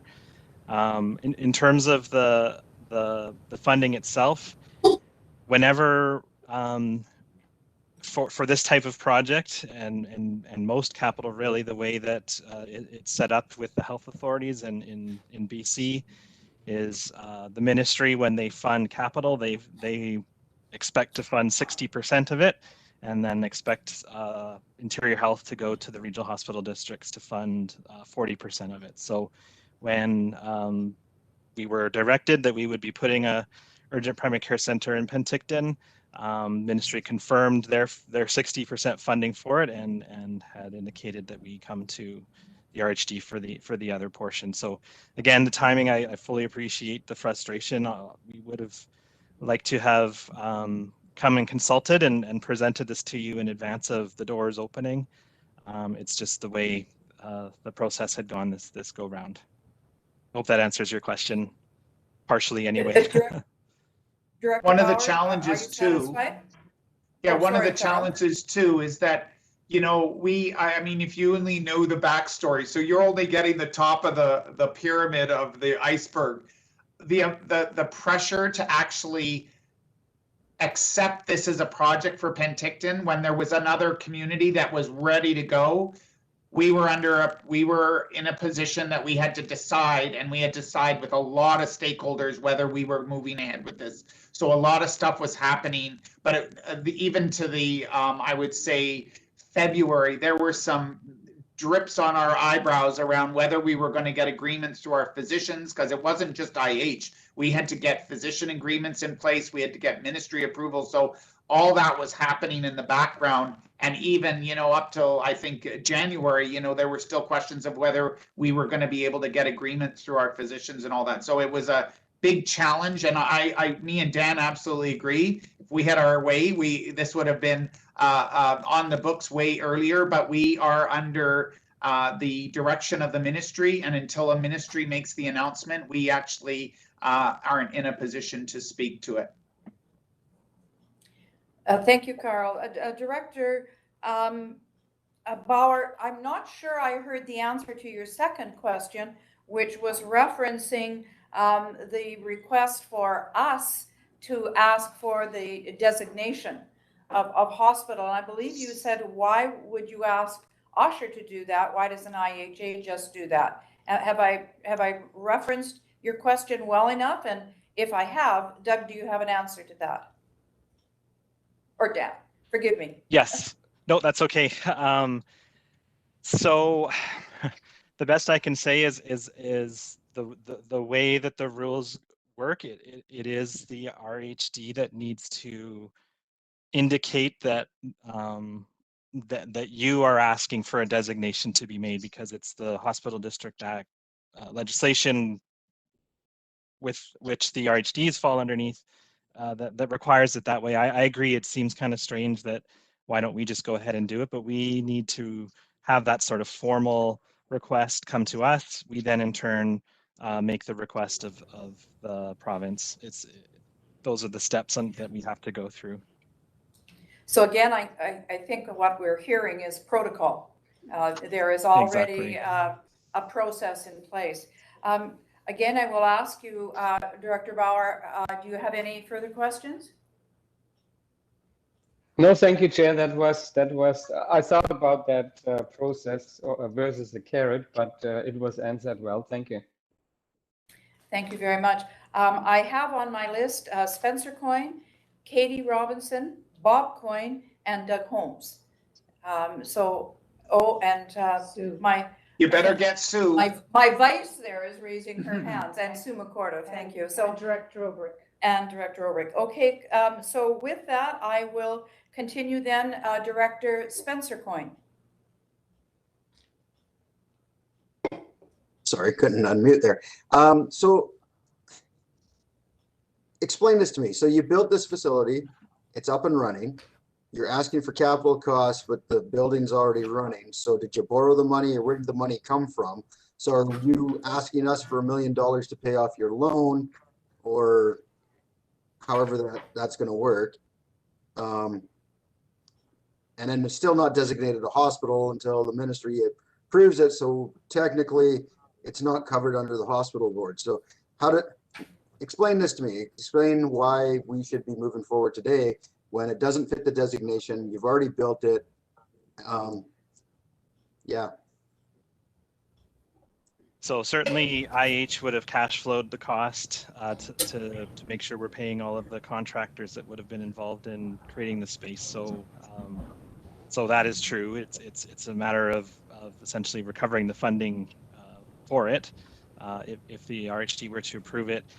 In terms of the bylaw piece, I believe the way it works is that the RHD would hold from passing its bylaw or pass it pending receiving the designation from the ministry. Again, that's the way I've seen it work in prior examples with other regional hospital districts. So our hope would be that you could pass that resolution soon. Work with our group as we have an individual who helps to coordinate and go through that process of requesting the designation, after which we then can provide the ministry's approval, and then the bylaw moves forward, is my understanding, but maybe Bill can help me on that piece. He's willing to speak to that. Thank you. CAO. Thanks, Madam Chair. So not to let my colleagues from IHA off the hook, I'm sure they're enjoying the questions. But from a regional hospital district point of view, then a couple of things. One, I doubt if IHA would want to pursue hospital designation if the regional hospital district wasn't prepared to fund their 40%. So it just makes sense to me that that would be the natural progression. So in our recommendation to the board, we said, look, let's request hospital designation. If the board supports it, let IHA go ahead, get the designation, and then, but we better be prepared up front to commit our $1 million, or that would be a wasted exercise on everybody's part, and we don't want to see that. Secondly, that's just the deal. Over the years, IHA pays 60% of the projects, we pay 40%. When we were urgently requesting the Ministry of Health and IHA to do the construction and expansion of Penticton Regional, when they didn't have the money, we fronted the money for the business case on the understanding that they would pay their 60% of that when the budget was approved. And they did that. So they fulfilled their share of that deal. If they're now telling us this is critical to IHA's mission to do this facility, we should pay our 40%. Thank you, CAO. I'll continue then with the list. Director Robinson. Thank you, Madam Chair. Well, the CAO just stole a bit of my thunder there, because I was going to say it stands to reason to me that once we designate this a hospital, we're going to be on the hook to pay for it. I mean, that seems pretty obvious to me. And I'm sorry, but I can't let this go. There's the lack of communication between the ministry and the province and this board is staggering, absolutely staggering. I can't think of a government anywhere that could possibly go ahead and just build things and just automatically think you can come with a handout after the fact and ask us to pay for it and ask our taxpayers to pay for it. I mean, surely to God, the ministry understands that we have in-camera sessions and that we're all obliged to keep our mouths shut about sensitive and legal information that we hear. I just, you know, just on principle alone, I think I'm going to be voting against this just because it goes against every single grain of honesty and transparency and every other word you can think of here today. It's just staggering. And maybe I'm on caffeine overload here because it's been a long meeting, but I'll listen to what the rest of my colleagues have to say, but I can tell you clearly I am not impressed. Thank you, Director Robinson. I'll then go to Director Bob Coyne, please. I'll pass. Oh, He said he'd pass. he's passing? Okay. Thank you, Director Coyne. Director Doug Holmes, please. Yeah, thank you. I tend to agree that when I hear about all this work in the background and all the things, decisions that had to be made with other stakeholders, you would have thought that the stakeholder responsible for 40% of the funding would have been included in all that. So I'm pretty disappointed, as the other directors are.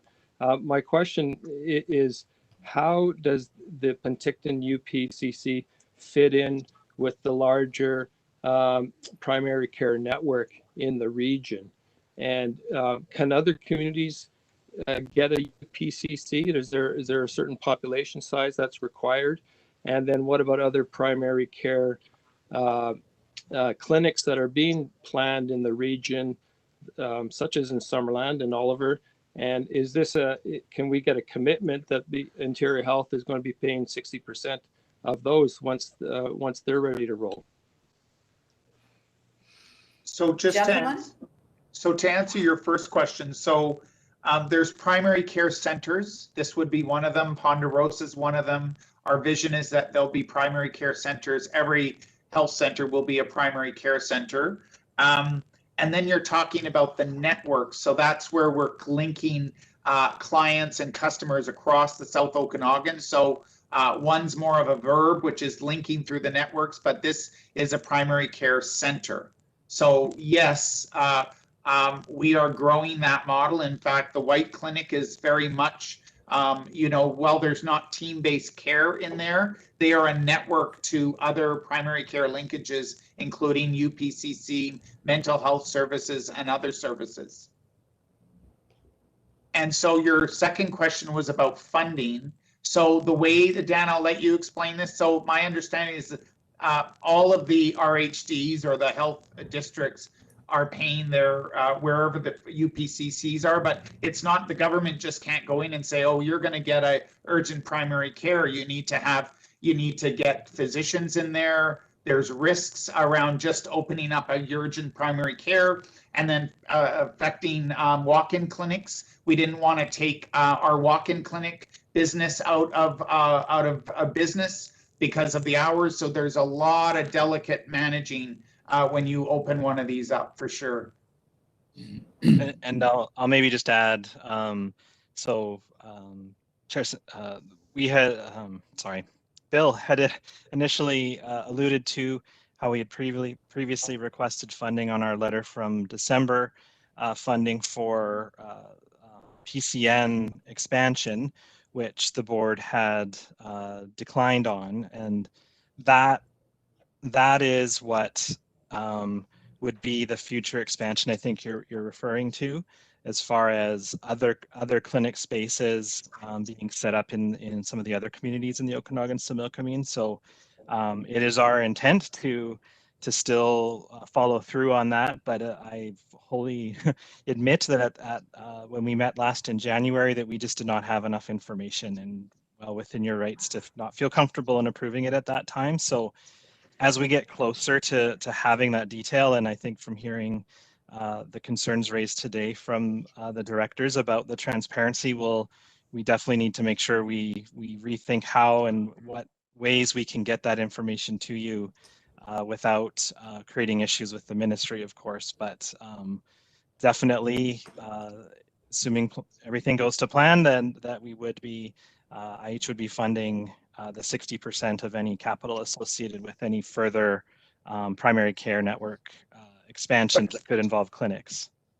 And just Katie, to your point, I mean, at the end of the day, there's things that I have to just, we have to accept, I have to accept.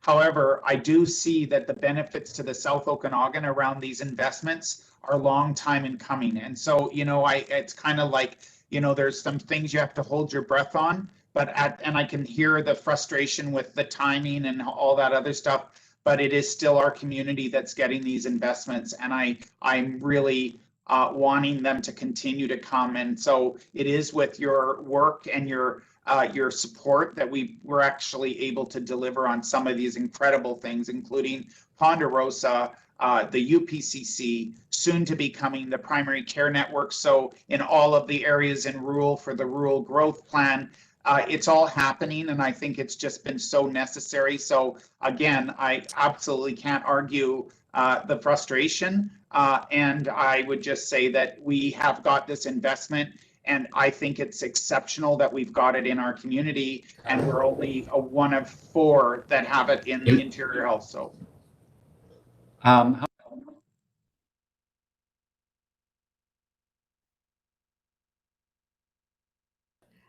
and Director Ron Obrecht, and I'm just fighting the clock a little bit here. I think we have 5 minutes left. I don't see any hands other than the 2 I have noted. So I will go to my vice, Director McCorduff. John's, yeah. And Director Vasilaki. Oh boy. Director Obrecht and Director Vasilaki, but Director McCorduff now. Okay. Go ahead, Sue. Thank you very much. I think I was right. Thank you. I am absolutely a strong proponent of primary care networks and primary care centers, but my concern here is that this is the second one in Penticton. I know there's being one planned for Summerland that's backed by divisions of family practice. I read that in the paper. My concern is what happens if, I mean, we okay $1 million to do this. What happens to, you know, to Princeton, Karameas, Oliver, and Osoyoos? We feel like we're kind of paying for it, but we're on the outskirts again. And I know that it's easy enough probably for Princeton and for Oliver because they have a hospital. Osoyoos doesn't. Karameas has a diagnostic and treatment center. I'm not sure whether that's considered the same thing. But I guess my concern is if we use our, you know, the money in reserves and pay for this now, what happens next year or the year after, and how many more years are those of us in the outlying areas going to have to wait till we get some assistance in putting in a primary care center? Because we're all really keen on it, and a lot of us are doing things, trying to do it kind of on our own and see what we can make work. And that shouldn't be the end result of this. So I just see a big tax increase next year if we have to keep doing this and providing this type of funding for all of the outlying areas, which is only fair because we don't send people up here to go to a walk-in clinic, although sometimes they have to. Thank you. I'm a supportive, let me put it that way, I'm supportive of primary care centers. I'm just concerned about this. So we are going to just have the UPCC in Penticton. So again, it can take customers from all over. And Sue, that was the previous presentation where Dan and I couldn't be as specific, but when we come back, for the growth plan, we're actually going to be presenting where these investments are going in, whether it's Headley or Princeton or Osoyoos or Oliver, and that is where that growth piece. But again, the province, we're still waiting for the province on that one. So that is, I mean, it's a ton of investment in our community. And again, going back, if you think of threading all these things together, the UPCC isn't in isolation to the network of all these primary care centers. And they are, the vision is they're going to be all over the South Okanagan. Thank you again, Carl. Again, I'm going to say the clock is ticking away on us. We're very nearly at the 2:15. So Director Obrecht and then Director Vasilaki, can you be brief? And let's start with Director Obrecht. Yes, thank you. I'll be very brief, Chair. Thank you very much. I agree with everything Director McCorduff just said, and thank you so much for those words. My comment, question of clarification and follow-up question is, in the administrative report, it makes reference to the $1.4 million to fund South Okanagan-Similkameen Primary Care Network. I know Carl just spoke to this, but the clarification I'm looking for is, my understanding is that 1.4 million was targeted for primary care outside Penticton. This current one is inside. And so I see the yes and the nod. And so to follow up, and I think you've given a partial answer already, the report says request was denied pending further information. Am I understanding correctly we're going to get more information? And if so, when? And I look forward to it. I'm asking information is better, but that's my question. Dan, the answer is yes. Yes, yeah. With specifics, because the first time we came, we couldn't give you locations and all that other stuff. So that is coming. Yeah, and I think if we can again take advantage of the in-camera type meeting to be able to share that. Again, if it needs to be in advance of ministry announcement, then we can look at that as well, depending on how soon this is coming at us. I think we've heard that today for sure. Thank you, Dan. Director Vasilaki. And I'll be very, very brief. I'm probably one of the most excited people sitting around. Oh, we used to sit around a table. Now we're on little squares on the screen, and I'm gonna vote in favor of this, not because Carl is a good friend of mine and he speaks precisely as to what he wants to say and what we want to hear, because he tells the truth when he can tell the truth. Or I should say when he's permitted to tell the truth. But the lack of responsibility on the part of senior government in this province, where we are supposed to be partners.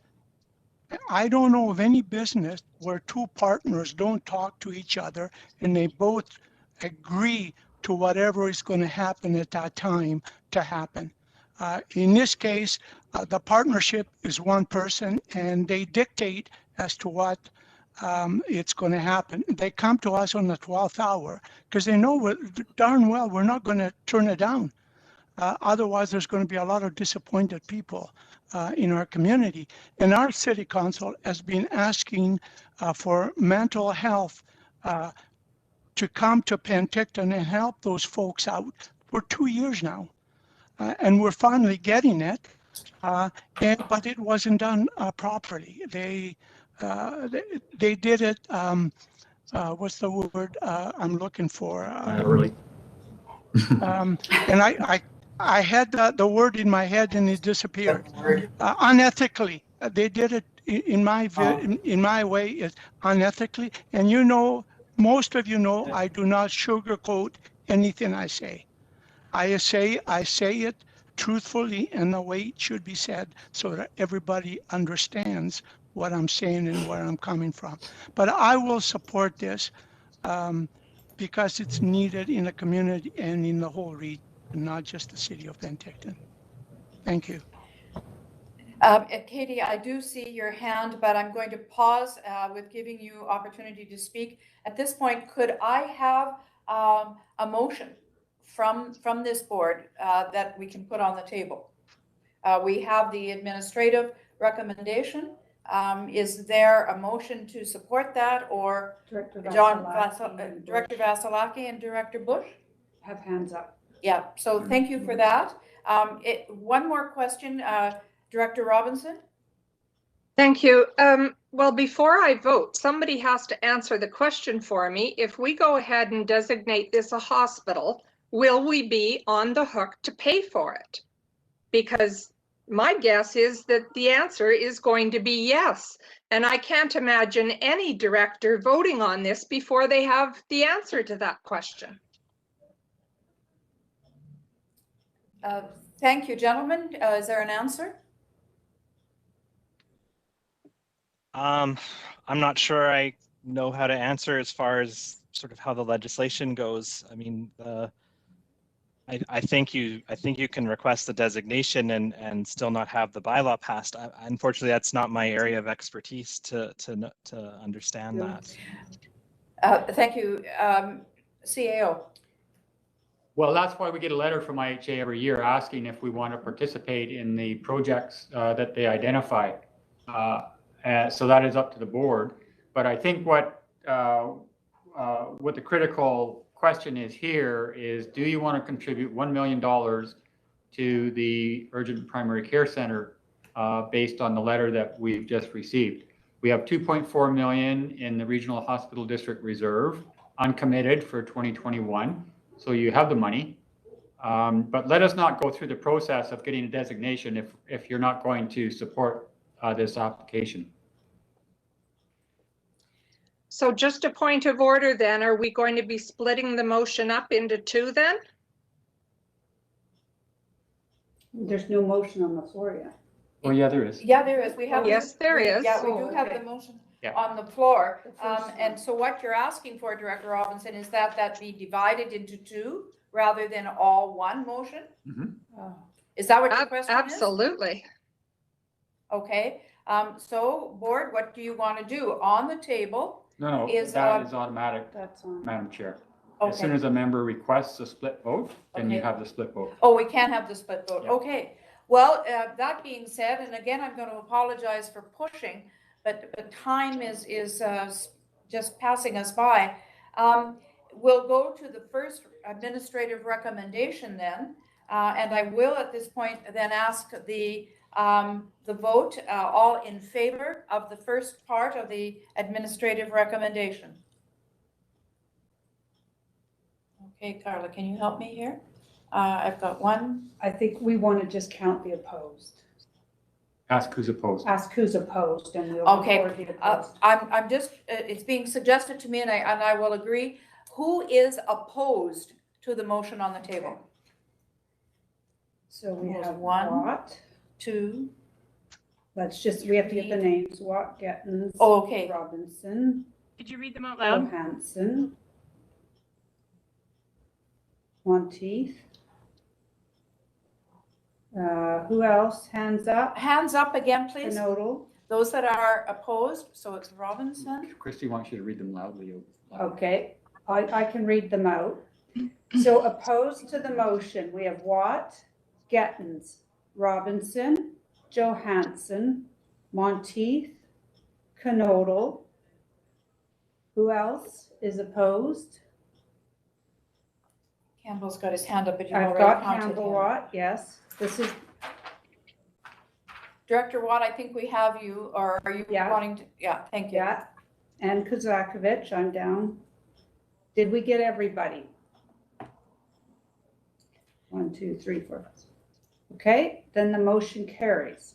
Okay, with that advice, then we'll go to the second part of the administrative recommendation, and that is to request of IHA the designation for hospital of the new UPCC. Do I have a motion for that? I do. Right? Or do I have to, does that have to be a motion, CAO? Which one did we just vote on? The first part. that we request a designation. So this one now is the designation that we're requesting of, The designation was the first part. yeah. We should do the designation first, and then the second part of this is if, So I just took it the way that it was here, first and then second. So how do we then correct okay, this? so we did the motion that was voted on was that IHA be advised to apply to the Minister of Health to have Martin Street designated under the As a hospital. hospital, okay. Okay, and that Sorry, passed? that was my confusion. Yes. that Okay, so passed. now what's on Yeah. is that the request of the $1 million to assist. So that's the second part. Yeah. So does everyone understand where we're at? Point of order, Madam Chair. I don't think that was clear to everyone. It certainly wasn't clear to me. I thought we were voting in the reverse there. So could we make it clear that everybody knew, like all the rural directors know, that they just voted to make this a hospital and that they could be on the hook for paying for it forever now? Because I don't think that was clear. You want to start over?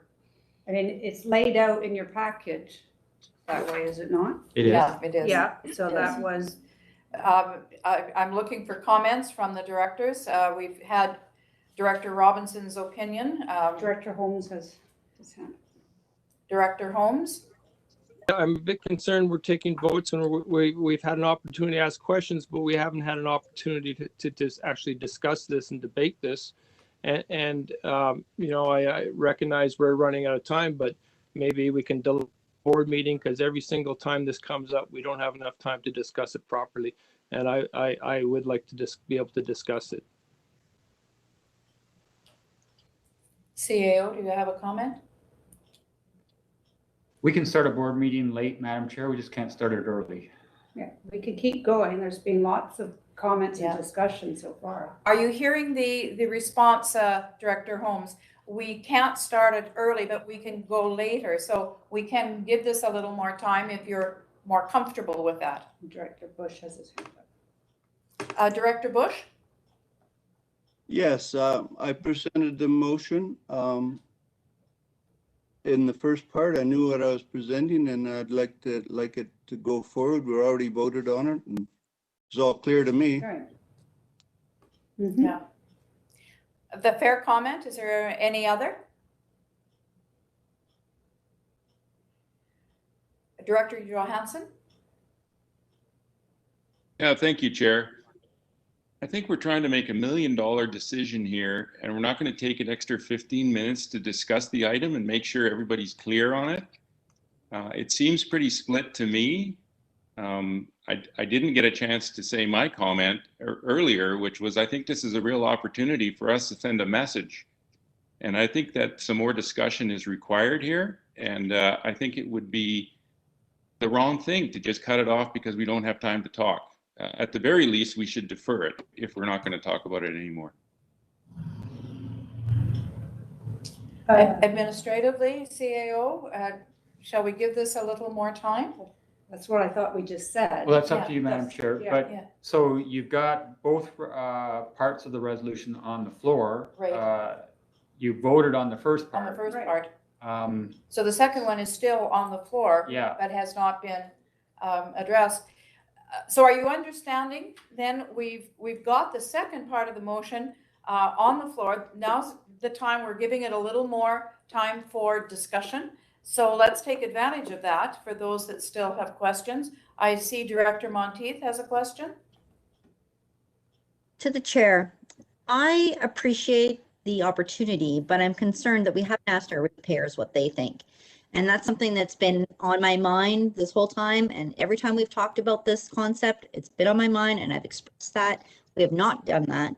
And I'm concerned that we're making a quick decision without actually having the authority to be able to put money towards that. So I'm wondering if we can make an amendment to the motion to say that, you know, we would either revisit the funding model, revisit the opportunity to fund the current building, or, you know, go out to public engagement so that we know what we're doing. I feel like we're making decisions that we're not informed, and that concerns me. I would have to suggest there's been a fair bit of information provided on this at this point. Any other questions? Councillor Robinson or Director Robinson? Yeah. Again, I would agree with Director Monteith. We're making decisions when we don't have the answers.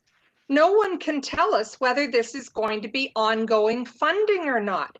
We're talking about millions of dollars every year that we're going to make a decision on for the taxpayer when we don't know the answer to it.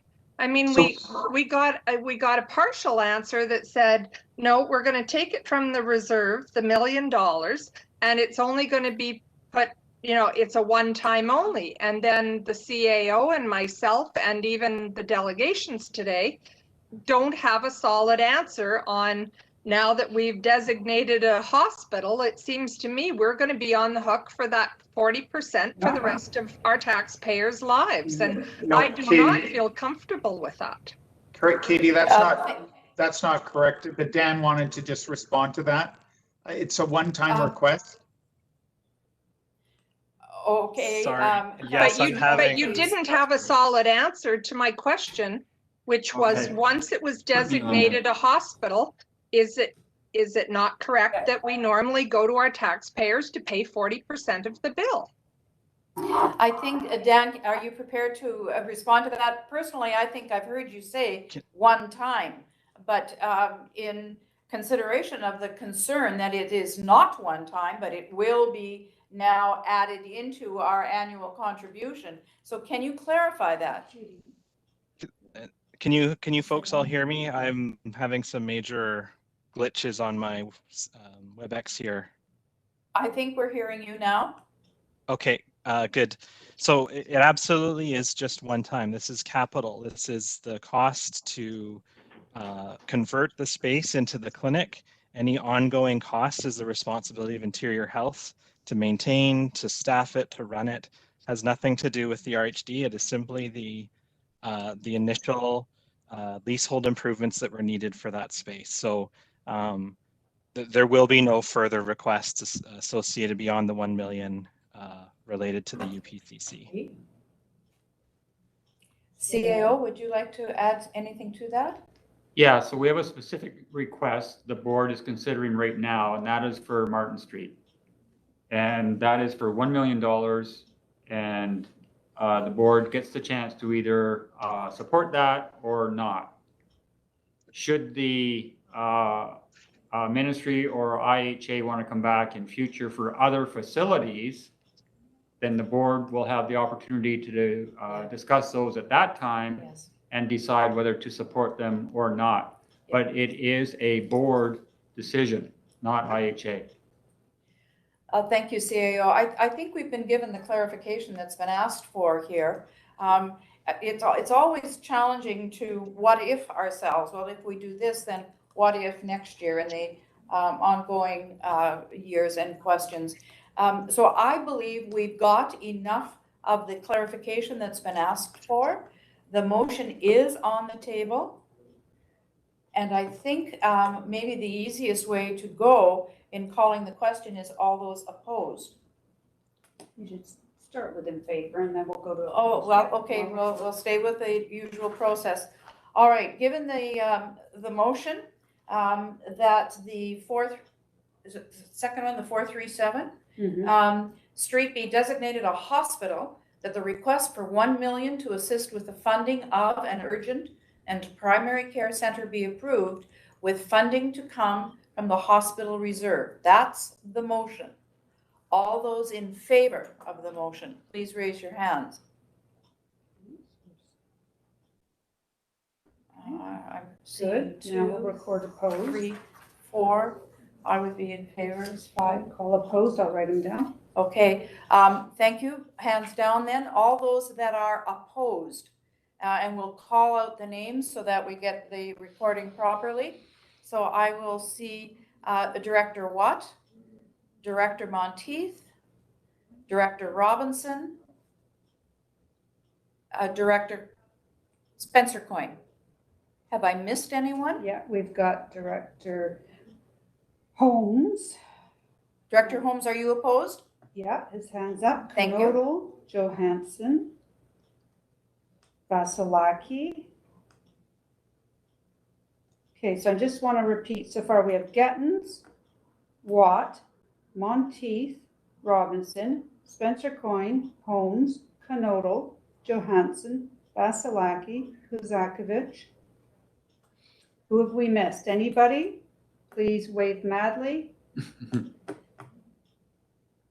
Okay, 1, 2, 3, 4, 5, 6, 7, That'll 8, be a 9, defeat. 10. So defeated. Yes. Right, Ms. Malden's on the line, so yeah, she's nodding. Yes, so correct. defeated. Interesting. So with that motion defeated, CAO, can you kind of summarize where we're at then? We are not contributing to the primary and urgent care center. Okay, but did we ask for the designation? Yes. We did, but I don't understand why. No. Well, I don't either. Make a, Chair, please. yeah, I've just that was interesting that we voted to designate, but then not support financially.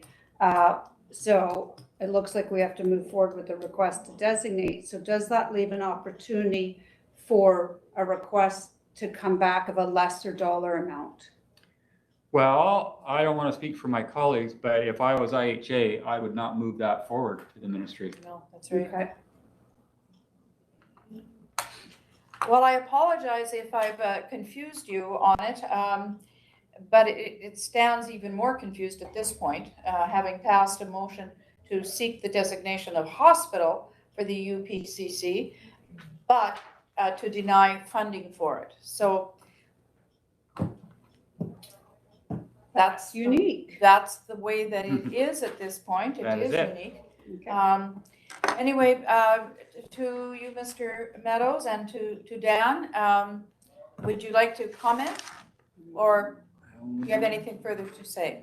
No, I just don't, I'm not you guys, so I don't know what that's gonna look like, but the disappointment is that I think there's frustration with the province, but at the end of the day, the investment's with the South Okanagan, and I don't know how that's gonna have implications moving forward. So because I don't have a crystal ball, but you know, I'm thinking there could have been probably a different way of maybe you know, the board maybe communicating their you know, their position with the ministry. But at the end of the day, my job as the executive director is to look at the citizens and the services that are needed. So to me, I see it as a great investment, but that's democracy. Well, thank you for your final comment, Mr. Meadows. And I think actually we've given this enough time at this point. I'm not going to entertain any more questions. I will call for an adjournment. Motion to adjourn. Second. All in favor of adjourn? Any opposed?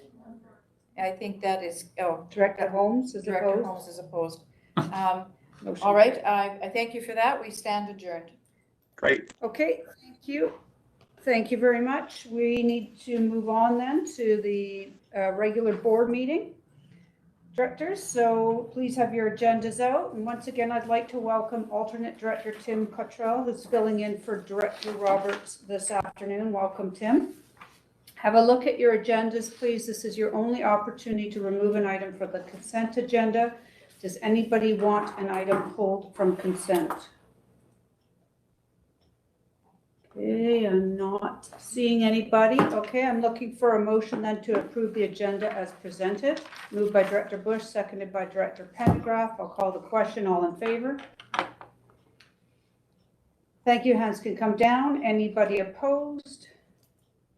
Motion carries, and I'm looking for a motion to approve the consent agenda corporate issues. Moved by Director Robinson, seconded by Director Bauer. Call the question. All in favor? Thank you. Hands can come down. Anybody opposed? Motion carries, and I'm looking for a motion to approve consent agenda development services.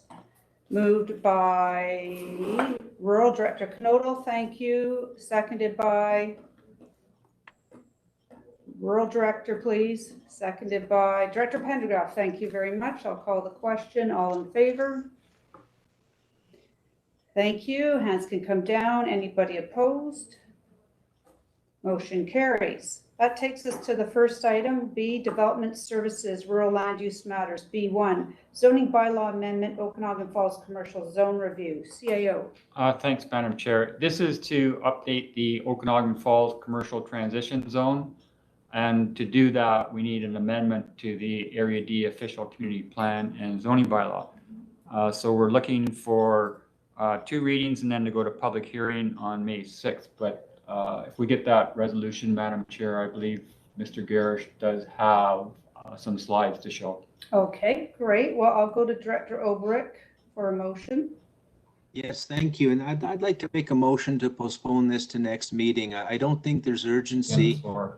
It's a significant part of Area D, Okanagan Falls history, and there's a long story here.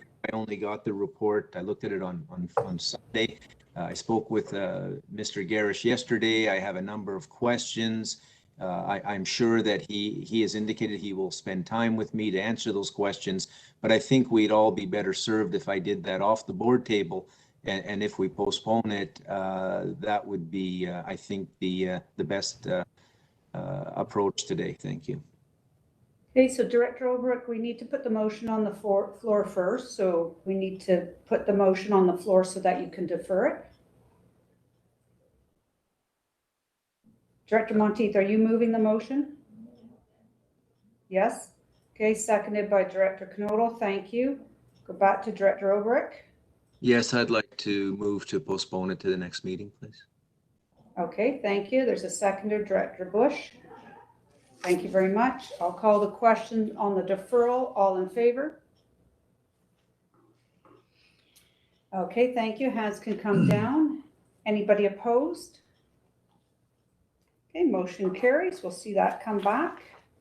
That takes us to Public Works. So C1, Okanagan Falls Wastewater Treatment Plant Solids Processing Upgrade Tender Award, CAO. Yeah, we awarded the centrifuge in 2020, Madam Chair. So this is now to carry forward with the construction. And we want to award this to Cumming Construction Limited for $894,720, plus an $85,000 contingency. Okay, thank you. I'll go to Director Oberick. Yes, thank you. I'd like to move the administrative recommendations, please. Thank you. Seconded by Director Sentis. Are there any questions or comments? This one is a weighted corporate vote. I'll call the question. All in favor? Thank you. Hands can come down. And is anybody opposed? Okay, motion carries. We'll go down to C2, amendments to RDOS City of Penticton Septic Waste Receiving Agreement, CAO. Yeah, we entered into this agreement with the city in 2006, Madam Chair, and it was to add a processing component to their wastewater treatment facilities so that they could accept septage from all the Vector trucks around within the service area. So we've done that, and when we initially entered into that agreement, we just contemplated a deficit. We did not contemplate a service or a surplus. So for the past 7 years, because of the tipping fees that are applied when these Vector trucks come in, we have a surplus, and the city is wondering what to do with it. So we've reached an agreement whereby the initial component that's in the reserve, that's in the surplus, will be set aside in reserve to replace the facility when it's necessary. And then surplus after that will be split 70-30, which is the split based on the waste received. So we are recommending that we go ahead and approve this modification agreement. Okay, thank you. Director Robinson, are you moving the motion? Thank you. And seconded by Director Oberick. Are there any questions or comments on this? Once again, a weighted corporate vote. I'll call the question. All in favor? Thank you. Hands can come down. Anybody opposed? Motion carries. We'll go down to D, Community Services. D1, UBCM Community Emergency Preparedness Fund, Emergency Operations Center and Training Grant. CAO? Yeah, we need a board resolution to submit our application for this $25,000 grant, Madam Chair. Okay, thank you. Director Knodel, you're moving this? Thank you. Director Robinson seconding. Thank you. Are there any questions on this one? The corporate vote. I'll call the question. All in favor? Thank you. Hands can come down. And is anybody opposed?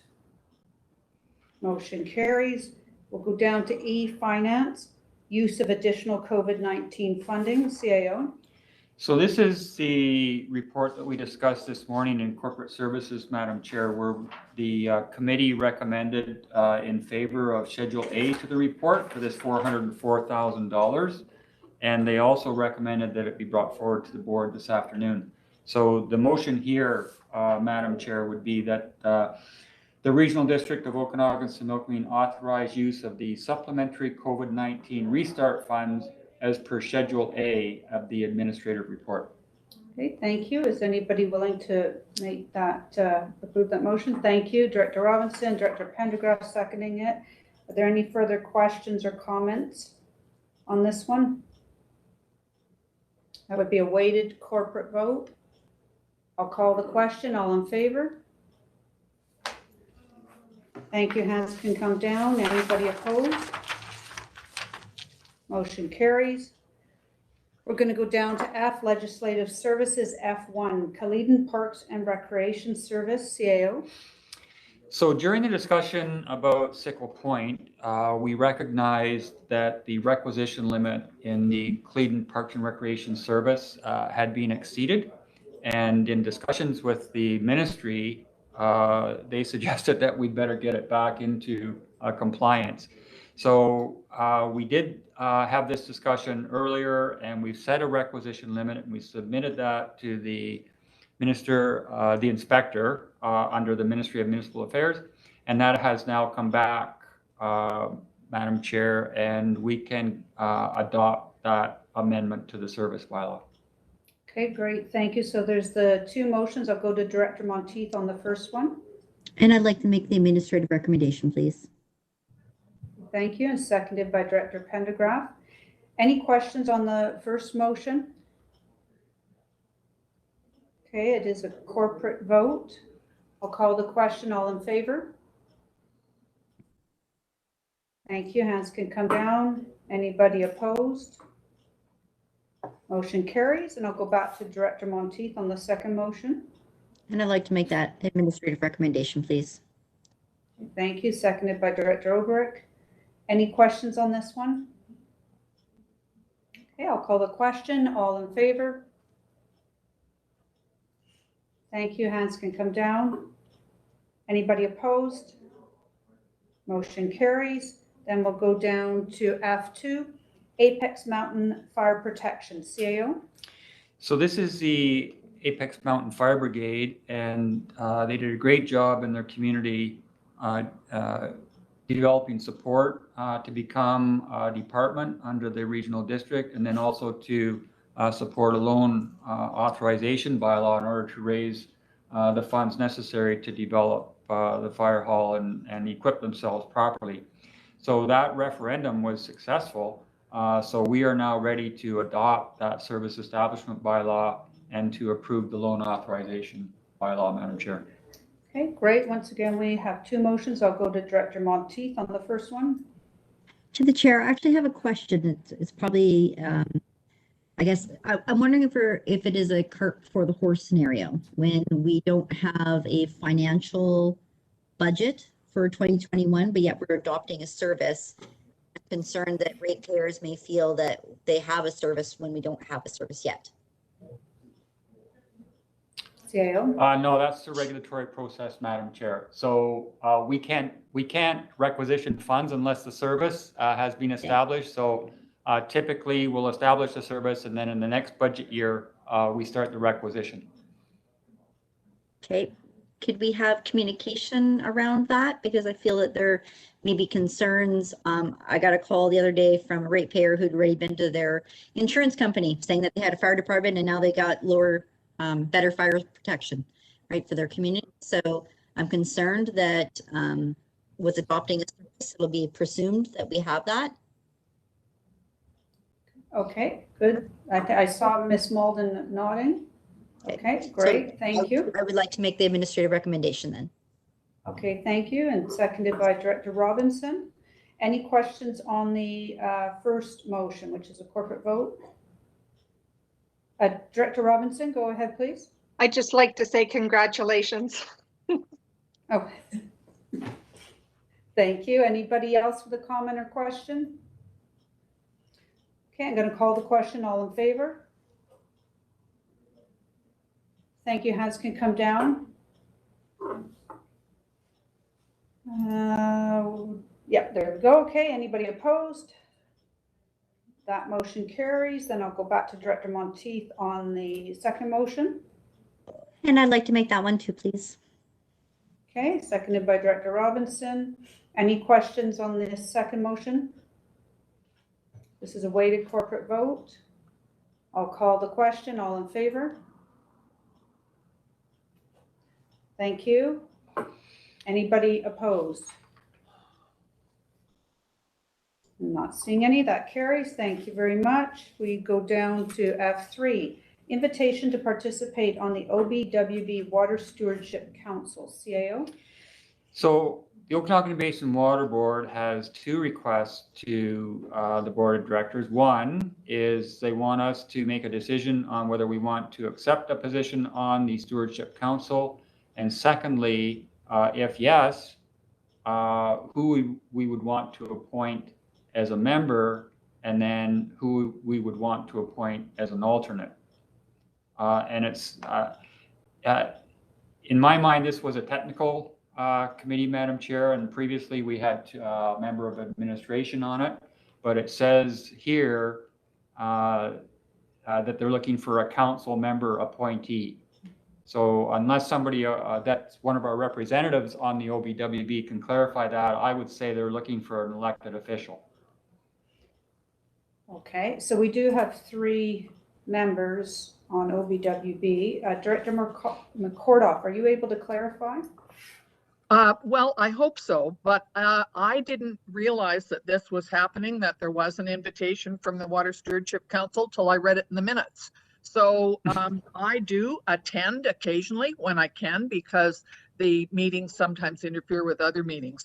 I'm surprised. I think it was Zoe Kirk that was on this before, and she has a great deal of knowledge and background. I'm not sure whether there's any other staff member from RDOS that might be interested. I think the 3 of us that are on the board,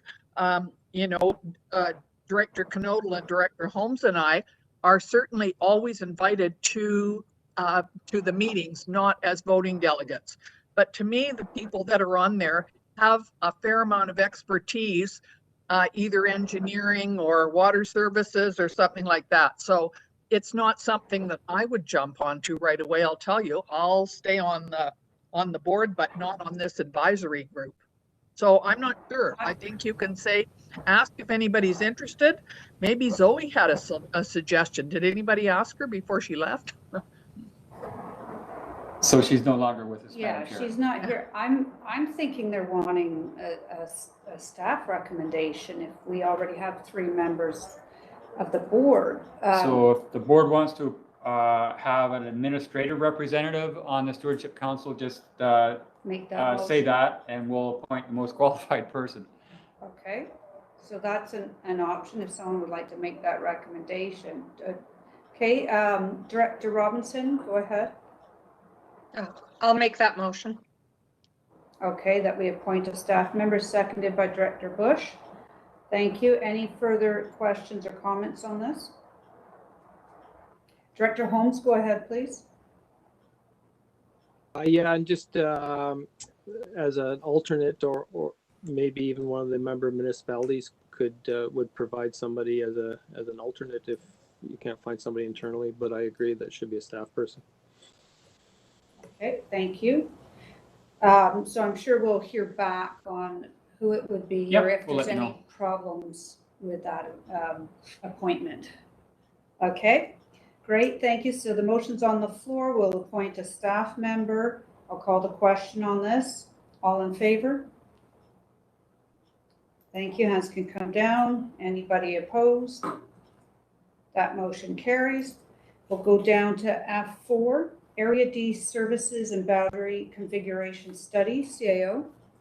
Thanks, Madam Chair. So the board previously passed a resolution to undertake, to request that the province consider developing the information necessary for a decision on the incorporation of within Area D.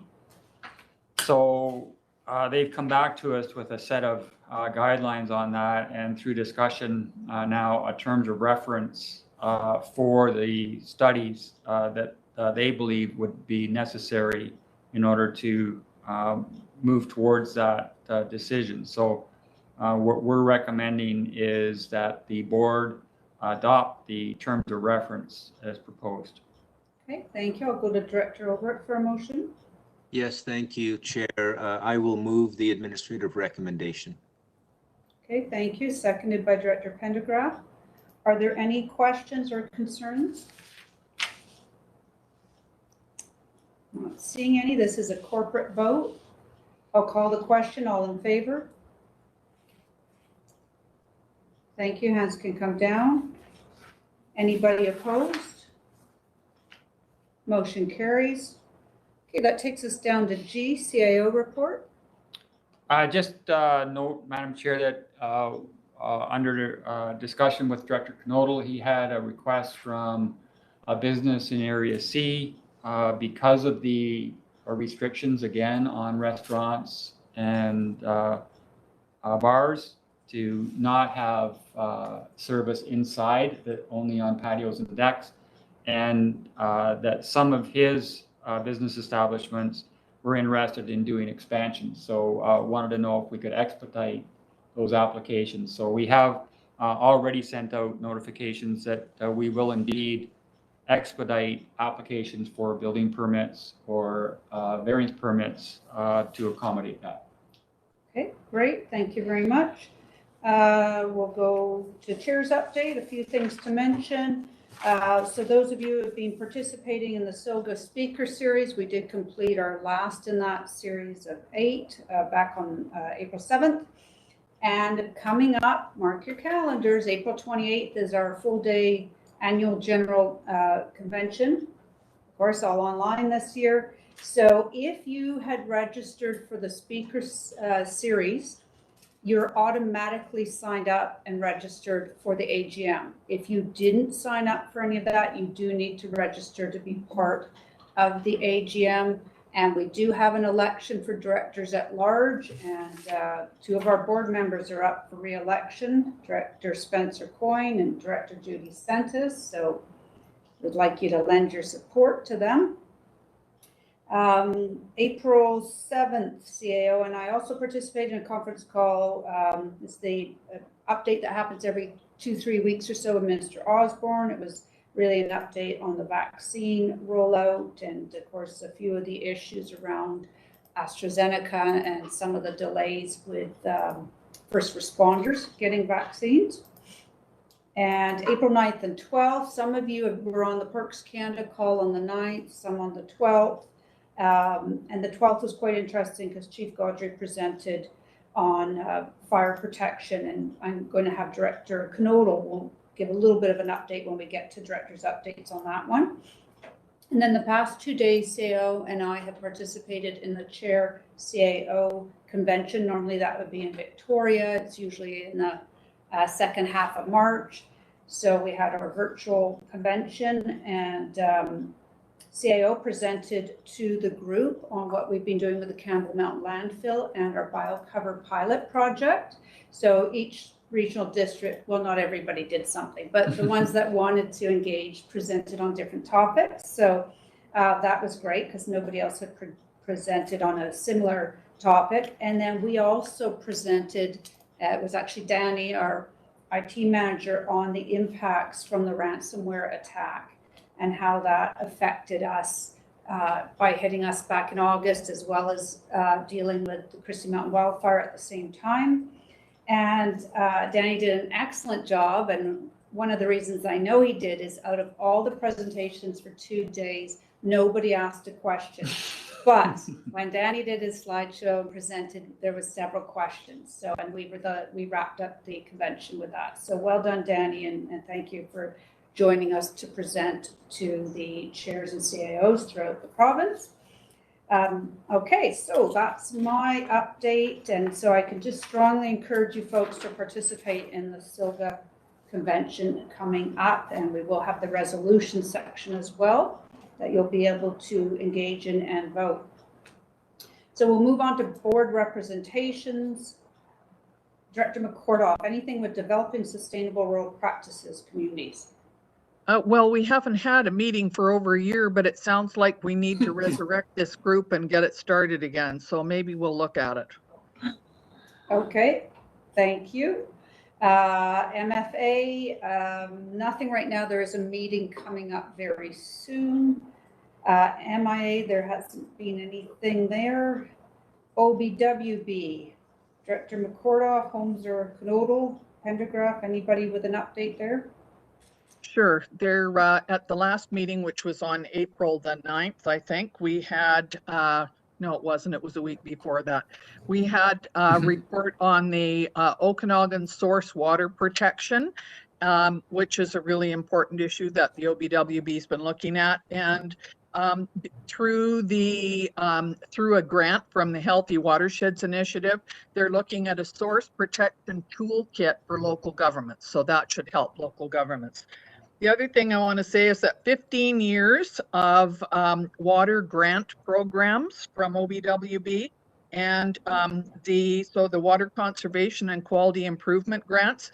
And so there were 16 grants approved this year for $350,000, several of them being in the RDOS region. So there was, on April the 8th, there was a news release, which I'm sure was sent to all of you. That is available. You can look at it on the website of the list of all of the applicants, because there was way more than, I think it was 525,000 that was asked for. 350,000 was approved, and those are all on there, and you can look and see who got the award and who didn't. So it's a really good program. Thank you all. Many of you will be applying to them. Thanks. That's it. Okay, great. Thank you, Director McCordoff. We'll go to Director Gittins with the Okanagan Film Commission. Yes, there's lots to say. There's quite a bit going on in the South Okanagan with the Film Commission.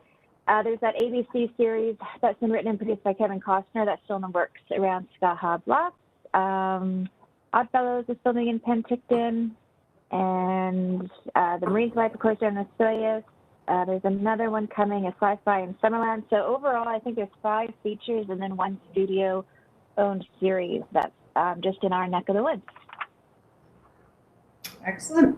Great. Thank you very much. We'll go to Director Monteith for Okanagan Regional Library Board. We haven't had a meeting yet. Okay. Thank you. Director Bush, Sterile Insect Release Board. No meeting this month. Okay. Director Knodel, anything with Simia?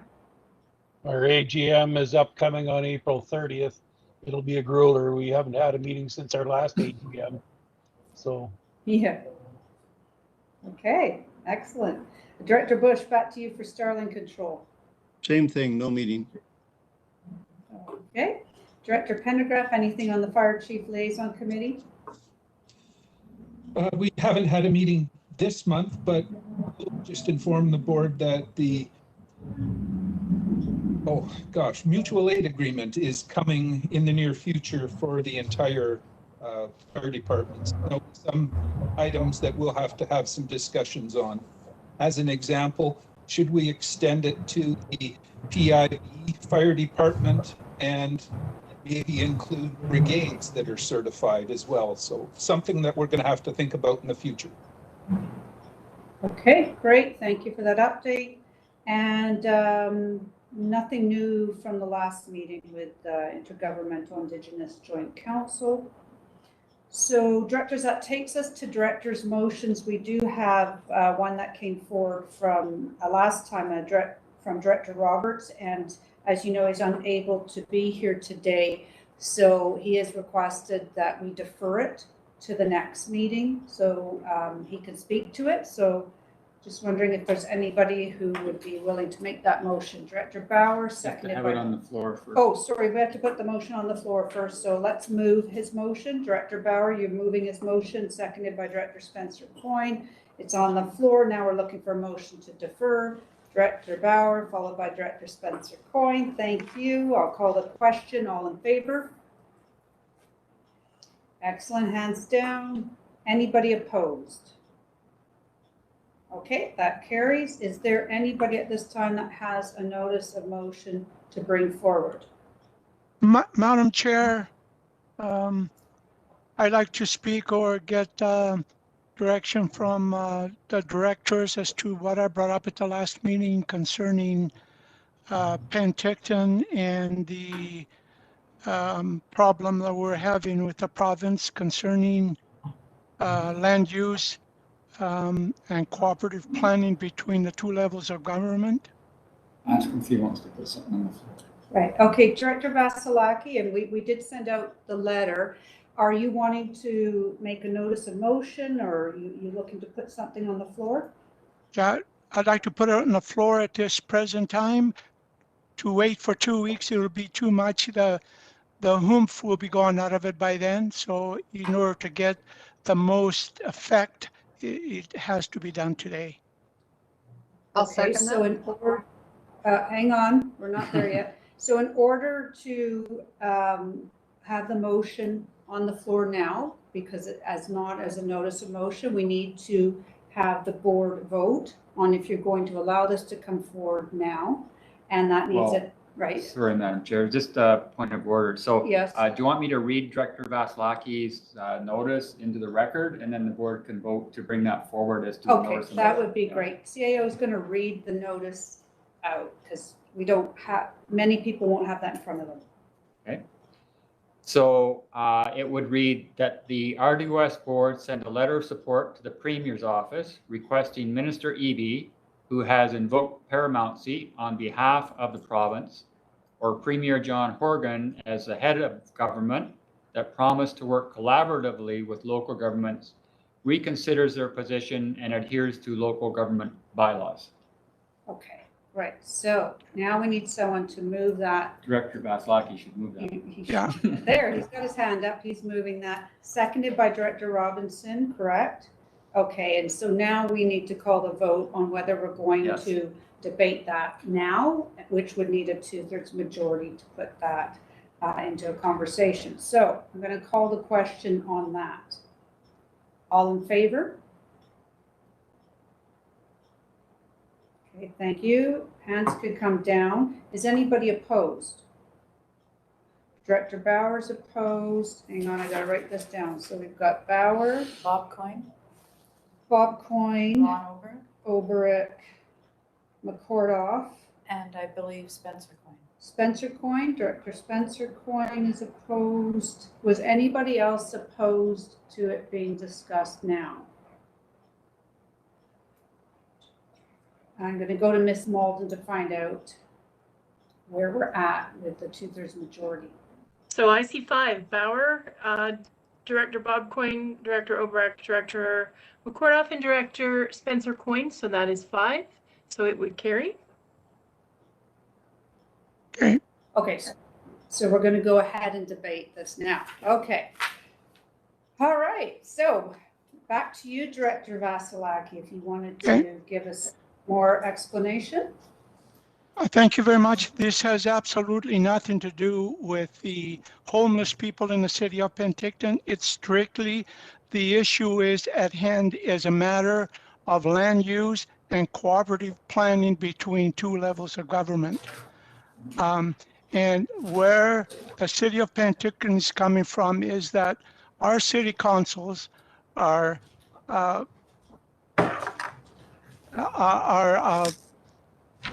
voted in or elected by our public to do what's in the best interest of our citizens and our community. And there's a danger here, or a precedent being set, that if we allow the provincial government or any senior government to take over our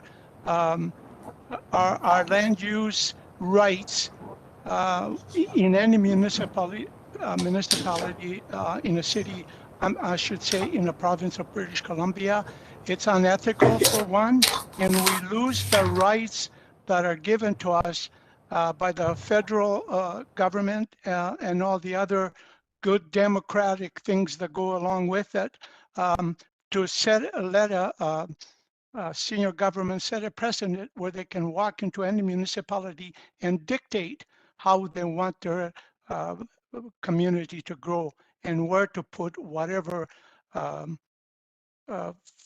facility that they wish to have in their community.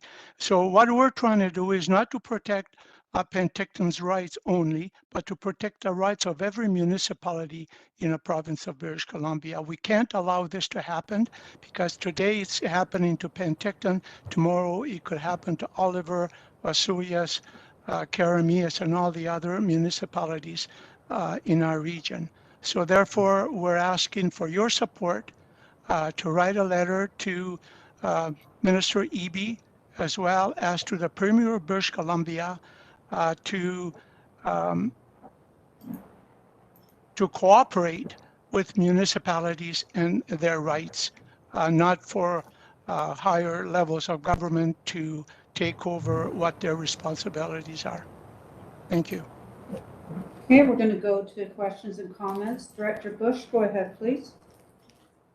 Yeah, I can't disagree with this, but as an area director, I don't want to be drug into the middle of this fight with Penticton and province of BC. Okay, thank you. Director McCordoff, go ahead, please. Thank you. I voted against this, not because I do not agree, not that I'm against your ask, but I think you wrote a letter, Mayor Vasilaki, to UBCM. And I think that is the correct way to proceed with this, that the letter go to UBCM and then everyone can be included in this. And so I would feel much more comfortable with that. But I totally understand that there are the concerns, and I absolutely have sympathy for that. But I just think it's the matter of how we proceed with this. Thanks. Thank you, Director McCordoff. I can add that I do agree. I agree with what was just said. It's a very challenging situation, but we are a product of the province. And it does feel like being put in a difficult situation here. UBCM would be a good forum. A resolution can go to UBCM on this from the city of Penticton for sure. Let's hear from others. Director Obrecht, go ahead, please. Yes, thank you. And I do agree with what Director Bush said. This is not the right place, the right way to proceed. Just to build off what the chair said, she is correct, and Director Vasilaki is incorrect. The rights and authorities of local government do not come from the federal government. They're delegated under the powers of Section 92 of the British North America Act 1867, or Canada Act 1867 as it's now known. Those are provincial powers, not federal powers. We are a creature of the province authority. I do not think this is a court. This is a question for a court, not for a regional district board. Take it to UBCM, let it be debated, let that be the process. But I just think this is the wrong way. And when I hear our law being mischaracterized that this is it's not from the federal authority. So we have to follow the law. I just don't think this is the right way in the right place. And so I can't support this, but I appreciate the opportunity to speak to it. And I tell you, we understand the feeling in Area D, what it feels like when we feel like we're not getting listened to. We know what that feels like. And so our empathy is with you. Okay, thank you. I'll go to Director Holmes. Yeah, thank you. So there's a principle in political science that's known as subsidiarity, and that's basically this idea that that issues ought to be dealt with at the level that's closest to people as possible. And it's one principle that I wholeheartedly believe in. And so I don't know if this is the right venue to bring this sort of thing forward. I understand that local government are creatures of the province, but this motion certainly aligns with my belief in that principle. So I would support it just on that alone. Thank you. Thank you, Director Spencer Coyne. Well, I was going to speak, but Director Obrecht kind of said it all for me there. We are a creature of the province, and I think the UBCM is the best venue for this. And I think if this was to go further than the UBCM to court, then that's for them to decide. I don't think this is something that we should be dealing with here at this level. I believe that it's almost like provincial rights when you're talking about the federal government. And I think that's how we need to look at this. It's not all of us against them. It's UBCM needs to take this forward for us and bring this to the courts or to the province and have a final decision on it. I mean, I'm agreeing with Director Obrecht 100% on this one. Thank you. We'll go to Director Robinson. You're next. Thank you. Well, actually, I'm a little surprised that there's not more support for this, given what we went through a little bit earlier with when this board was asked to pay for the UPCC, when we weren't even asked about it. I believe that this is an issue for every level of government, all the way down to individual taxpayers, to stand up and be counted right now. And if you believe in democracy and you want some respect and some transparency and communication from other levels of government, now is the time to stand up and say so, because it's coming to a community of yours next. Thank you, Director Robinson. Director McCordoff, is that a leftover hand, or did you want to speak again? Leftover? Okay, thank you. Is there anyone else with a comment to add? Director Vasilaki, go ahead, please. Thank you. I'd like to say that how is the province going to change its mind when our own region disagrees about standing up on their own 2 feet and be counted, like Councillor Robinson just said? If you just brush it aside and you don't have a little bit of a backbone to stand up for your rights and the rights of the citizens of this area, shame on you. I just don't understand where you people are coming from or how you can sleep at night. I just don't get it. I don't sugarcoat anything. As I said earlier, I say it the way it is, and you should be ashamed of yourselves. Thank you very much. Anybody else with a comment or suggestion? Okay, we have a motion on the floor. Director Vasilaki's motion. So I'm going to call a question on this is whether we provide support. Okay, all in favor? Okay, thank you. Hands down. And now we're going to call those opposed. So I want to make sure, okay, some of the hands are clicked and some are up. So I'm going to work through this. Opposed is Bob Coyne, Bush, Trainer, Bauer, Obrecht, S. Coyne, McCordoff, Cottrell, Kozakovich. Who else? Did I miss anybody else who was opposed? 1, 2, 3, 4, 5, 6, 7, 8, 9. Is that correct, Ms. Malden? That's correct. Have we got? I did, yes, I have 9, but I did miss who you mentioned between Director McCordoff and Director Kozakovich. Cottrell. Okay, thank you. So that is 1, 9. 2. So the motion carries. I believe so. Do we have 19 directors on the screen? Because sometimes Yes, we do. disappears. We do. Okay, so then the motion carries. Correct. Okay, so then we will be sending out a letter of support. Okay, so anybody else with a notice of motion to bring forward at this time? Okay, I'm not seeing any. Let's go to board members' verbal updates. Anybody with anything to report on from their community? I have Director Sentis. Go ahead, please. Thank you, Chair. I would just like to elaborate a little bit on the Chair's comments regarding the SILGA virtual convention that is coming up. There indeed are 8 nominees to the 7 positions of directors for SILGA. And indeed, Spencer Coyne and I are in that medley of people. And so I would appreciate your consideration of supporting us. But also I would like to draw attention to the fact that both the position of chair and the position of vice chair are in by acclamation. And so Carla Kozakovich will be the incoming chair of SILGA, and Mayor Tony Boot from Summerland will be the incoming vice chair. As I say, those are by acclamation. And I believe the representative from Oliver, Amy, is also in by acclamation to the Councillor executive. Amy Grice is second vice president.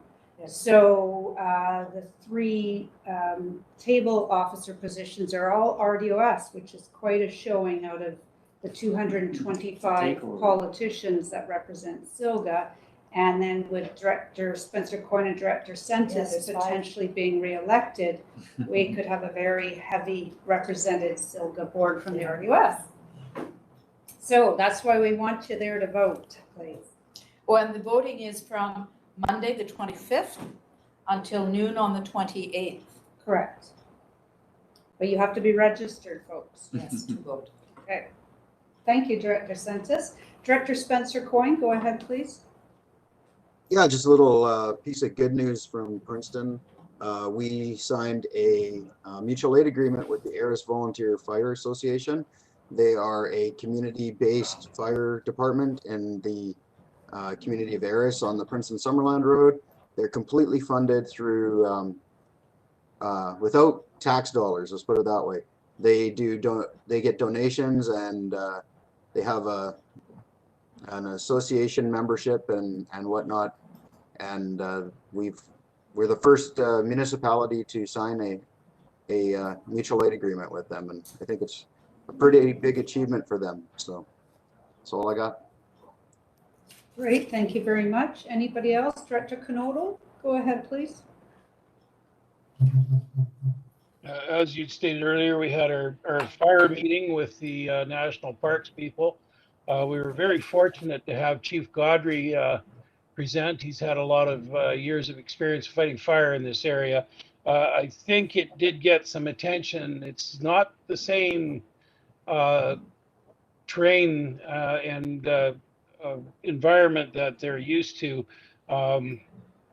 There's quite a delay in their reporting and response that needs to be addressed, and hopefully we'll get that out of the way before this park might happen. If we don't, we'll be playing catch up afterwards. This is the first of what will probably be 2 or 3 meetings on fire alone. There's a number of other meetings on things like invasive species, etc., that will carry on. So we're very happy to at least have these meetings. The residents that live next to the park are definitely in need of some proper procedures put forward before they can agree with anything here. Thank you. Okay, thank you. Director McCordoff, go ahead, please. Thank you. And we also had a meeting with the National Park. It was on April the 9th. So that was with Sarah Boyle and Megan Bull, and several people from this board were on that call, as well as Richard Canning and Rolly Russell. So we certainly did hear all the concerns, and we knew that area directors had some concerns, but I think that they're proceeding ahead slowly and carefully, and they are quite willing to work with all of us at the RDOS, including making annual representations to the RDOS, and I know that our chair was involved in asking for that. And so that's why we will be hearing from them again, and they did promise to come within the next couple of months to report to all of us. Thank you. Thank you. Anybody else with an update to provide? Okay, I'm not seeing any other updates. Just a reminder, board, that our next board meeting is in 3 weeks, not 2, so you get a little bit of an extra break in there. So if there's nothing further, I'm looking for a motion to adjourn. Moved by Director Bush, seconded by Director Knodel. I'll call the question. All in favor? Thank you. Anybody opposed and want to stick around? None. Okay, thank you, everybody. We are adjourned. All right. Be safe, everyone.